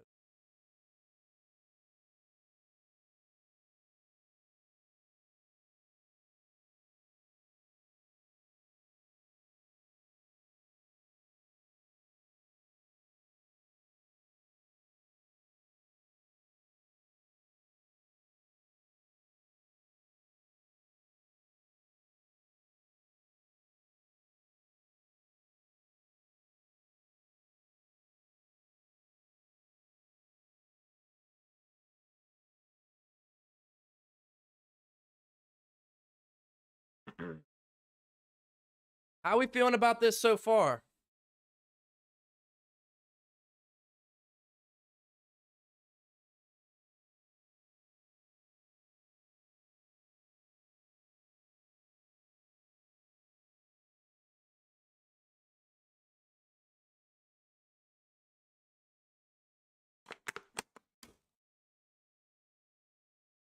We've been live for about 3 hours and 55 minutes.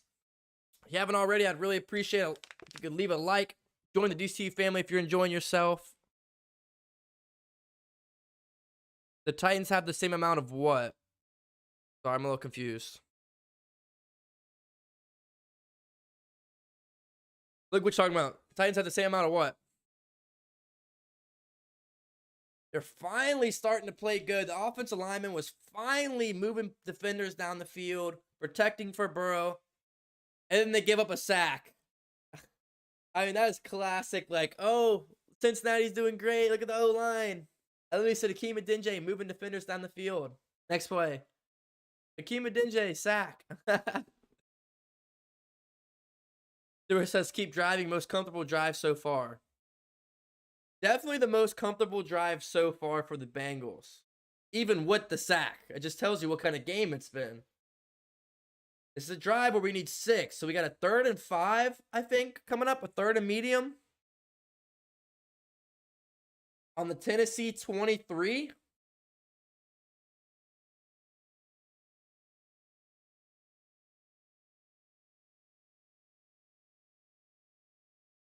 Sacks has points. Yeah, 6 sacks.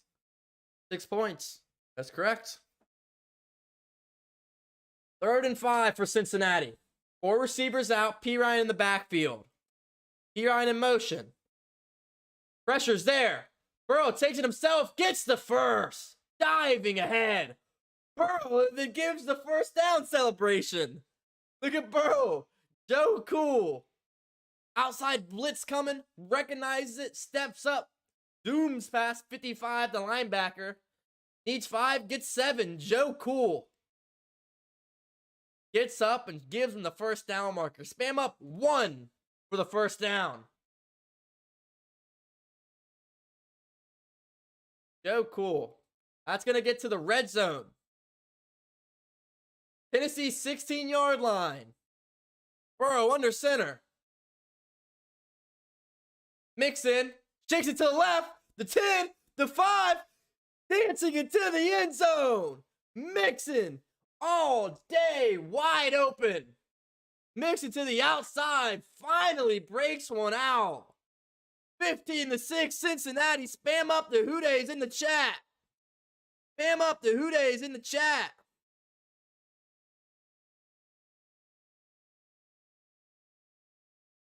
Spam up the Who Days in the chat. Mixon for 6. 16-yard run. His longest of the day. Money McPherson away to the PAT. It is GOOD. Good. 2 possession game. 16-6 Cincinnati Bengals over the Tennessee Titans. Get the Who Days in the chat. Damn up the Who Days in the chat and the 28s from Mixon. Finally, a touchdown for the Bengals. First one of the day. And what did I say at halftime? Can someone please tell me what I said at halftime? I said it would be game-changing and it is the most important drive of the game if they can come out and get 6 on the first drive in the second half. Because it makes a 2-point game, or a 10-point game, a 2-possession game. There we go. And that is huge against a team that primarily runs the ball.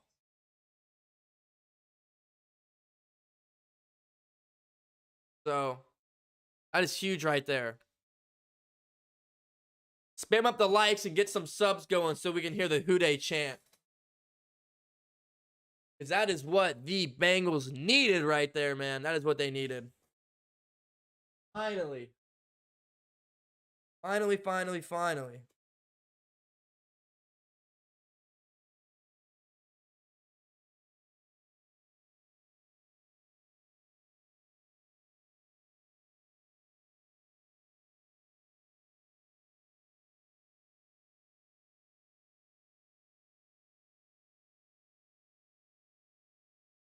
Some life. And, this is huge right here to see how they respond. The Tennessee also makes some changes coming out of half. Are they going to come out and have a new look offense, get down the field? They only have the 1 touchdown, and then they couldn't even get the 2-point conversion. All this talk about King Henry, he only has 30 yards.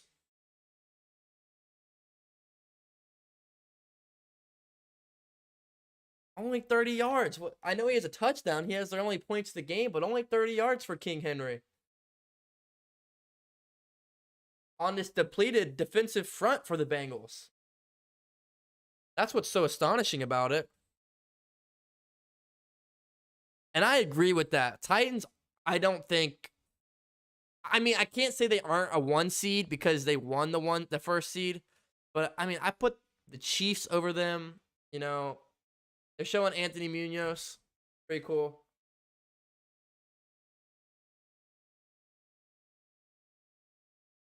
He's actually hanging out with the commissioner. That's pretty cool. Anthony Munoz in the stands sitting with the commissioner.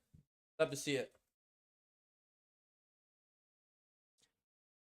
Kickoff is good, and it sails to the back of the end zone. But yeah, the comment about Titans being the 1 seed, I think there could have been some other teams that have more talent on the roster to be the 1 seed. But hey, they have a good coach, and they fought through guys who were injured and got the 1 seed. So I can't hate. Days says keep the foot on the neck and don't get conservative. That's correct, Days. I would do the exact same.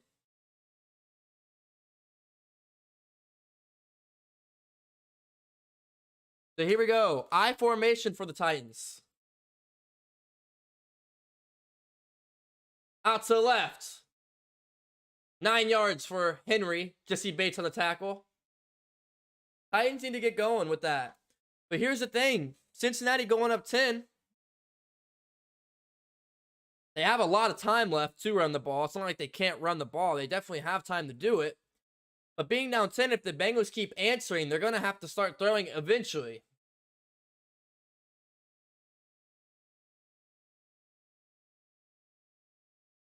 Tannehill under center. I'm sure this is going back to Henry. All the way up to their own 34. Goes back to him. First down, Titans. Gain of about 5. Sure, it's going to go right back to him. This is Titans football. They haven't been able to do anything all day. They haven't been able to get this going.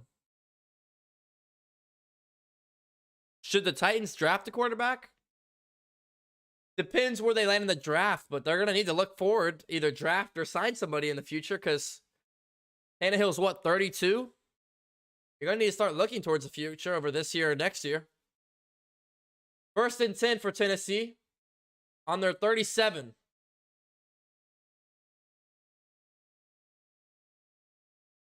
Outside run. Easy 8 yards. Way too easy. Von Bell on the wrap up. This is too easy for Derrick Henry.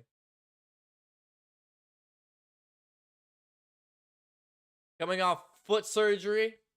Was able to return for today's game. 2nd and 1. He comes off the field to catch a breather. All the way to Cincinnati 46.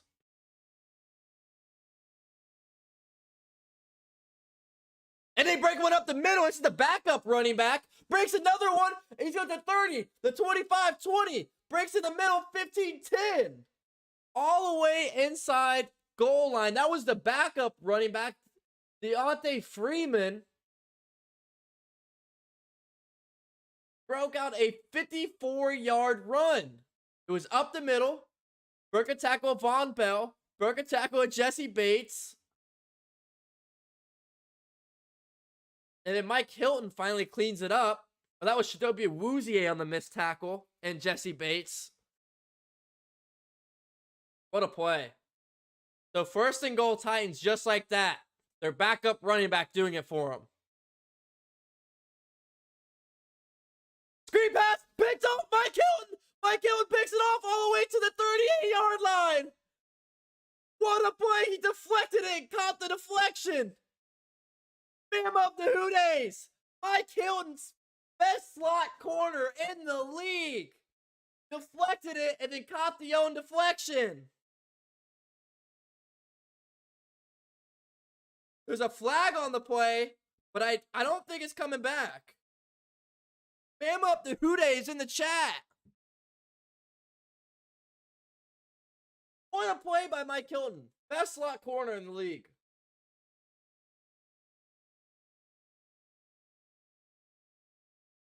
Haunting penalty on the Bengals. Eli Apple. So that's going to bring it back to 15 he just gains. So I'm not sure what he did. But Eli Apple brings it back 15 yards, which sucks. Classic Eli Apple. But yeah. So here's what the play is. Tannehill, shotgun, catches the ball, quick throw out to his right, and Mike Hilton somehow knew, I guess by his eyes, jumped, swatted it in the air, caught his own deflection. What a play.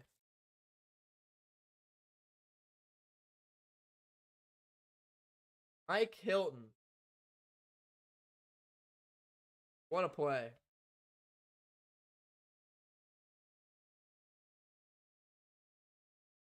That's why you sign players in free agency, man. That is why you sign players in free agency. Trey Hendrickson, Mike Hilton, Woozier. Go sign all these guys and look at them. Making plays in the playoffs. So this is huge. Because this is when Bengals need to be able to run the ball now. It'd be really nice if Mixon can keep this streak going and milk some clock. If we can get a 6-minute drive here and take this into the fourth quarter, it would be almost perfect. Too good to ask for, honestly. This is where I say dominate time possession. Bengals have a chance to do this with 2 interceptions.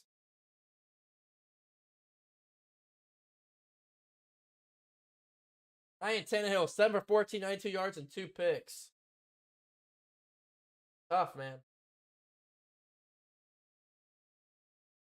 So far, Bengals time possessions, 22 minutes and 37 seconds versus the Tennessee 15 minutes and 42 seconds. They're winning the time possession, they're winning the first downs, they're winning the turnovers and the yards and the game. So, good coached football. They didn't show what Eli Apple's taunting penalty was, which is going to cost us 15.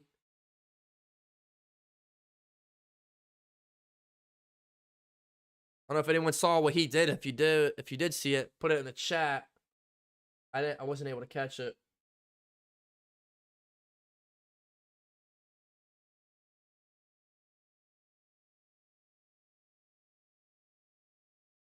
Mike Hilton, man. Best slot corner in the league, the former Pittsburgh Steeler. Ugh, we're saying that. Burrow under center. So that backs them up to their own 24. So. Hand off to Mixon out to the left. Gain of 1.5 yards.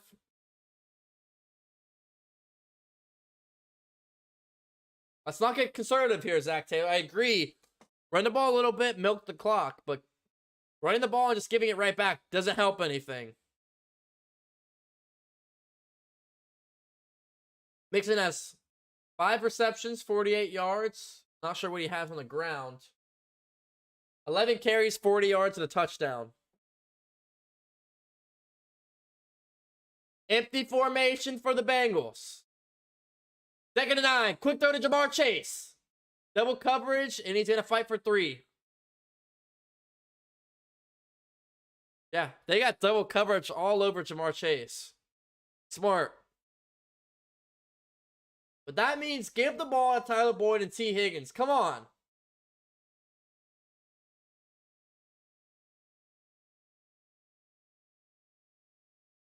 Third and 6. Here we go.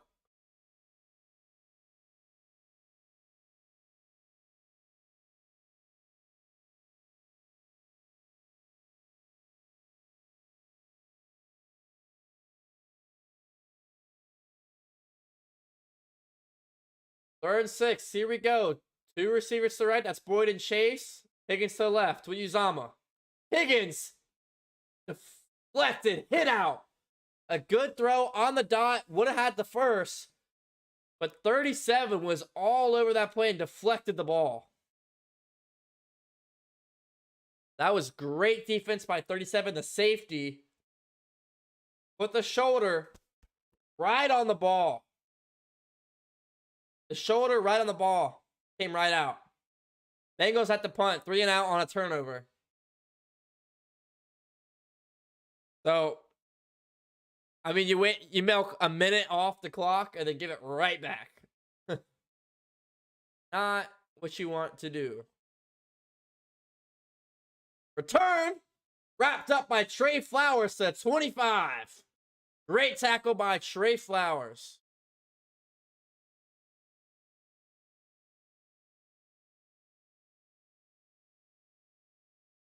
All right, good play by the special teams there.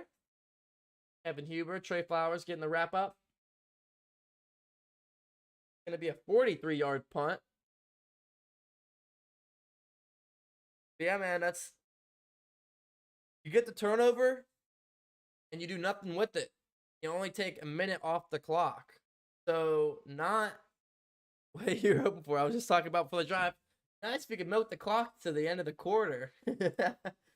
And we don't do anything with it. So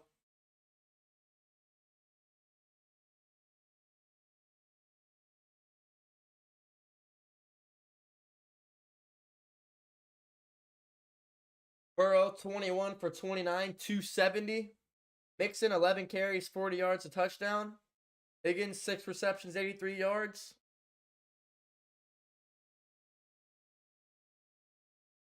Titans got to get something though, man. They have no momentum at all. They have no momentum on that offense. They got to get 3 or 6. They got to score.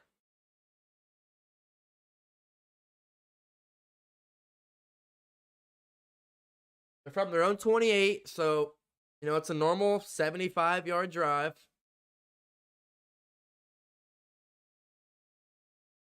That last drive, we got that turnover. That was nice because they were driving.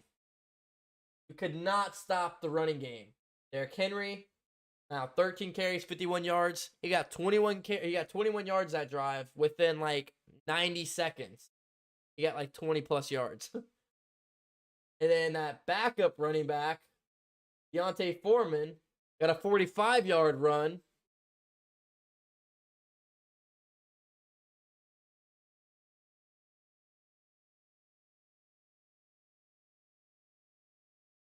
So that just shows can't take it easy. And Deontay Foreman, 6'1", 230. He looked big. I mean, not as big as King Henry, but this backup running back looks big too, and he is. So Tennessee likes their big backs, that's for sure. If it's not broke, don't fix it, I guess. But they're down 10 here. From their own 28, 5 minutes in the third. Can Tennessee get something going here? You're going to start it with Henry. Drives through for a gain of 4, 5.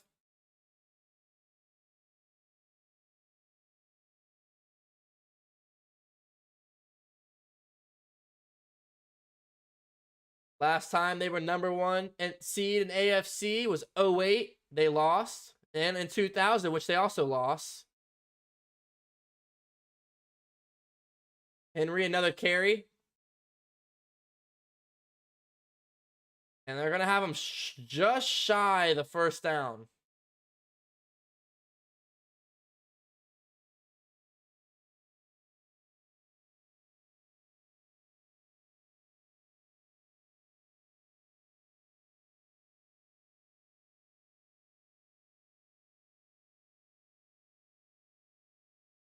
Came back and we're up 16-6, just like that.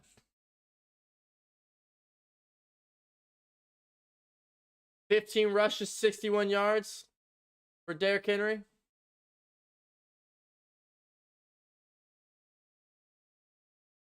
Here we go, play action. And Tannehill steps up, throws deep. Caught, wide open. Where's the coverage? Is that Eli Apple? Don't tell me that's Eli. Oh, Eli Apple, man. Awuzie slipped on the play, so it's zone coverage. Looks like Awuzie slipped, and then Apple didn't really help out much. Just want to make sure he gets the safety tackle. So that is a huge play. That was That brings them all the way to the Cincinnati 22. Hand it off to Henry. A gain of 2. I'm not sure how far that throw was, but I think it was like 30 something or 40 something.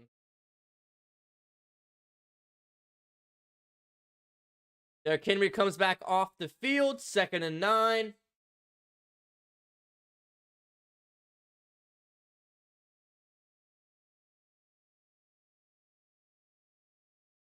Now Hilliard comes in. Looks like they have a 3-back rotation going on. 3 different running backs they like to utilize. Tannehill steps up. Rose over the middle behind A.J. Brown, and he can't hang on to it. That's a bad throw. And that brings up a 3rd and 9.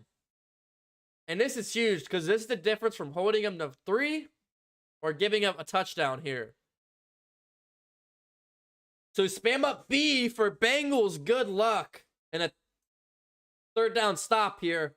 And spam up T for Titans. Good luck to get this 3rd down conversion. B for Bengals, T for Titans. Spam it up in the chat for good luck.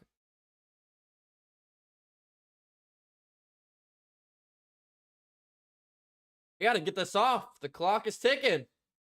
And they got to use a timeout here. A flag comes on the field, but I think they get the they get the timeout off in time.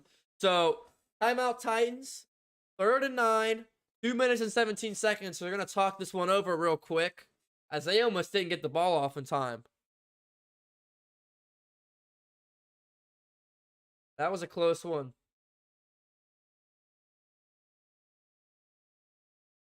John says, told you, bro, Henry cooks in the second half. I mean, that's most running backs that are, that are big like that. It usually takes them a little while to get going. Most running backs in the league, it takes them a little while to get going, and others, they get going first quarter. So, the problem is you're down 2 possessions and you're running the ball. Look at the clock. It's already 2 minutes left only 2 minutes left in the 3rd.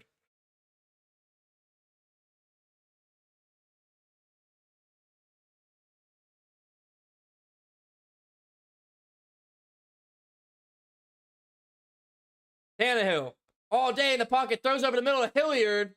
Short. Needed 9, got about 5. And here comes on the field goal unit.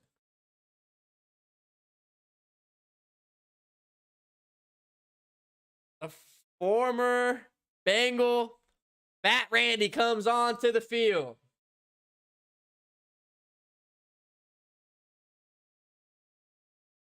Fat Randy get one against his previous team. The first time he's been on the field. 34. It's good. Fat Randy trots off the field after making it a 16-9 ball game. Bengals are still up. All right. Titans are inching their way closer.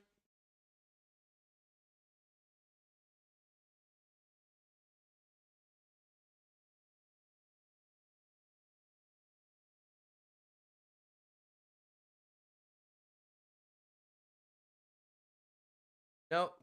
Just over 90 seconds remaining here in the 3rd quarter. Be nice if the Bengals can get a long drive going here. Keep the defense off the field for a little while. Give them a breather. James says, Chiefs fan here. Hope you guys accept me as a one-day fan rental. Come on, Bengals, you got this. Appreciate that. Still anybody's game here. Randy kicks us one off. Returning from the 5 to the 30, the 35, the 40, about the 42. Another good return by Chris Evans, the rookie running back. What a return. The special teams showing out today. QB comparison. Joe Burrow, 21 for 29, 270. Tannehill, 9 for 17, 137. No touchdowns, 2 picks.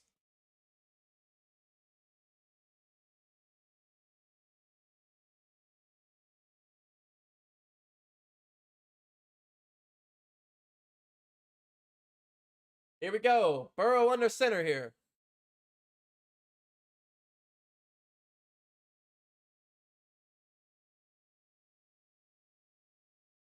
Here we go. Burrow to P. Ryan. It's picked off the deflection.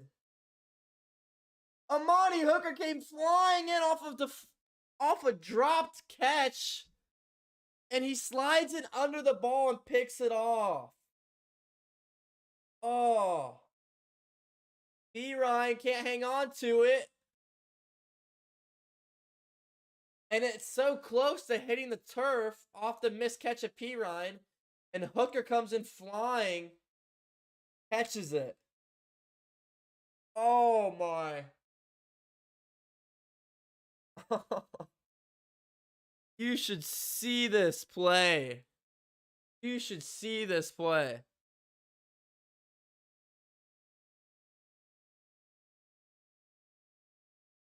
Oh my gosh. It's under review to see if the ball hit the turf. It looks like a pretty clean catch. I have no idea how he timed this.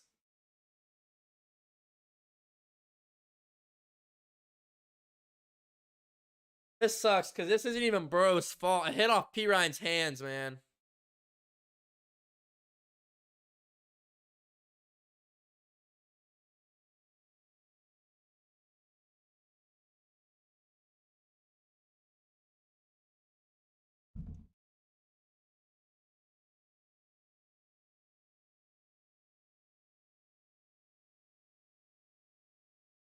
Luke says, not trying to be rude, but why watch a play-by-play? I don't know. Why are you watching? Not trying to be rude. You tell me. You're the one watching.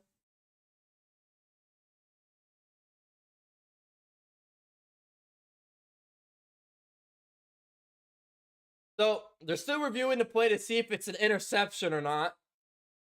It is like a 50-50 flip a coin. That's what it is. I just don't know if there's enough to over-review it or to overturn it. Let's see if it stays with Tennessee or if Bengals get lucky. But that's why Mixon shouldn't come off the field. That is why Mixon should come off the field. Oh. P. Ryan, you're a backup. You come in maybe 10 plays a game. Bro hits you in your hands and you drop it, man. Everyone's saying they think it hit the ground. Ball clearly dragged. Look, I think it drags on the ground, but the initial play is interception. And you need clear evidence, clear as daylight evidence to overturn a play call. Now, if they would have called this incomplete and then they're trying to overturn it to an interception, that's different. But, I mean, obviously, I hope it's an incompletion. I hope it's an incompletion. But just being unbiased, it's hard to overturn something unless you have clear evidence. Burrow has his helmet on still. He wants to stay on the field. He's on the field. P. Ryan has his helmet off. He's on the bench. He'll probably stay on there the rest of the game. This is taking a long time, so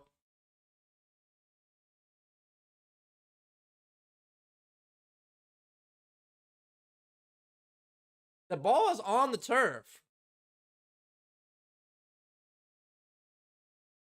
Oh, it stands. They took all that time to keep it. It is still an interception.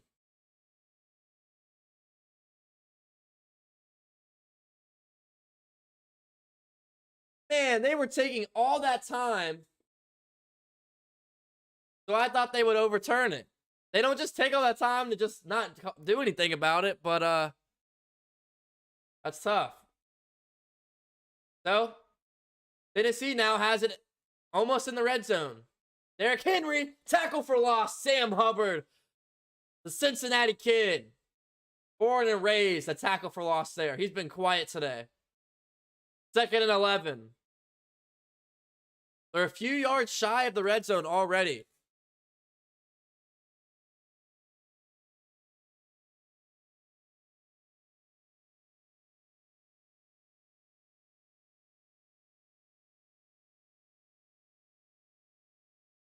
Just inside the 30 here for Tennessee.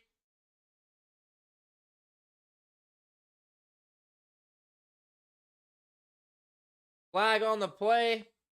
Ball start on the offense.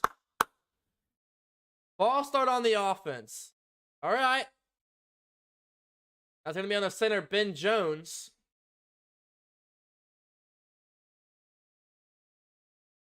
So, under a minute here in the third quarter. Tennessee in field goal range. That is Joe Burrow's first interception in his last 210 passing attempts. And that one's not even on him. So, Tannehill steps back, pressure, throws, deep, end zone. Touchdown in double coverage. Oh my gosh, what a catch. A.J. Brown. What a catch. In double coverage. Wouzier. Von Bell smoked in safety coverage. Wouzier gets no help. And Brown catches it with one hand. A one-handed grab by A.J. Brown. Man, Von Bell has got to work on his zone skills.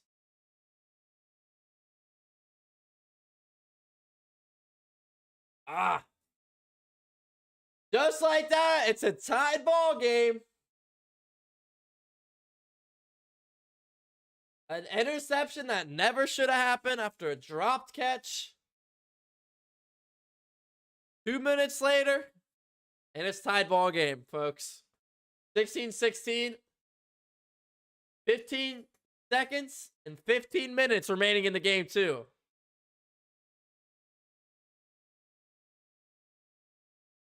Joe Burrow is already standing on the sideline with his helmet on, ready to come onto the field already. Usually quarterbacks are sitting down, helmet off, relaxing because they still have a little while. They got kickoff and everything. Burrow has his helmet on and everything. He's ready to get back on the field.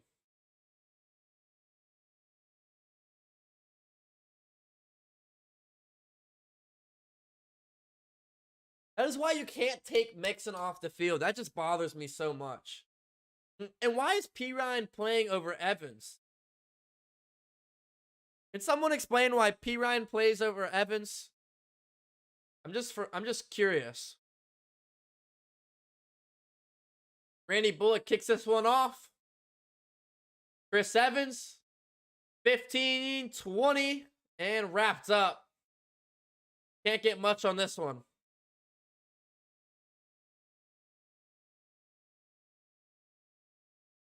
Oh, that play is just so ridiculous, man. Oh, it is so ridiculous, that play. That interception. And what a catch by A.J. Brown, too. Backpedaling into the end zone. One-hand catch. So 9 seconds left in the third quarter. 1st and 10 from their own 20. Joe Burrow over the middle. Uzama. 6-7 yards. And that's going to end the third quarter. 1 quarter to play here. And it's a tied ball game. 16-16 in Nashville. In the divisional round of the AFC playoffs. Winner goes to the AFC championship. And they'll play either the Chiefs or the Bills. Wow.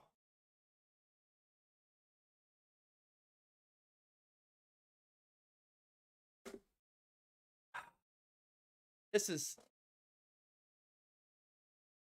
I mean, you got to keep scoring, man. We were talking about how the Bengals need to lead. That interception just killed it. Killed it. Why does P Ryan play over? Why does P Ryan play over Chris Evans?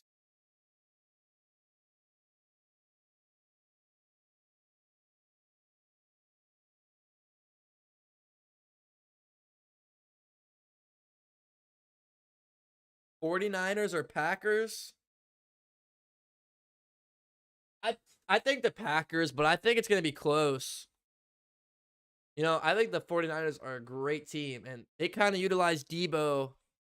Well, I should say they were doing it first. We've kind of been, not this game, but we've been utilizing Jamar like they do Debo, where he will rush the ball, he'll go down the field, screens, end arounds. We haven't been able to do this game because Jamar Chase has been getting double teamed, but I like the way they play. Jimmy G versus Aaron Rodgers, man. Give me Aaron Rodgers. I like everything about the 49ers team outside of Jimmy G. And I'm not even trying to hate. I'm just being honest. I like everything on that 49ers team. Coaching, weapons on offense, the players on defense. It's just, I don't know, man. You give me Aaron Rodgers versus Jimmy G. And it's home. It's in Lambeau Field. Come on, man. Give me Aaron Rodgers. Don't get me wrong. I think it will be a good game, though.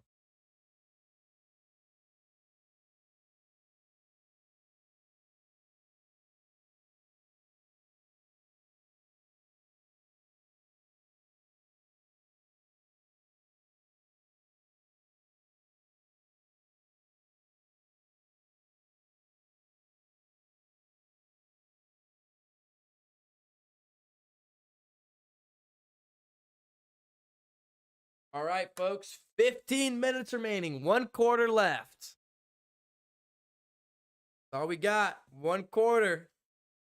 Winner advances to the AFC Championship.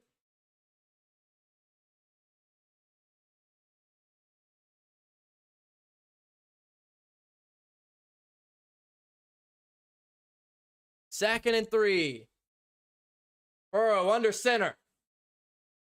Mixon out to the right. Turns the corner. First down, Bengals. Mixon finally getting going here. That's 13 yards for Mixon right there.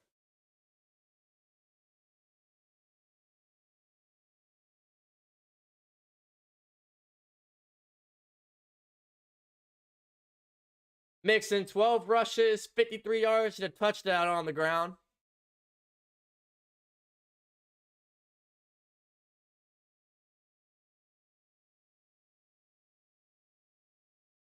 Burrow back under center here on their own 40 after the run by Mixon. Play action, gets it to Jamar Chase. Double coverage, breaks both the tackles to 50, 40. You can't even double team him. First down, Jamar Chase, 21 yards. You should have seen this play. And Jamar Chase is looking towards the sideline going, feed me the ball. He doesn't care he's being double teamed. They double teamed him there. And they both went for the tackle and both whiffed at the same time. Literally looked like a cartoon the way they bounced off of him. 3 receptions, 82 yards, and he's been double teamed this whole game. That's just ridiculous. And he's a rookie. First and 10, 13-30. On the Tennessee 40. Mixon swallowed in the backfield.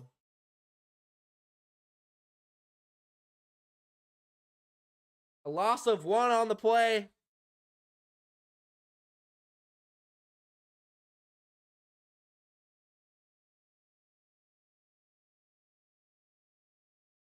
Titans were loading 7 on that one, so they were expecting the rush right there and weren't going to let Mixon get anywhere.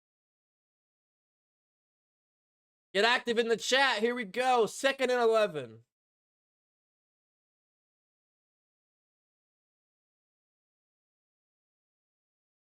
Cincinnati 41-yard line. Over to Jamar. Jamar, gain of about 6.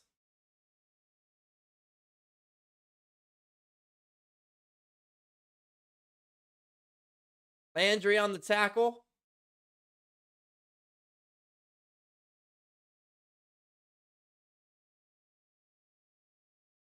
Third and 3. 12:30 remaining in the fourth. And they're all the way to the Tennessee 32-yard line. They need 3 for the first.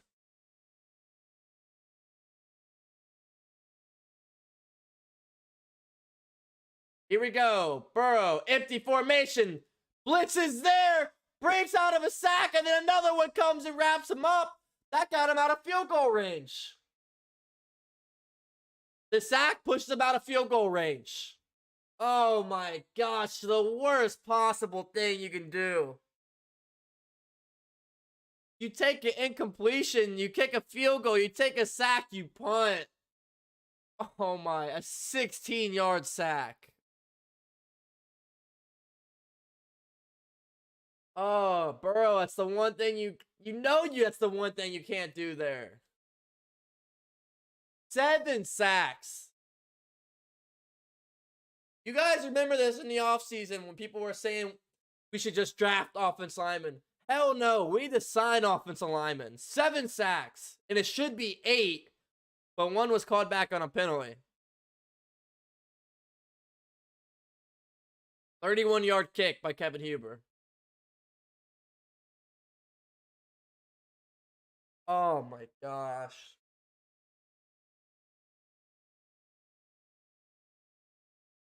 That's going to put them inside the 20 on their own 17.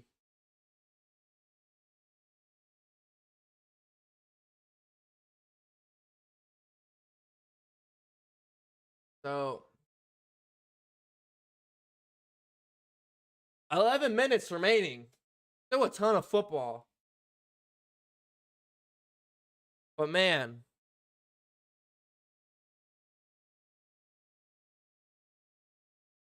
that is the one thing the Bengals couldn't afford right there is a sack. Because you give up the field goal range. And not give up the field goal range. Yeah, 7 sacks already.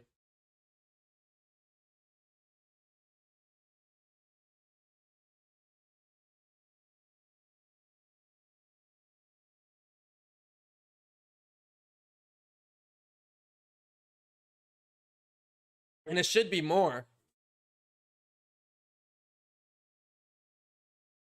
Everyone's saying let's draft linemen. Remember this. We drafted lineman Jackson Carman. How's he doing on the bench? He's not even playing.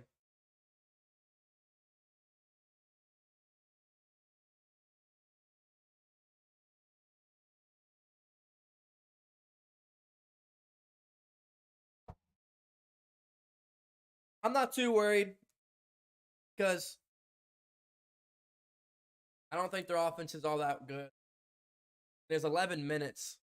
So even if the Titans were to score on this drive, we still have the longest a drive would probably go is 6 minutes, maybe 8. It would have to be probably 6 minutes. And we still have all 3 timeouts. So I'm not too worried here because we're going to get the ball back even if they do score. Let's just hope our defense can get another stop or a turnover here. Because this would be a huge momentum shifter. They haven't had a lead the entire game. Now they have a chance to take it for the first time. I formation.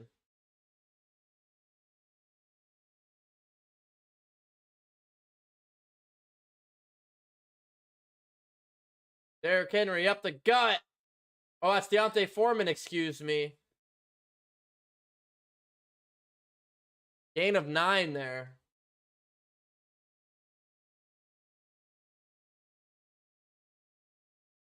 He has 3 carries for 56 yards.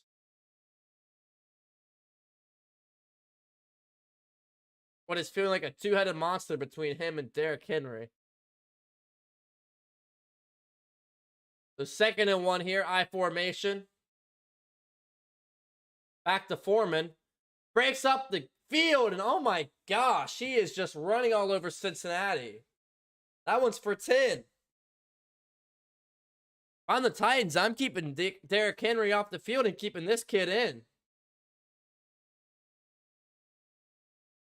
4 carries, 66 yards. Pure domination. They're going back I formation.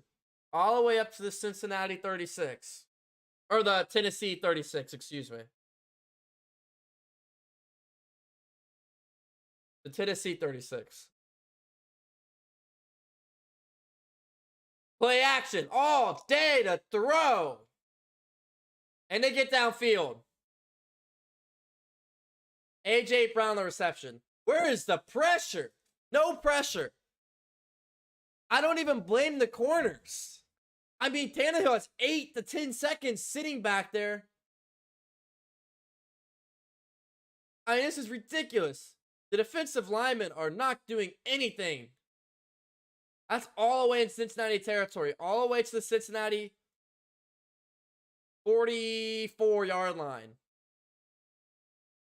The Titans are moving.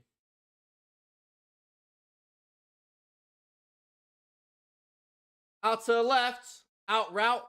Good for 7. That's Julio Jones.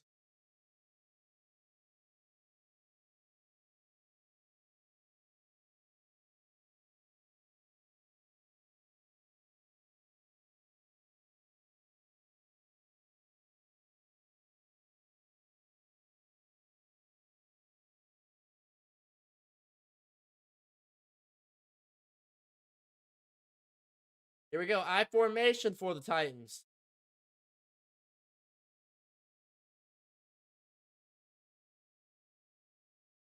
The pass. Tannehill looking, throwing. Julio. Completion. Right at the 1st-yard marker. Going to be close to see where they mark it.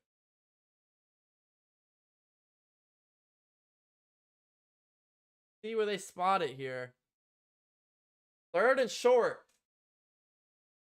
About 3rd and inches, 3rd and 1. 8 minutes and 15 seconds. They're not going to go I formation on 3rd and short. Go shotgun. Derrick Henry in the backfield. Tannehill keeps it. And he's wrapped up behind the line of scrimmage. Why would he keep that? Bell and others wrap him up.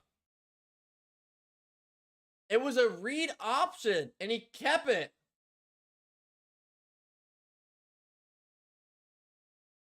That was 96 sample, too. 4th and 1.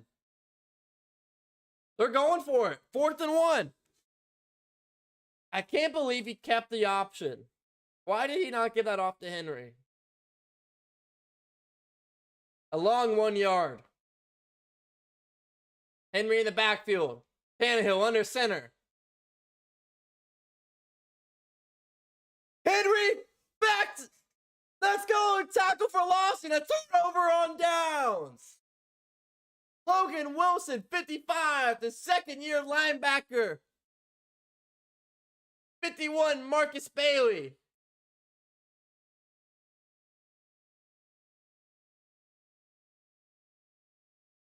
Let's go. Turnover on downs. They went forward and didn't get it. 4th and 1. The best running back in the league can't get a yard. Wow. All right. Type 1 in chat if you thought they were getting the first. Don't lie. Type 1 in chat if you thought they were going to get the first. And only 1 yard for Derrick Henry? Best running back in the league? Can't get it. Stuffed. Good defensive stop. So, now the feeling flips. Now they're going to feel how we just felt. But, 7 minutes. 7 minutes left. No. 7 minutes left. Tied ball game. Bengals have 3 timeouts. Titans have 2. And it's ball game. 7 minutes. That's it.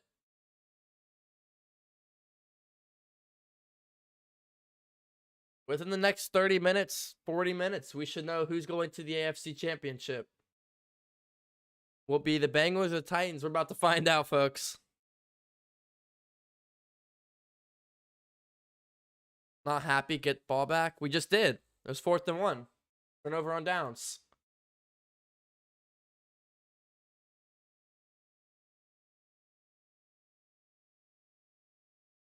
Flip says probably should have sat Henry out for another week instead of playing him. I mean, he's done well when he's in the game. He scored a touchdown. He just didn't get it there. But yeah, if I'm the Titans, I'm sticking with the other kid. I don't know why they took Foreman out the game. I know it's Derrick Henry, like your pride and possession. Wow, that was bad. That was bad right there. But I get it's Derrick Henry, but Deontay Foreman, their backup running back, is just mowing over the Bengals defense. I'm not sure why you take him out right there. Nonetheless, a huge stop from the Bengals defense. And with 7 minutes and 16 seconds, they get the ball back from their own 37-yard line. 1st and 10 for the Bengals. Sacked.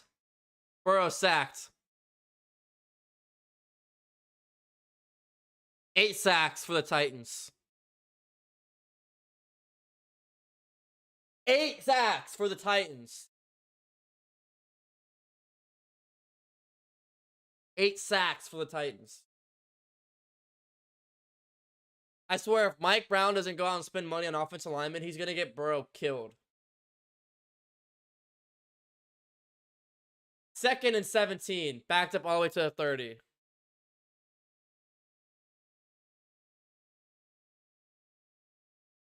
T. Higgins. Big catch. Gonna bring up a 3rd and medium now.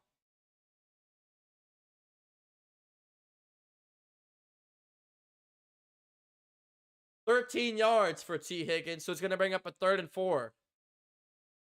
A lot better than a 3rd and long.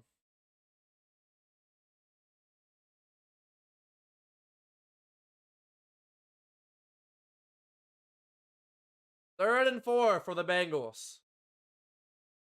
From their 43-yard line. Empty formation for Burrow. Titans showing blitz. Then 4. Burrow over the middle. Uzama 1st down. To midfield. Titans logo. 50-yard line. 7 yards for Uzama. He's having some monster 3rd downs.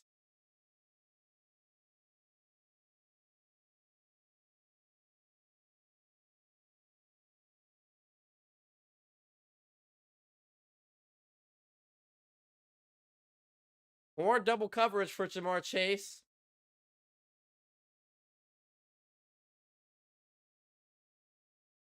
Midfield for Cincinnati.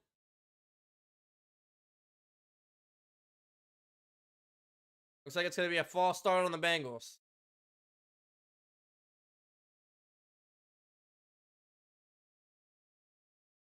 False start on Mixon.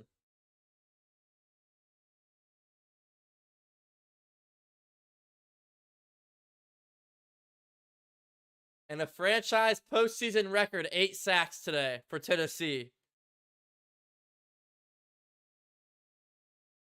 Oh, man.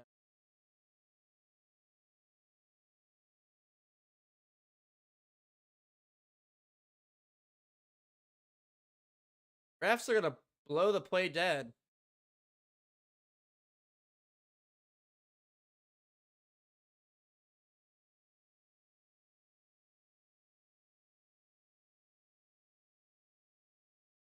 It looks like they are going to fix something on the clock.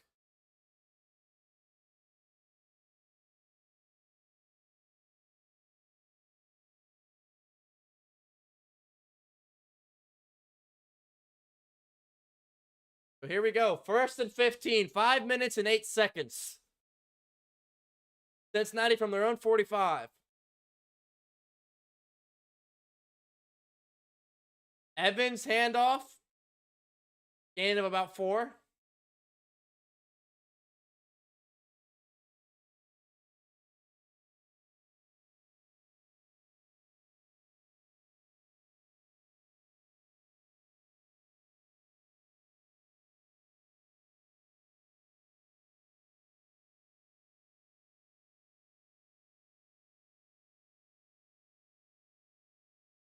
Second and 11. 4:30 remaining.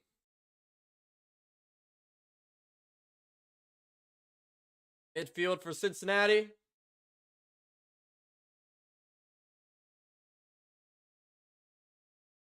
Burrow throws over the middle. A 3-yard reception for Joe Mixon.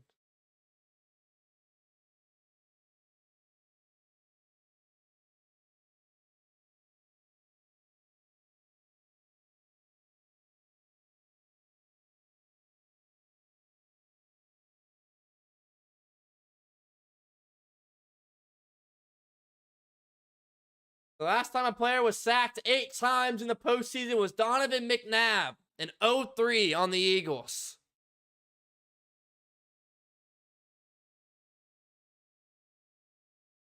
Third and 8 for Cincinnati. Burrow. Sacked. 9 sacks. 9. 9 sacks.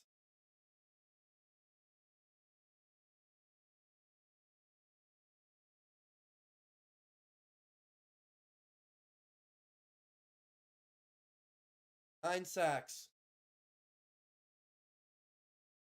Sorry, guys. I'm just quite speechless. It's hard to commentate when sack after sack after sack. Under 3 minutes, Tennessee's going to get the ball back.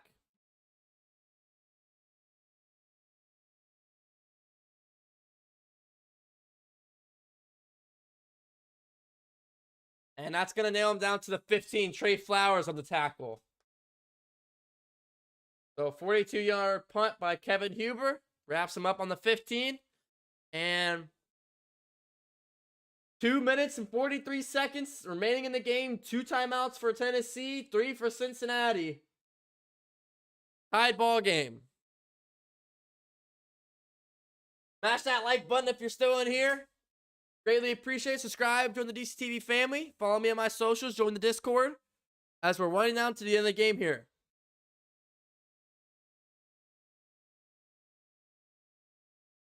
Shout out to Jess getting active in the Discord. Tannehill under center.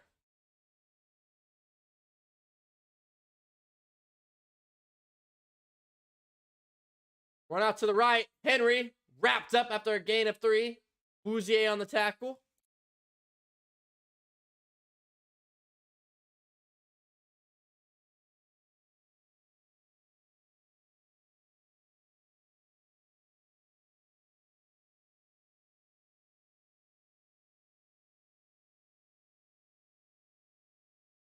Henry, 19 rushes, 62 yards with the touchdown.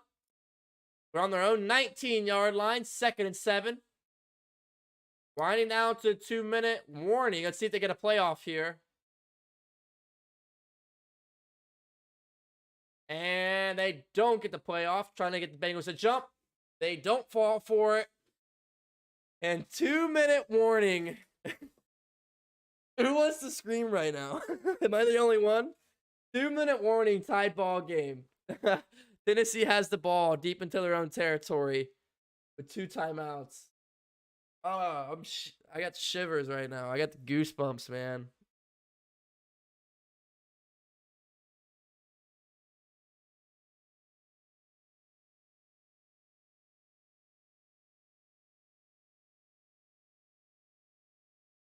I guess this should be the time where I ask. Most important time of the season to ask.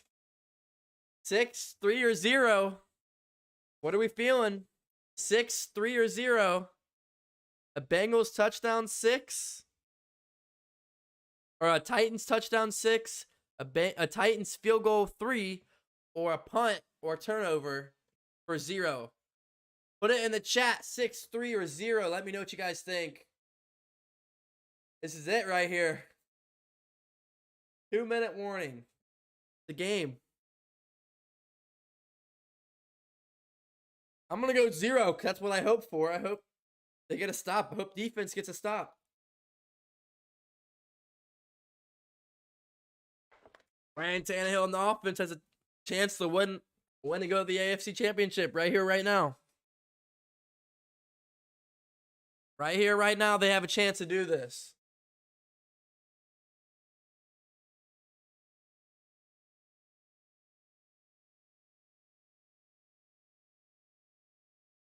Uday John.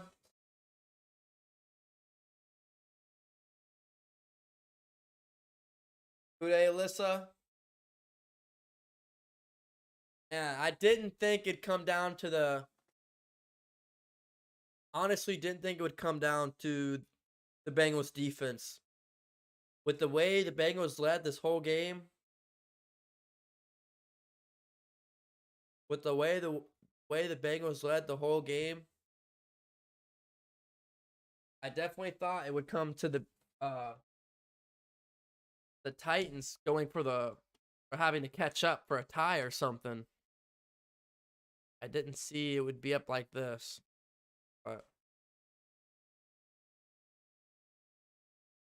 here it is, 16-all, 2-minute warning. Looking for a sack here. Come on. 2nd and 7 for Tennessee on their own 19-yard line. Over the middle, Julio Jones on the reception to the 35. 16-yard play. And Trey Hendrickson's down on the play.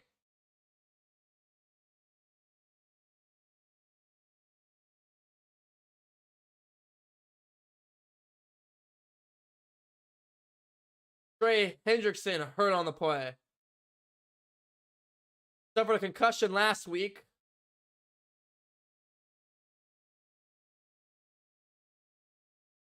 Groping at his arm.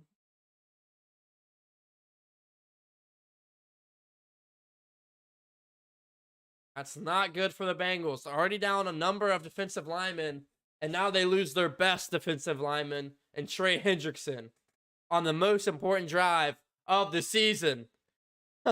Not good timing. 2 minutes left in the entire season, possibly, and our best defensive lineman goes out with an injury.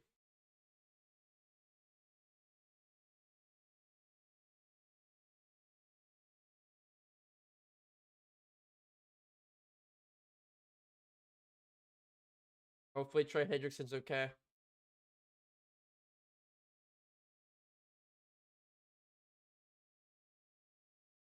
First and 10 for Tannehill on their own 35. Gonna hand this one off to Derrick Henry, who is wrapped up for a gain of nothing. DJ Reader, who we haven't heard since the first quarter.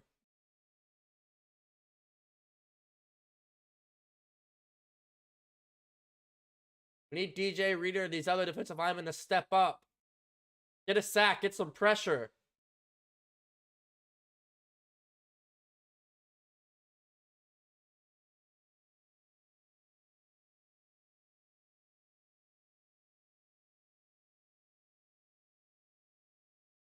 Second and 10.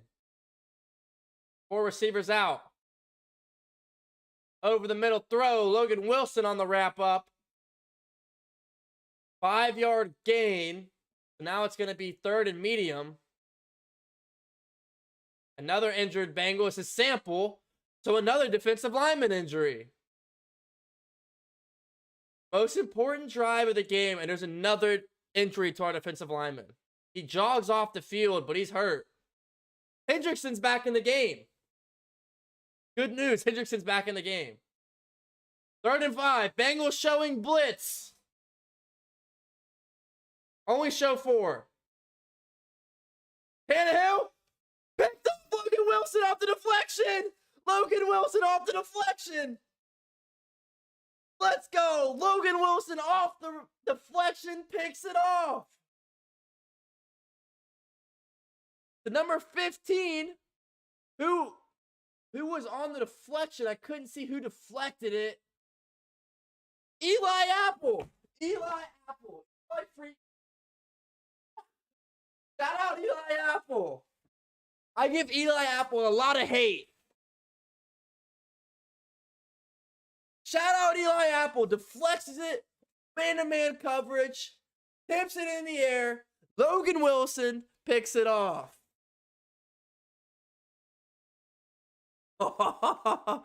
20 seconds left. 20 seconds left. Cincinnati on the own 47. Jamar Chase is so far. Jamar Chase was wide open. They got it to him. 1st and 10. 15 seconds. I saw that from a mile away. The one time they don't double him.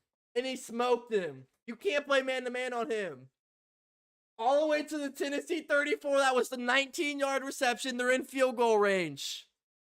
They are in field goal range. They're in field goal range.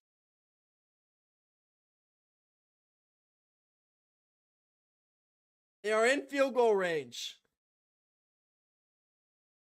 A running play. They're going to call a timeout here. Oh my gosh, they're going to let it go all the way down.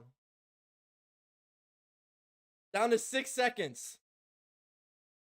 Timeout called with 6 seconds. This is it. This is it. Here we go. Oh, here we go. Here we go. It's all up to the rookie. Do they put 9 seconds back on the clock? Oh my gosh, this is insane. Oh, here we go.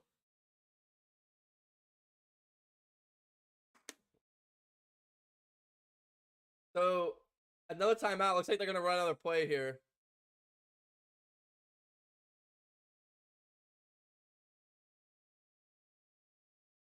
They're trying to figure out the time because Zach Taylor tried to call a timeout.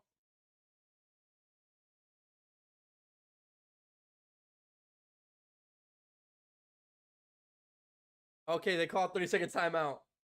Yo, this is so crazy, dude. This is it. I don't even want the headset. I don't want to listen. Yo, chat, say what's up to the IG. Go follow me on IG if you haven't already. Say what's up, chat. Live on the IG. This is it. They're going to run one more play? They're going to run another play here. They don't have to, though. I'm not sure why they're doing it. I guess they're going to run it and get to like 3 seconds. Or under. Here we go. 2nd and 8. 9 seconds left. Bro basically takes a knee. And they're going to call timeout. 3 seconds left. Here we go. This is it. This is it. Chat, get crazy. Here we go. This is it. Let's go, chat. Spam up the B's. Spam up the B in chat. For good luck. Evan McPherson, the rookie out of Florida. 3 for 3 on the day. Spam up the B's in chat for good luck. Oh, this is insane. Here we go. Here we go. Evan McPherson on the field. 4 seconds left. Here we go. They're spamming up the B's. Here we go. Come on. 52 yards. They're spamming up B.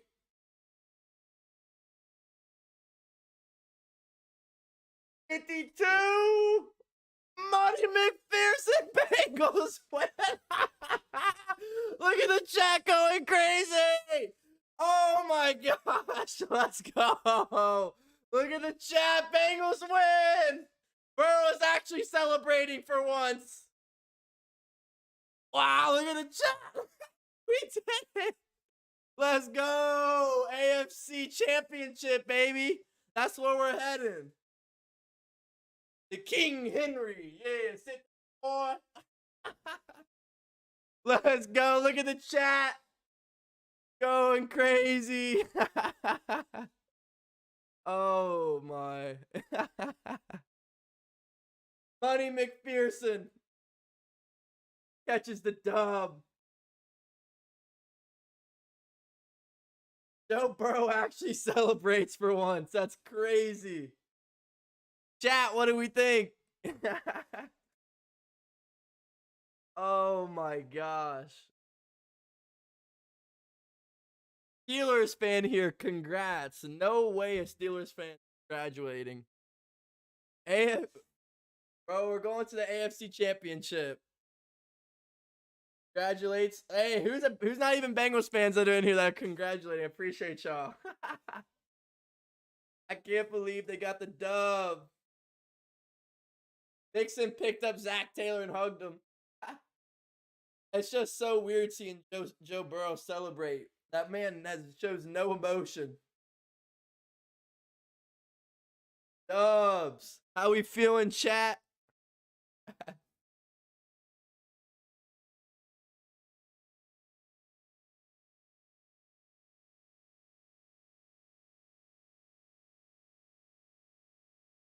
Did it.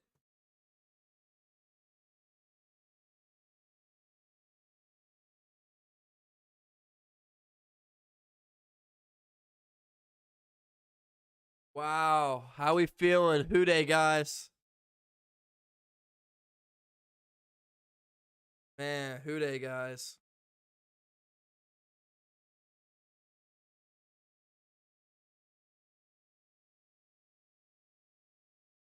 Who dey, guys? That is. Love to see it, chat. How we feeling, Cincinnati? Damn, does it feel good, man? Does it feel good how we're going to the AFC Championship? Yo! AFC Championship, here we go.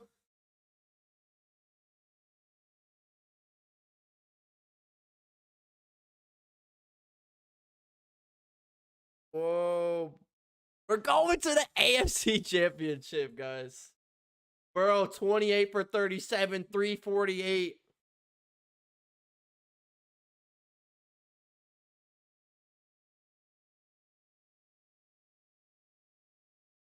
Oh my gosh.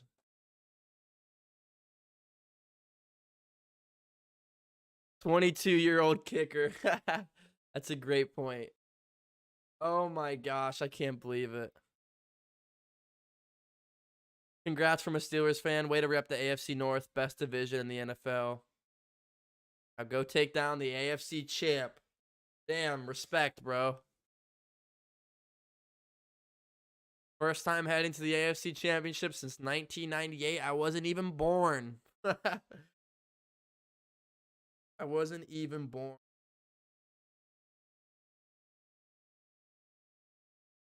You guys believe it, dude?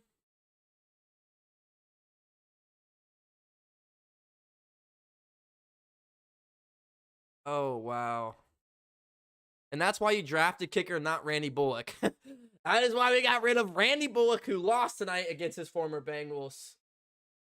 And we drafted Money McPherson.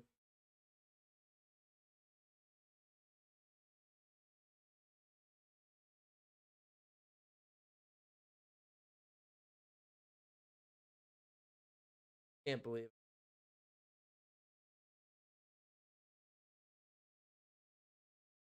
I honestly can't believe it.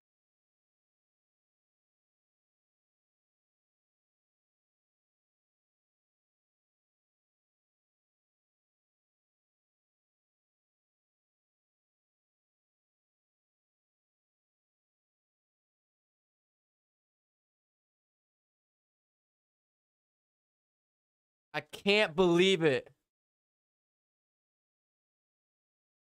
Hashtag Super Bowl bound. Hashtag Houday Nation. Hashtag welcome to the jungle. All right, guys. Well, that means we got to watch tomorrow's game. See if we're playing the Chiefs or the Bills. And honestly, I don't know who I'd rather play. Because we already beat the Chiefs once, just a few weeks ago. So, do we replay them because we know we can beat them again? Or do we want to play the Bills with Stephon Diggs and Josh Allen? All I got to know is Josh Allen versus Burrow or Patrick Mahomes versus Burrow. It doesn't get much better. Really doesn't matter who. Both of those games are going to be probably the opposite of this game. High scoring, crazy action all the time. Joe seems excited. Yeah, man. I mean, Burrow really doesn't show that much emotion. I mean, you guys heard him last week. He said, yeah, we're not really celebrating. This is the standards for now on. But I think he was really celebrating the rookie more than anything there. He went over and hugged the kicker. But, yeah, definitely Burrow over Tannehill. Come on. I can't believe Eli Apple got the deflection that led to the touchdown. Yo, if you guys are in here and you're new, hit the subscribe button. Let's hear the Houday subscriber button. I'd really appreciate it. Leave a like if you haven't already. Follow me on my socials. But yeah, watch the Bills and Chiefs game. See who'll be playing.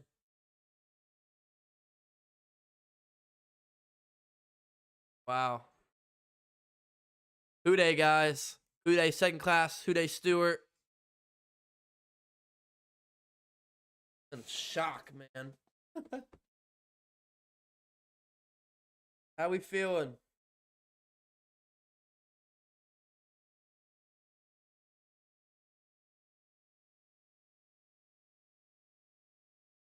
They did it, dude.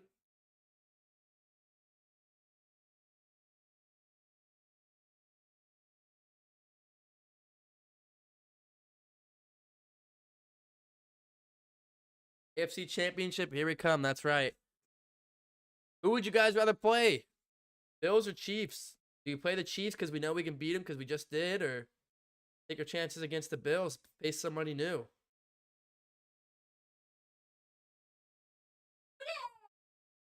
Thanks.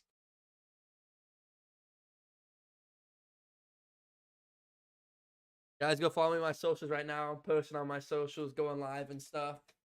Check me out. That was crazy, man. I think we have this 49er Packers games coming up, too. Doesn't love football Sunday.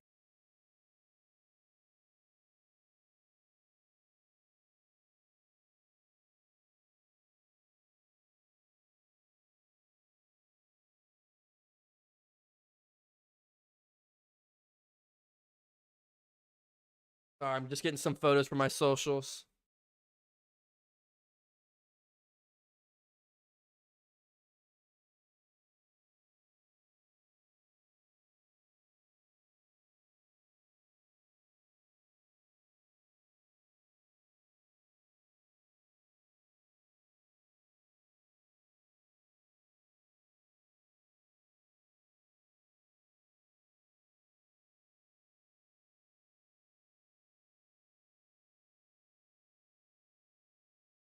Ah, you gotta stream the Packers game too.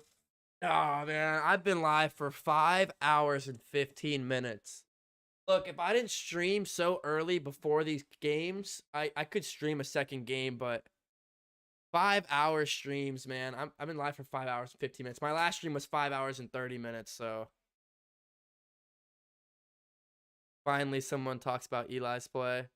Look, man, if you're a fan of the channel, you know I'm not a fan of Eli, honestly.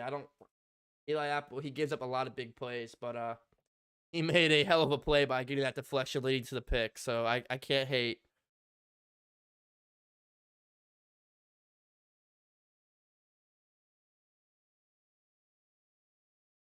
Yeah, shout out to you guys, man. Bengals fan base, you guys deserve it. Call me crazy. I might want the Chiefs over the Bills. I think I went 3-match.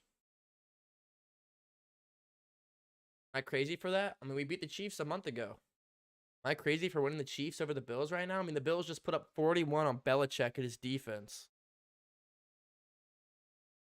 Bengals, Niners. Oh, man. Oh, Bengals, Niners in the Super Bowl. Oh, boy.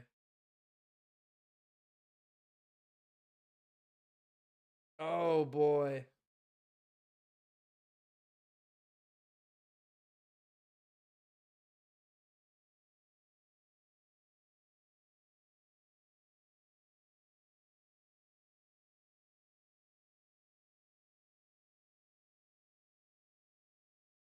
Who Dey Douglas?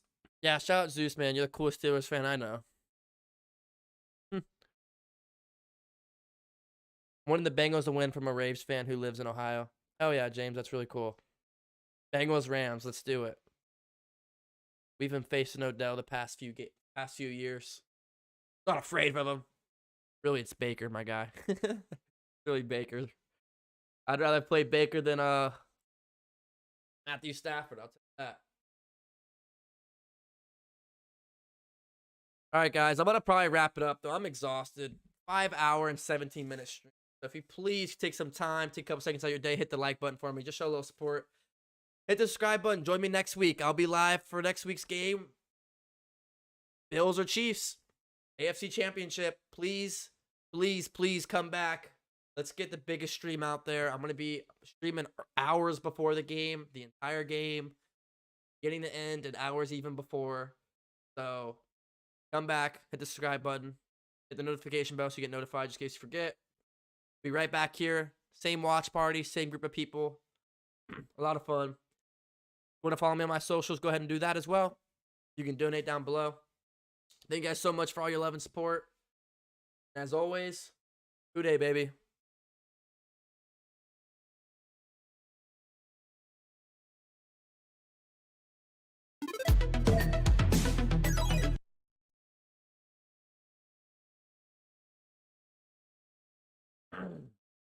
Oh.